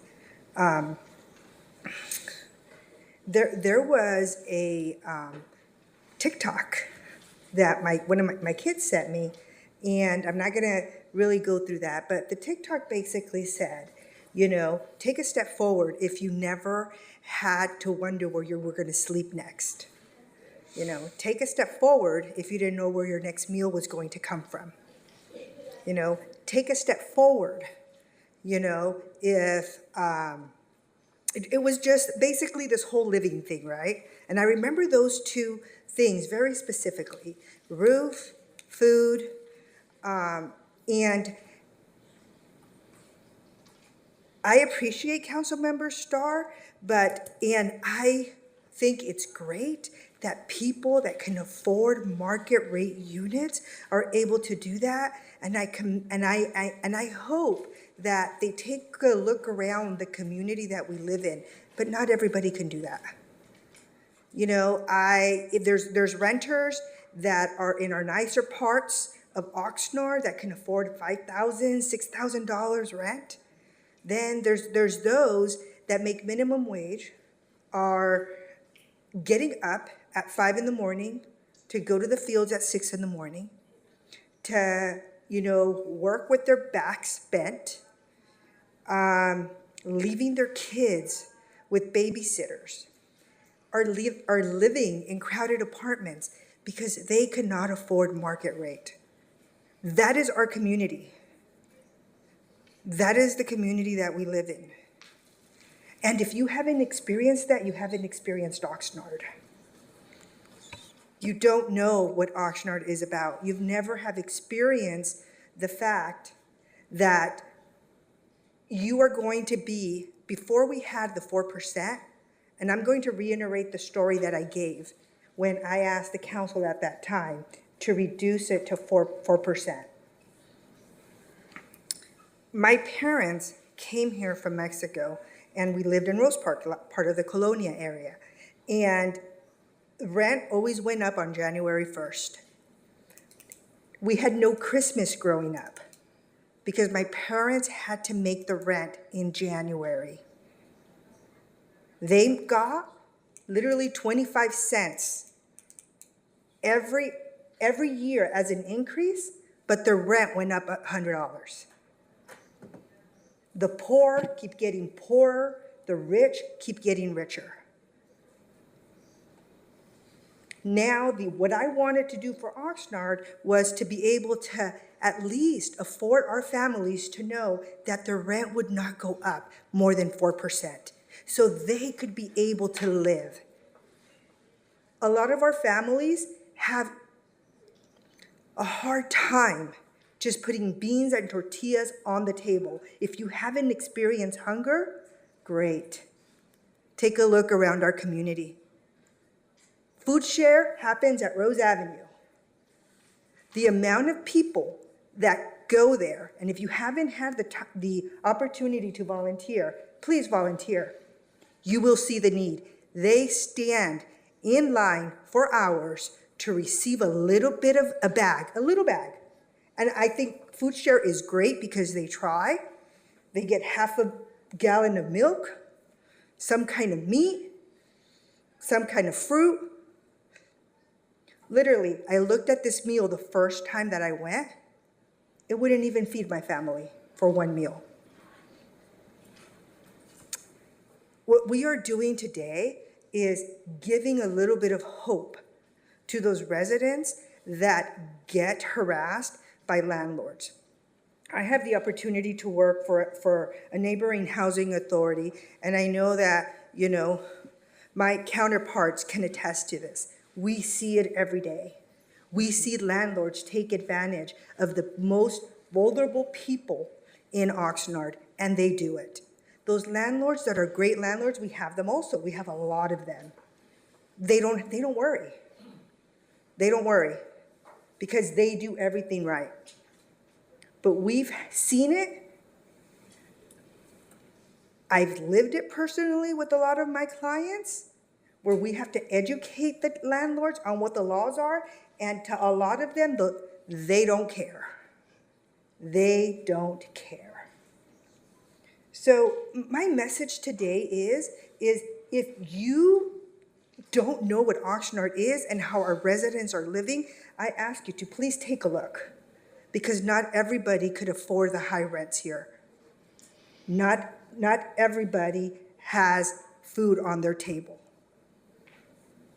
You know, even the simple necessities. Some people can't even afford to pay water. So I'm going to support this. I thank everybody. It's been, you know, a struggle to get this far, but I care about my community, not only to make sure that, you know, everyone's taken care of, but I feel mostly for those that don't have a voice and can't take care of themselves. Thank you. Thank you. Go ahead, Councilmember. A point of order, Mayor. Mayor, a point of order before Councilmember Starr goes. Can we have each member of the body give them an opportunity to speak before any one member speaks a second time? If someone else raised their hand, Sure, we can do it. I'll speak after. Thank you, Mayor, for the recognition. I thank you, Councilmember Basua, for sharing your words. I think a lot of it has resonated with me, even as a renter myself. I may not go through the same things as many of my constituents experience, but I can resonate as a renter, as a person who serves as an elected official in this city, but still navigates many of the challenges of what landlords do in our community, and I share the same sentiment. There are very great landlords in our community, and I don't want to diminish the work that they do to treat our community members with the dignity and respect. But even as an elected official myself, I'm a renter. I go through similar experiences, and it's uncalled for. And I think that fighting for stronger protections is important. The community that I represent is one of the most vulnerable communities in our community. Cuesta del Mar, South Winds. I come from farm workers. I come from many of the experiences of witnessing my family being exploited for decades, for centuries. And that is exactly why I think I, will continue to support efforts as this, and I want to just be very clear that I'm in support of this ordinance tonight, and I hope that my colleagues on the dais will do the right thing and do the same as well. Thank you. Thank you. We'll go right back to you, Councilmember. Thank you. So I really absolutely appreciate the compassion that I'm hearing about people who are not making enough of an income. And you might recall that as I ran for office, that was a really important thing to me. The reason why people are getting pushed out of their homes is because you have people with higher incomes elsewhere who are moving here because they want a cheaper rent than what they're paying now. And it is pushing our people out of the community, and it's a problem. But the way to solve that is to raise incomes so they can compete. And I'll give you the example that I like to use. I work for Haas Automation. I'm the controller there, been there the last 21 years. We came to this city back in 1997. And the reason why we came here is because we were told that we would get our plans approved in 2 weeks. It was actually 3 weeks is what it worked out to be. But we were able to build a 400,000 square foot building in 8 months with certificate of occupancy. It was done. It was great. We hired 400 people right out the gate. And this was over on Sturgis Road where we have the strawberry fields. It was all strawberry fields at the time. When we bought that land, we bought like 88 acres or something like that. And when we hired people, we actually hired people out of the strawberry fields to put them into our facility. We changed their lives. We gave them an income level that they've never had before. I've seen people who started off on the assembly line and over the years have moved up to supervisor and manager. They're making a good living. They're able to afford to get married. They're able to have children. They're able to afford a house. All because there was the opportunity for a business to move in here and raise people's living standards.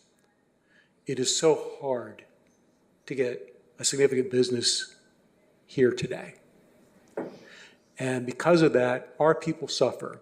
So we're trying to do a Band-Aid approach to try to help out people who are low income because we're not willing or not able to create the environment where higher incomes are possible for people here. So I think that this proposal doesn't really help in the long run. It's only going to reduce the supply of rental units. It's going to make it harder to get a place to rent. It'll make it more expensive for a place to get to rent. This is just economics, folks. When you come up with any proposal, you got to think about everybody's interests. What would they do in their shoes? You can't just look at this one party and say, you know what, this person is having a bad time, I'm going to help this person, and then ignore how you're affecting the other person over here. That person's going to react to whatever policy you create. When you create a policy that you think is positive for person A, but negative for person B, well, guess what? Person B is not going to want to participate very much longer. They're going to want to get out of that arrangement, and then everybody suffers. Instead of A and B spending time together, you got division, and you wind up with a far worse situation than we have now. So this is just the road we're going down. I urge you to vote no. I urge you to instead propose that staff, matter of fact, I'll make that motion right now to amend. There's a motion and a second. Yeah, I get it. And so my motion is to amend, to instead instruct staff to come back with a mediation proposal for our consideration. That would be my motion. Is there a second on Councilmember Starr's motion? Without a second, the motion dies to amend. Any comments on that? Yeah, go ahead, Mayor Pro Tem. Just 2 quick points, and I'm done. Sure. To the Councilmember Starr's comments, his last points he made around thinking about the ripple effects and how all parties are affected. The irony in that, in the measures that he's written, and some that passed and some that failed, some that lost because the courts found them to be invalid or violating state law, it's interesting how those had effects positively in one group and negatively in other groups. In some cases, the public was negatively affected. And so just an interesting statement on that one. And then to the other point as well that he made in his comments now in against the motion that's on the floor. I just want folks to remember that what we have here in front of us is not something that our housing department was throwing darts at a board to see what kind of ordinance can we cobble up. This is the result of the actions of bad actors where even existing state laws, even existing civil protections in place have not served tenants well. And now here we are. And so the point he made about that, I understand it. I respect where he's coming from with it. But the last point that I'll say, which was the first point he just made right now, and when he and I sat down prior to him being sworn in, we talked about a number of issues in the city. he and I certainly aligned closely on the thought that improving folks' job skills and their employability and the types of jobs they have is what's going to uplift Oxnard's current residents, the people who live here now. I agree with that, and I informed him that what he said then and he just said now is in very close alignment with what the city manager's program is for the Oxnard employee pipeline or employee pathway with Oxnard College, the West Ventura County Chamber or Business Alliance, and the city of Oxnard, where we're getting folks skills to get them opportunities for better jobs, more pay, to increase their own marketability and their ability to pay for additional items and maybe move into higher type of rent or move up a bracket. But that's something I think I saw alignment on. I appreciate him bringing that up because we're not up here just disagreeing with everybody. We certainly align on things as well. So those are my comments. I'm done, Mayor, and unless there's other comments, I'm willing to ask for the vote before I just call the question. Thank you. Go ahead, Councilman Parlo. I'm sorry. This is public knowledge, well aware. Mr. Starr, I appreciate what your employer has done. I appreciate, but your employer has a record. In 2006, he was sentenced to 2 years in federal prison. He served 16 months. He made an agreement, a plea deal, paid $75 million fine, $75 million. Just recently, he paid $2 million for selling material to, I believe, Russian companies. I mean, he didn't learn the lesson. It doesn't mean it's not a great job. It doesn't mean that we don't want businesses here, but I can't sit here and let the praise go out like that. It's a great thing that people have jobs. But you now serve on the council with us when we are working to get the Oxnard Junior College District to provide people with the training so they can get those kinds of jobs, not simply pluck them out of a strawberry field. And it's tremendous if that is exactly a fact. They plucked them out of a strawberry field and the guy went to being a machinist. I would imagine the person was a machinist when they came to this country to do that. It's machinery in operations and manufacturing. I don't do it, but I've been around it. It's very skilled. And this is not personal. I know you're not with this, but facts and evidence matter. And, if they're germane, sure. well, the germane thing is that you brought the company from here and we can't do it and we're stopping business. We're not stopping business. That's why I brought that up. Thank you, Councilman Parlo. Okay, we've got a motion and a second. Madam Clerk, call for the vote. Councilmember Starr, No. Mayor Pro Tem Teran, Yes. Councilwoman Basua, Yes. Councilmember Paralo, Yes. Councilwoman Bettis, Yes. Councilwoman Rodriguez, Aye. and Mayor MacArthur. Yes. The motion carries 6-1. Thank you.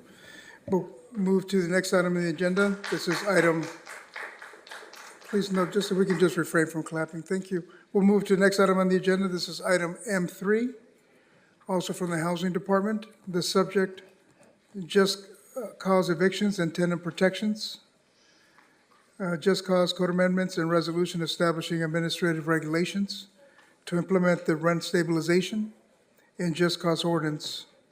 The recommendation is that the City Council review and approve the first reading by title only and waive further reading of the proposed ordinance titled Ordinance of the City of Oxnard, California, amending sections 27-3, 27-4, and 27-10, and adding sections 27-13 to the Oxnard City Code pertaining to just cause evictions and tenant protections. And two, review and approve the proposed resolution establishing administrative regulations to implement the provisions of the just cause evictions and tenant protections ordinance and rent stabilization ordinance. And we've got interim housing director, Ms. Brenda Lopez, here to provide an overview or to answer any questions we may have. And we've got two speakers so far on this item. We'll go to the speakers first, and this is from the Apartment Association of Greater Los Angeles. Thank you, Jesus, for coming up and speaking. And then he'll be followed by Ms. Barbara Macri Ortiz. I actually want to recuse myself from comments. Yeah. What's that now? So no comments. No comments, Yeah. okay. Thank you very much. Absolutely. Ms. Barbara Ortiz, if you're still here? She just stepped down, okay. Madam Clerk, do we have any virtual speakers on this item? Mayor MacArthur, we do not have any virtual speakers for this item. And then Barbara's coming in like it's the, a game show. Coming in, Ms. Macri Ortiz. Trying to have a discussion with that landlord, let him know he has a case where he could, if he had a lawyer who knew what they were doing, he could get him evicted. But, no, really, I mean, you know, I'm a straight shooter.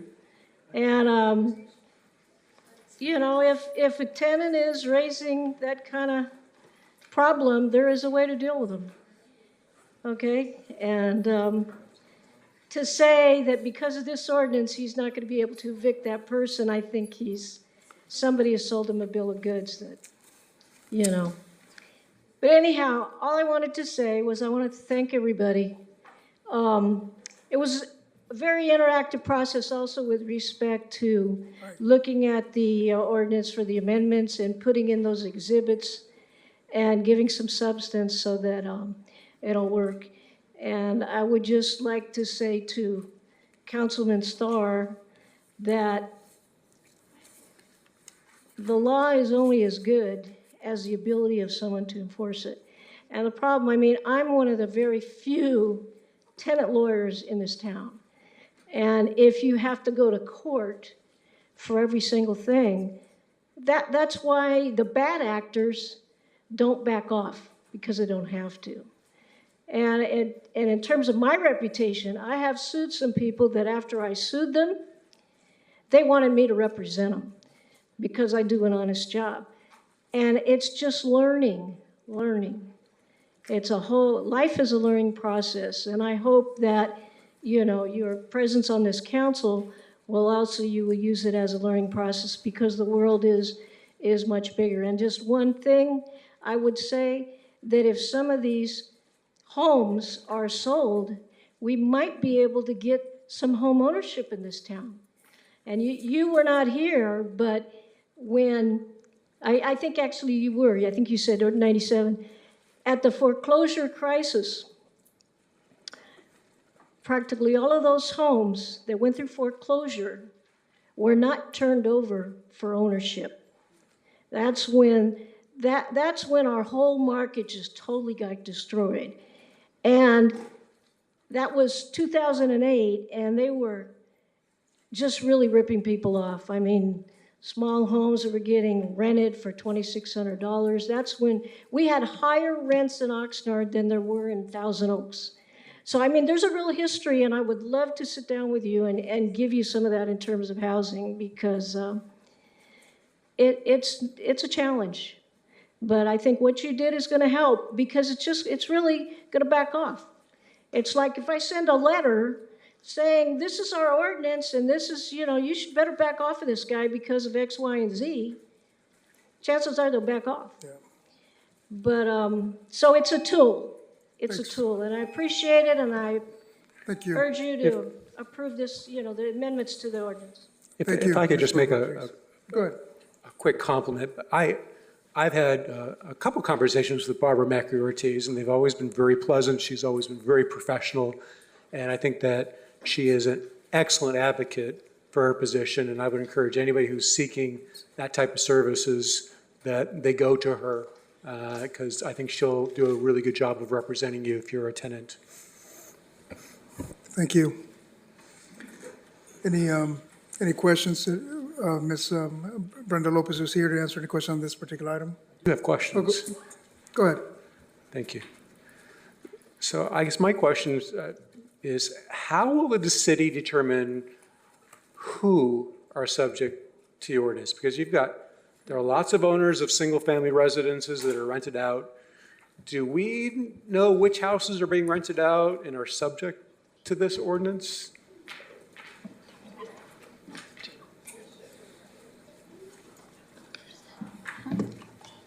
Can you please repeat your question? Thank you. Sure. How will the city determine who are subject to the ordinance? With all the single-family residents that are out there that are rented out, people that own one house, two houses, three houses, do we know which houses would be subject to this ordinance? Or how do we discover who's subject to the ordinance, and how do we inform them of that? So as of right now, are you asking specifically about our just cause ordinance or our rent Yes. stabilization ordinance? Which one, both or The one? the just cause ordinance. So the just cause ordinance applies to any and all rental units in the city of Oxnard unless it falls under an exemption. And the majority of single-family homes do fall underneath that, including condominiums as well. That's where it differs a little bit from state. In terms of I read that wrong because it looked like duplexes were exempt.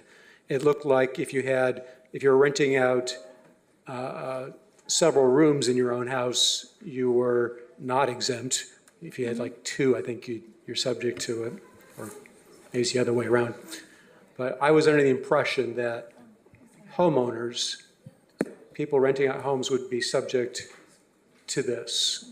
Andrew Gonzalez, Deputy City Attorney, that's the reason why we have Exhibit A as part of our recommendation to council, to be able to have this registration for these individuals to register their properties. That's the reason we're bringing this up before the council. Okay. So I know in the existing language, there's mention of how has the council established an amount for what was then called the Tenant Protection Program fee? Is that something the council ever adopted with a resolution at some point, or is that? as of right now, no. Okay. We currently have a fee study underway. So right now, we don't really know how much the city would recommend that landlords be charged for the just cause eviction fee. As of right now, there's a fee study that's currently being taken and under process and review. So once that's, determined, it will come back to council. Okay. And the way you'd set it up, is it to cover the cost of the program, and we're just trying to figure out what the cost of the program would be at this point, and how many people would be paying into it? Is that what we're doing? I'm not sure if Andrew wants to. Yes, so we are looking into the cost of the program, staffing, all variables, but that's not before the council today. That's going to be coming at a later point. Are there other cities that have this program where they're charging? And if so, roughly what are they charging for this? Councilman Starr, that's, as Andrew just said, not before the council, but the study does have that data and is looking at that data, and we'll do community outreach on that, but we don't have that data this evening. Okay. So would it be in order when the time is appropriate to propose to amend the ordinance by removing 27-13, which is basically the establishment of this fee? I think it would be in order at some point. That section is to say that we can come back and charge a fee. So when we first established the ordinance a couple years ago with council, the two separate ordinances, we had the language in one but not the other. So this now makes the two ordinances consistent, but it does not actually establish a fee. It's the language that says you may in the future establish it, and we would need to do the study, which would come to you to do that. So staff would not recommend that you remove it. Instead, we're recommending that you add it to the other ordinance to make them consistent.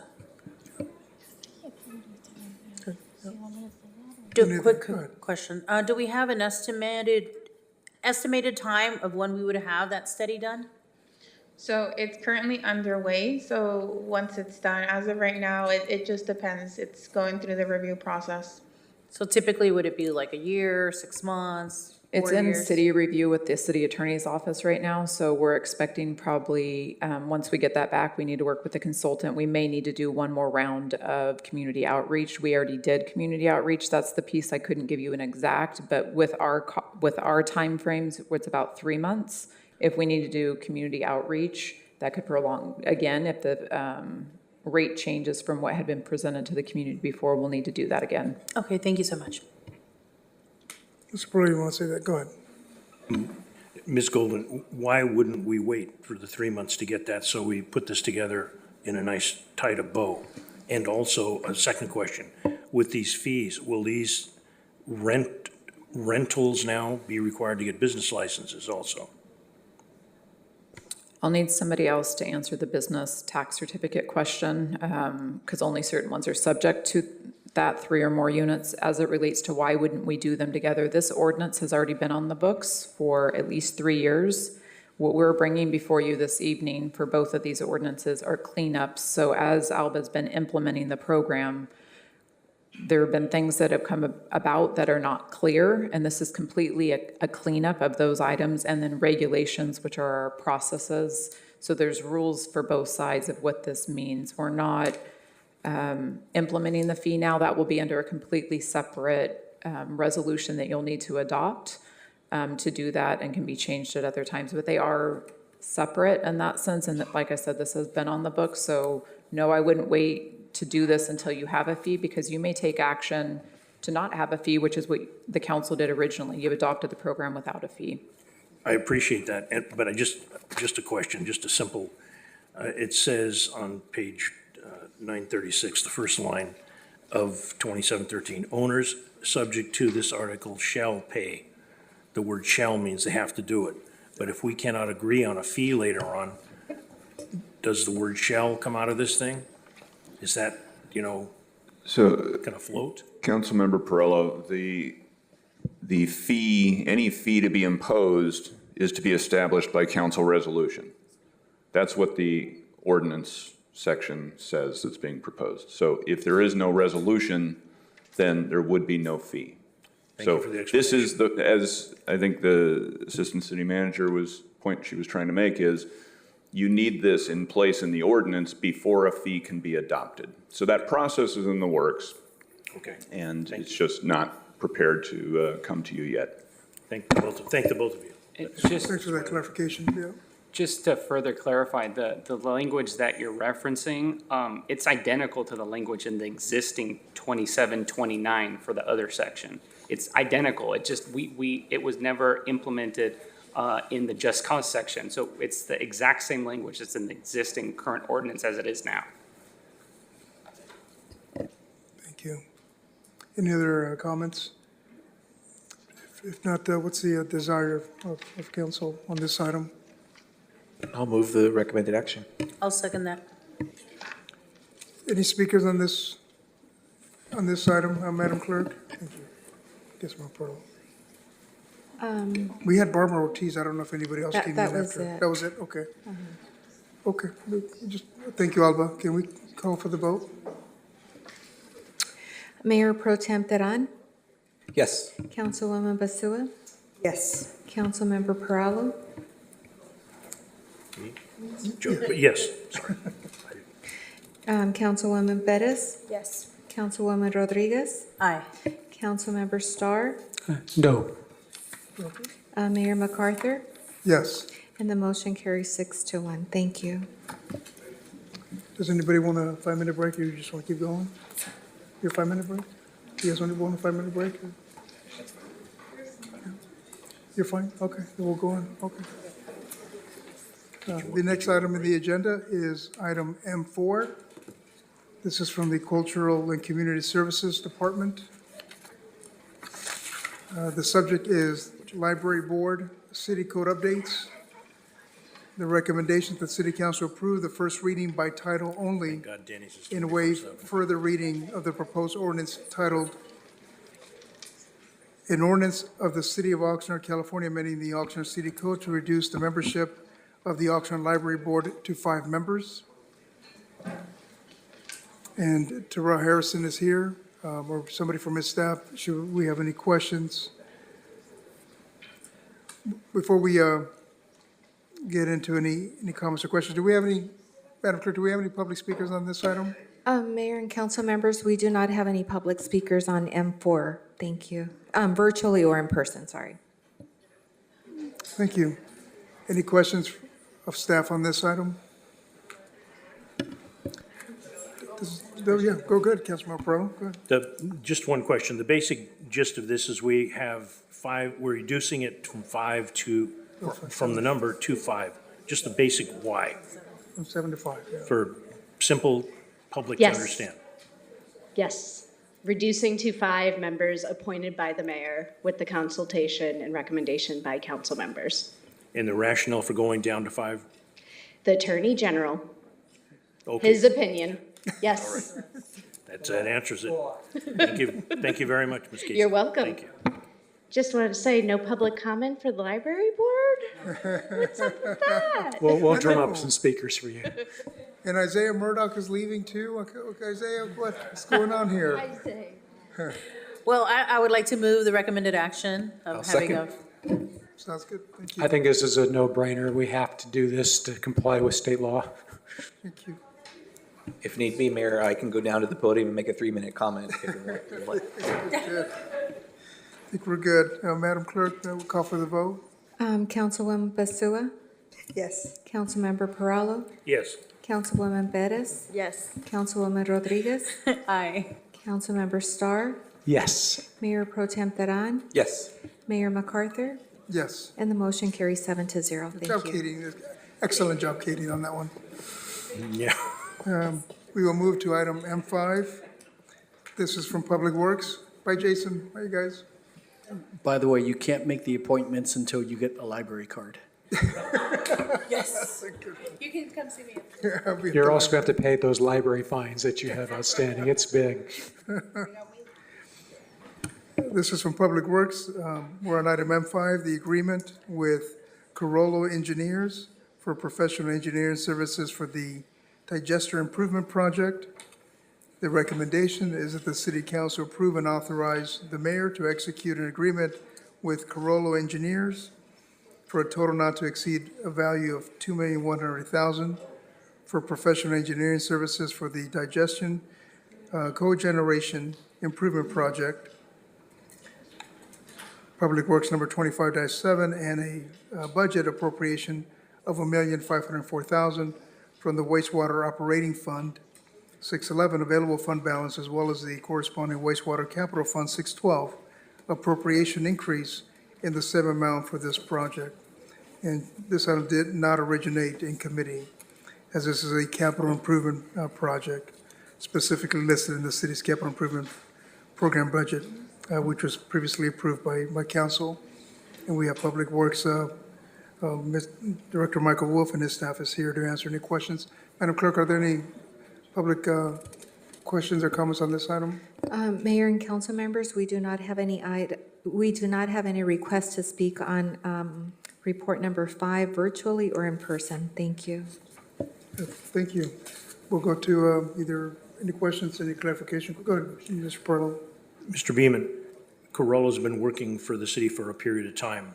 Have we found any issues with them, or are we still satisfied with the work? So, good evening again to City Council. Tim Beeman, Assistant Director of Public Works.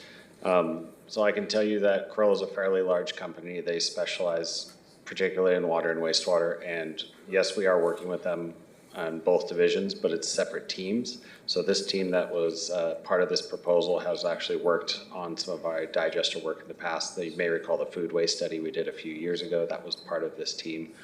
So it's a very specialized group. And we have been very pleased with their work that they've produced for us thus far. Thank you very much. Thank you, Andy. Councilmember Starr, any questions? No? Oh, go ahead, Mayor Pro Tem. Thank you. Thank you, Mr. Beeman. For these two digesters, just real quickly, how long have these particular items or these parts of our facility been in need of repair or upgrades or the scope of work that we have in front of us here? Just approximately. So there's a little bit of background to it. So digester number 2, which is part of the reliability project that's in construction right now, that was a commission for over 20 years. So the reliability project's bringing that back into service. And with that digester coming back into service, that gives us the opportunity to do these improvements at 1 and 3.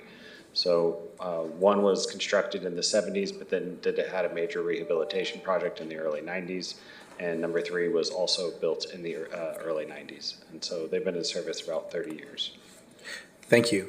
And can you tell us, I know it mentions it in the staff report in the presentation, but just so it's on the record, budget appropriation from which fund will be funding the majority of this item? So from the wastewater operating fund, yes, so, there's certain projects that we have funding with SRF, the state revolving fund. Those are some of our larger projects, but with the cash that we have on hand, we're looking at funding more of our capital improvement through that normal fund. Okay, and is that part of our enterprise fund for wastewater? Yes. Okay, so the reason I ask that is, in the past, when the last time we looked at our wastewater rates and had to do a rate study, which led to a rate increase, had that not happened, had the then council not made that decision, would we have this in front of us and have the ability to do this now, do you think? I think right now we're looking, at our treatment plant, the work that we have ongoing. We have another large project that the design is finished. We're getting ready to put out to bid. So the way our plant looks now compared to the way it looked 5 years ago is significantly different. And so, yes, those wastewater rates, we're looking at a much higher hill to climb. And so all of these projects were identified in that 2016 integrated master plan. And so those rates were based on these projects that we're getting to now.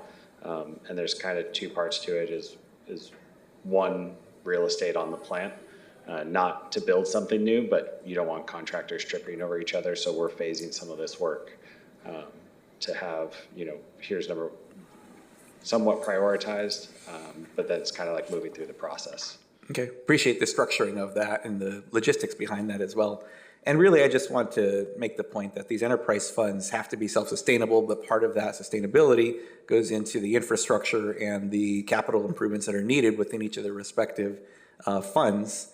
And I was able to tour the wastewater treatment facility, I want to say it was back in 2018 or 19. And I will agree with you fully, it looks very different today than it did back then. And for people have their right under Proposition 218 to protest any rate increases. And this would be one of those things that fall under that.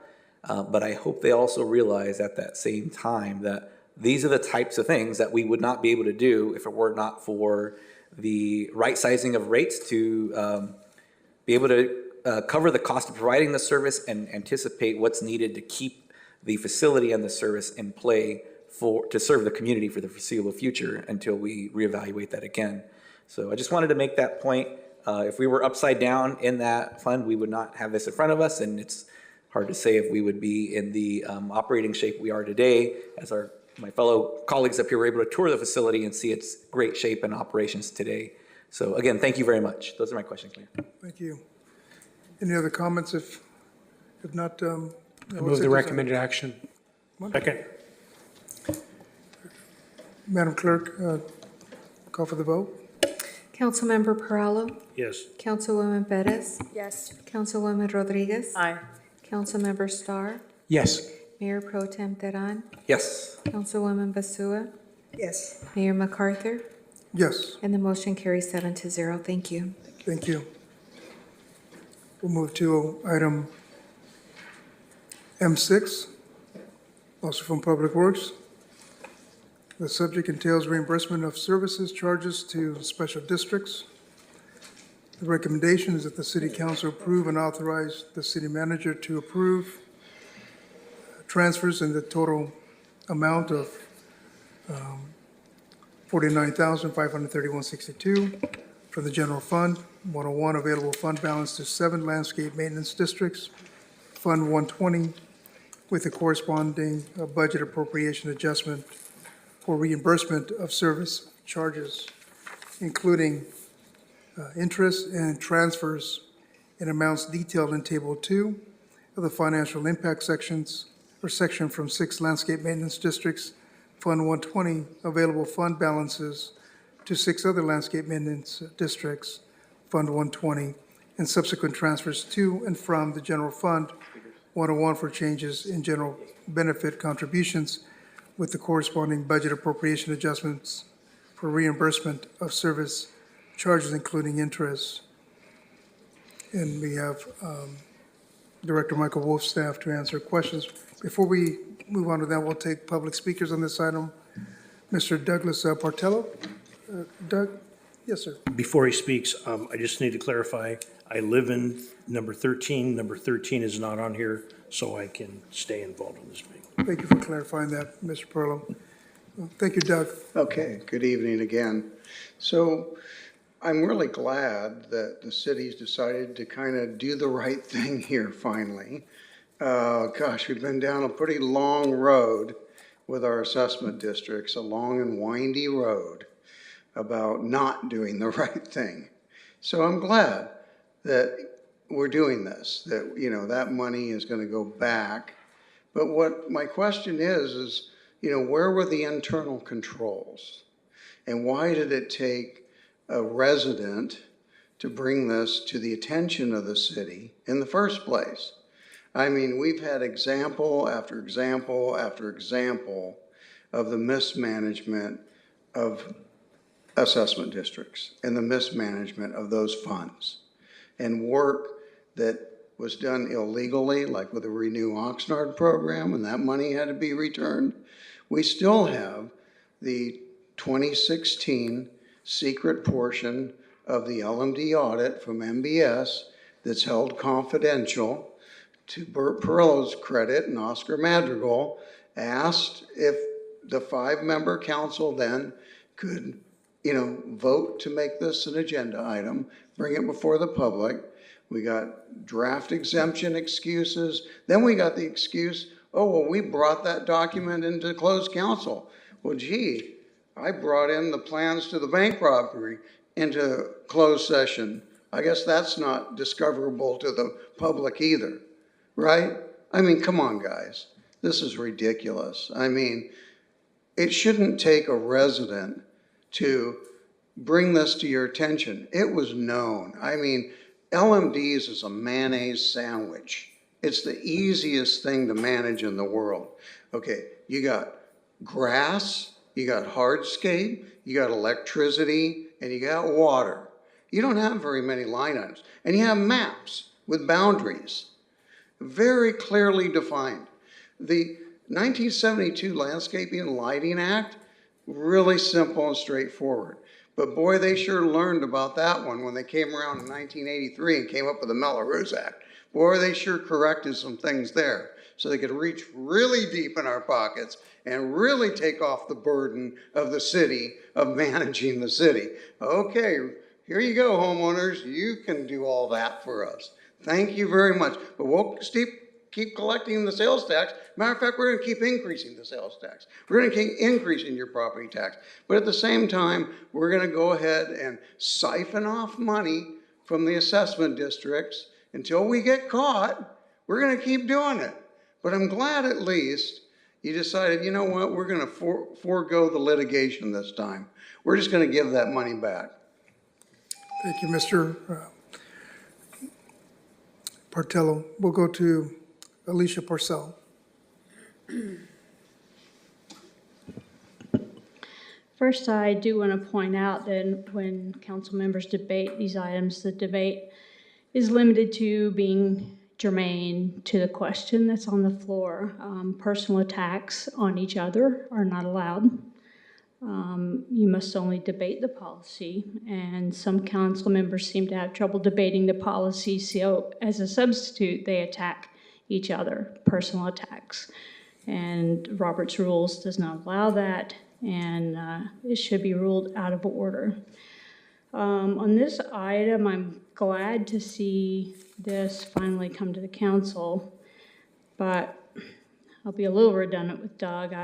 I first identified this problem in 2021, and it's 2025. I know that the video I made about it was watched in City Hall because I heard it mentioned in council meetings, and there are indicators even in this report that my video is part of the consideration. It is really absurd that it's taken this long to get this rectified. I do want to thank Ray Blattel for his persistence in bringing these issues up over and over and over and over. And a resident should not have to be like a dog with a bone to get things fixed when they're identified and obviously a problem. So you know, when this public does point out problems like this, the city ought to just fix it because that's the right thing to do. And too many times, that's not how it works, and we just have to keep pounding the drum for years before it's remedied. So it's important to do this, but it is also important to ask what changes to invoice processing are going to be made to prevent this from occurring, because this has occurred over years and years and years repeatedly. So let's consider what we can do to stop it from happening again. Thank you, Ms. Parcell. Any other speakers on this item, Madam Clerk? Mayor, we do not have any additional speakers for this item. Thank you. Okay, we'll go I to. have two questions. Go ahead. So in the presentation, it stated that staff is currently reviewing all LMD utility charges and will likely recommend corrections. I'd like to know, what is the target date for the completion of that task? Good evening, Council. Special Districts Manager Anthony Miller. There is no current target date for coming back to Council with that item. Right now, we're currently just scoping out the extent of the research that we're doing. So, Is there a reasonable amount of time that you think this could be done in? I mean, can it be done in the next 6 months?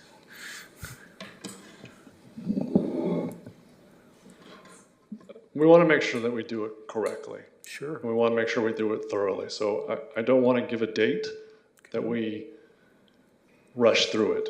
And so the answer is we'll work towards it as fast as possible.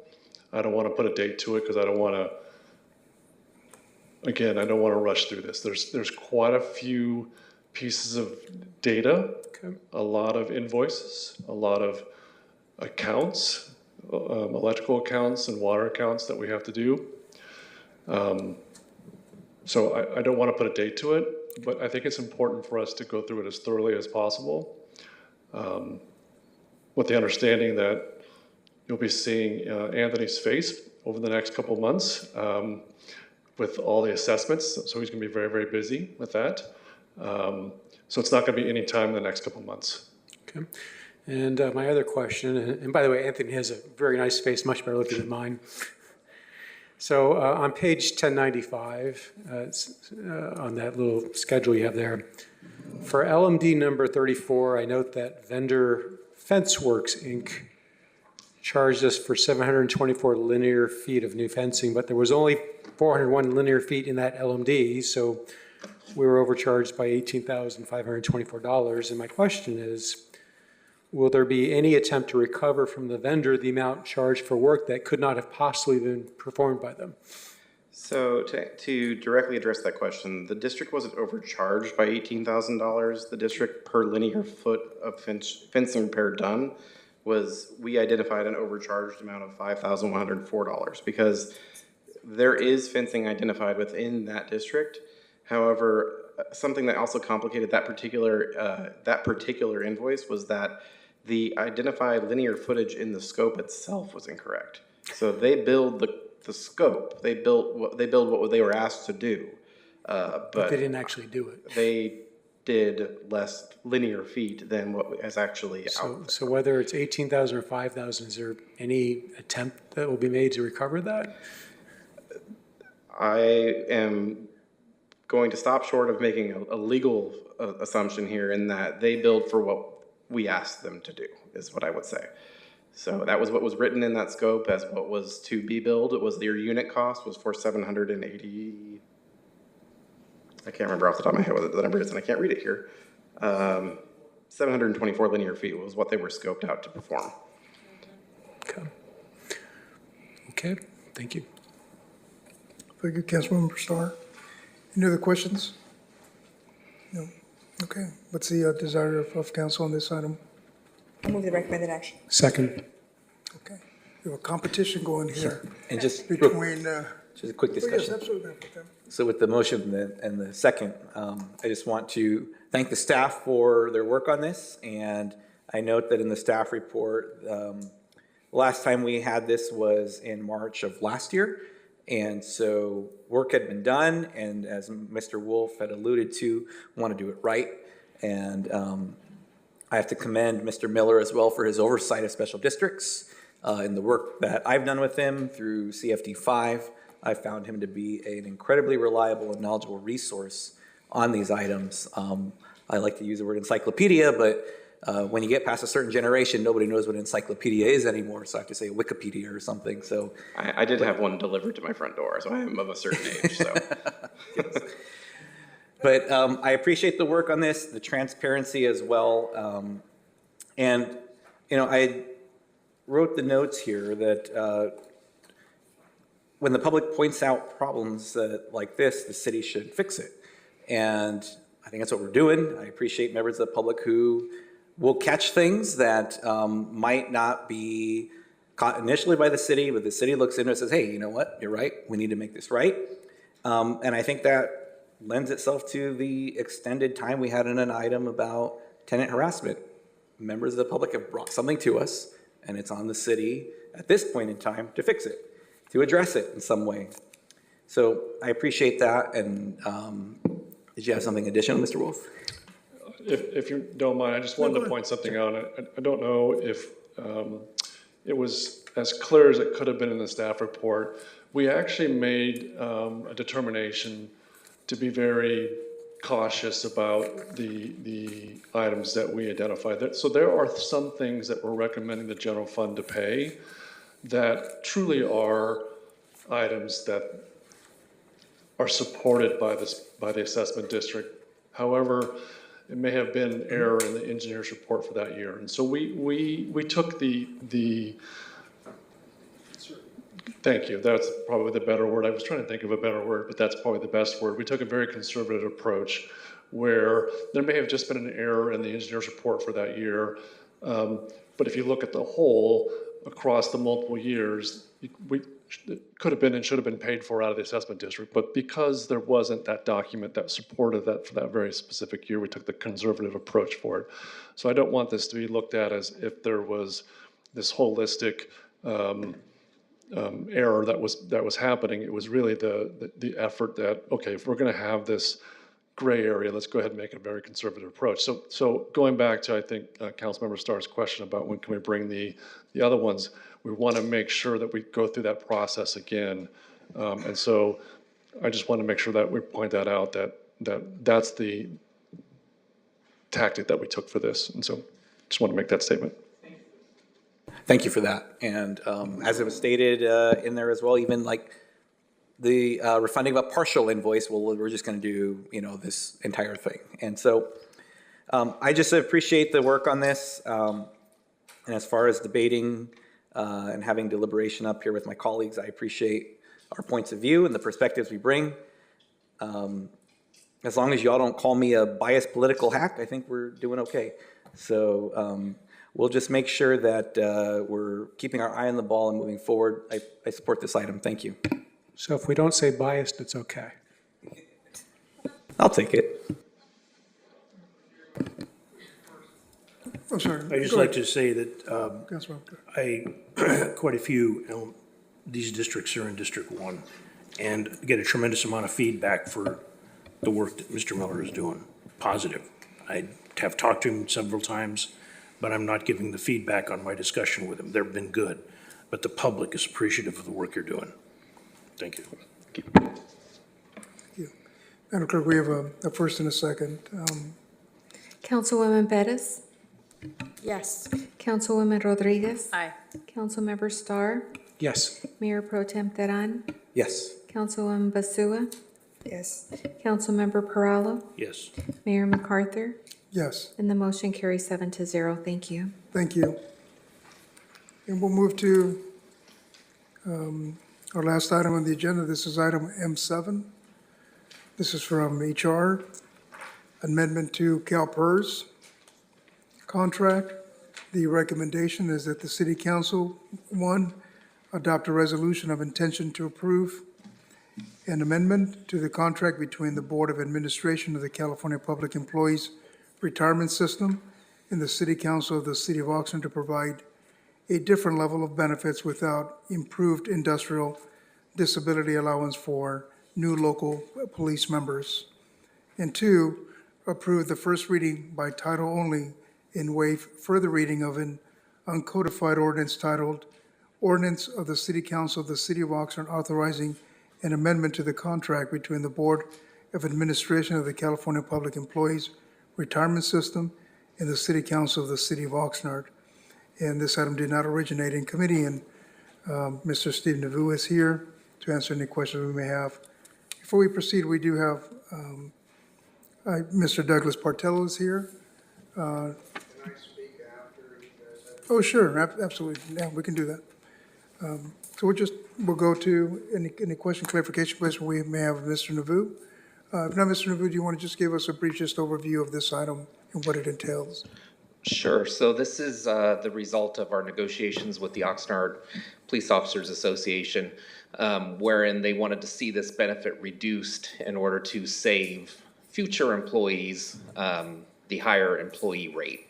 So right now we're about second in the state of California for an employee rate of right around, I think it's 16.5%. Within general for PEPRA employees being approximately 14.5%. And that's because of this particular benefit. So at the bargaining table, the POA wanted to eliminate that benefit on an ongoing basis.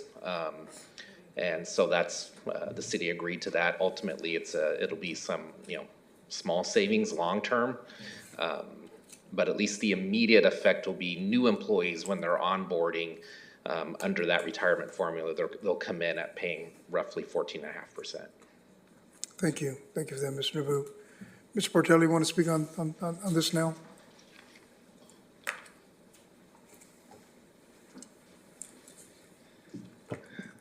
So it seems to me that what we have is an unsustainable safety system for Oxnard. So I'm always fascinated when in recent times the board has come and said, we have a balanced budget. Well, that's like me coming to my wife and saying, well, we can pay all our bills this month. Just forget about the $80,000 on the credit card. Okay, so when these negotiations happen with these unions, they're not really going to back up that much. And what Oxnard faces is a mounting crisis of unsustainability in paying this compensation for this pension fund. So, we're $325 million in the rears, right? And then we're going to do some creative, use of some of the interest, to gain $1 million here and there. But what's the risk involved with that also that I'm concerned about? But what I'm mainly concerned about is we have gone down a path here for Oxnard with our safety service that's completely unsustainable. And how do we maintain safety for our citizens if we really can't pay for it? And it just keeps mounting, the debt keeps mounting. So right now we're kind of living high on the hog on the miracles of Measure E and Amazon and some other things. But we potentially facing a recession here. And so what's going to happen when we can no longer sustain, these contracts and what, safety is asking, and then all the overtime? I mean, we're at, 30% of the base salary amounts for overtime. And, the costs just keep mounting and mounting. And I don't know, we're just not really addressing the 800-pound gorilla in the room. And that's that we're offering more compensation to safety and other personnel for the city that we can sustain with projections on revenue. And I don't feel very safe about that. So Camarillo solved their problem a long time ago. They turned it over to the county because they realized that we're going down a path of, debt here that we can't sustain. So, I have some concerns about, the restructuring and how they're going about, dealing with this issue of, our debt and how we manage that. Thank you. Thank you, Mr. Portello. Any council members have any questions of staff on this item? Go ahead, Mayor Pro Tem. Thank you. Just a quick question. I don't, maybe Assistant City Manager Sonstegard can help with this.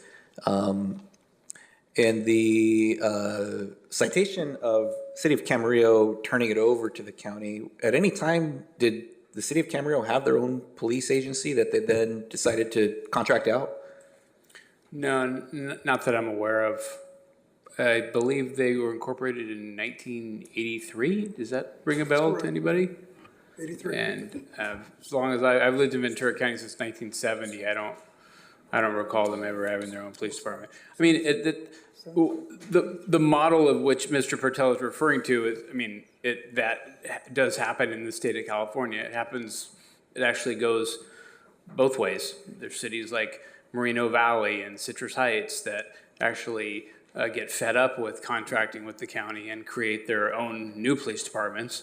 And then there are those that cities like the city of Fillmore, there used to be a Fillmore Police Department. And they decided that they wanted to contract with the sheriff's department. So it kind of goes both ways. Okay, thank you. I appreciate that. And just for Mr. Naveau, some of the comments that were raised or the points that were made about the sustainability of this, and this is what we're looking to do, what we owe versus what we can possibly pay for. I mean, is that germane to what we have in front of us here with the this particular item? I mean, do you see connection that you can use to speak to any of those points? I mean, I guess it's germane only insofar as long-term, there'll be a slight reduction in the employer rate because it's a reduction in the benefit that's being, that was initiated years ago. Okay, thank you. Mr. Mayor, I was wondering if the Mayor Pro Tem has any questions about the recommendation, just because the aren't any, I just want to move to, approve it and go home. Mr. Mayor, point of reference, because a wise man once said facts matter. It's 1964 for the city of Camarillo. It's 1983 for the city of Moore Park. That's how I got mixed up. So. No problem. Thank you for that. Well, I feel like that was two questions that I just asked that had to do with questions that were raised and things that are on here. That was going to be my last question. And I appreciate you staying up with us, Mr. Naveau. So sure. I'll go ahead and leave it at that. I'll just point out that in 2020, there was reference to the cost per capita, I believe it was, of each of the agencies throughout Ventura County. And in response, I believe the POA provided some factual numbers around that. And folks can go and look for that. I'm happy to provide that to the clerk if that's something we can add to the record. I'll look back to see that. Thank you. I'd like to move the recommended action. I will second. Yeah. Thank you. There are no further comments, Madam Clerk. Call for the vote. Councilwoman Rodriguez? Aye. Councilmember Starr? Yes. Mayor Pro Tem Teran? Yes. Councilwoman Basua? Yes. Councilmember Perallo? Yes. Councilwoman Bettis? Yes. Mayor MacArthur? Yes. And this motion carries 7-0. Thank you. Thank you. Alicia, happy anniversary. Happy anniversary. Yeah. Thank you, Mr. Thank you, everyone, for sticking around. There be no further business on the agenda, and without any objection, we are adjourned. Thank you very much, everyone.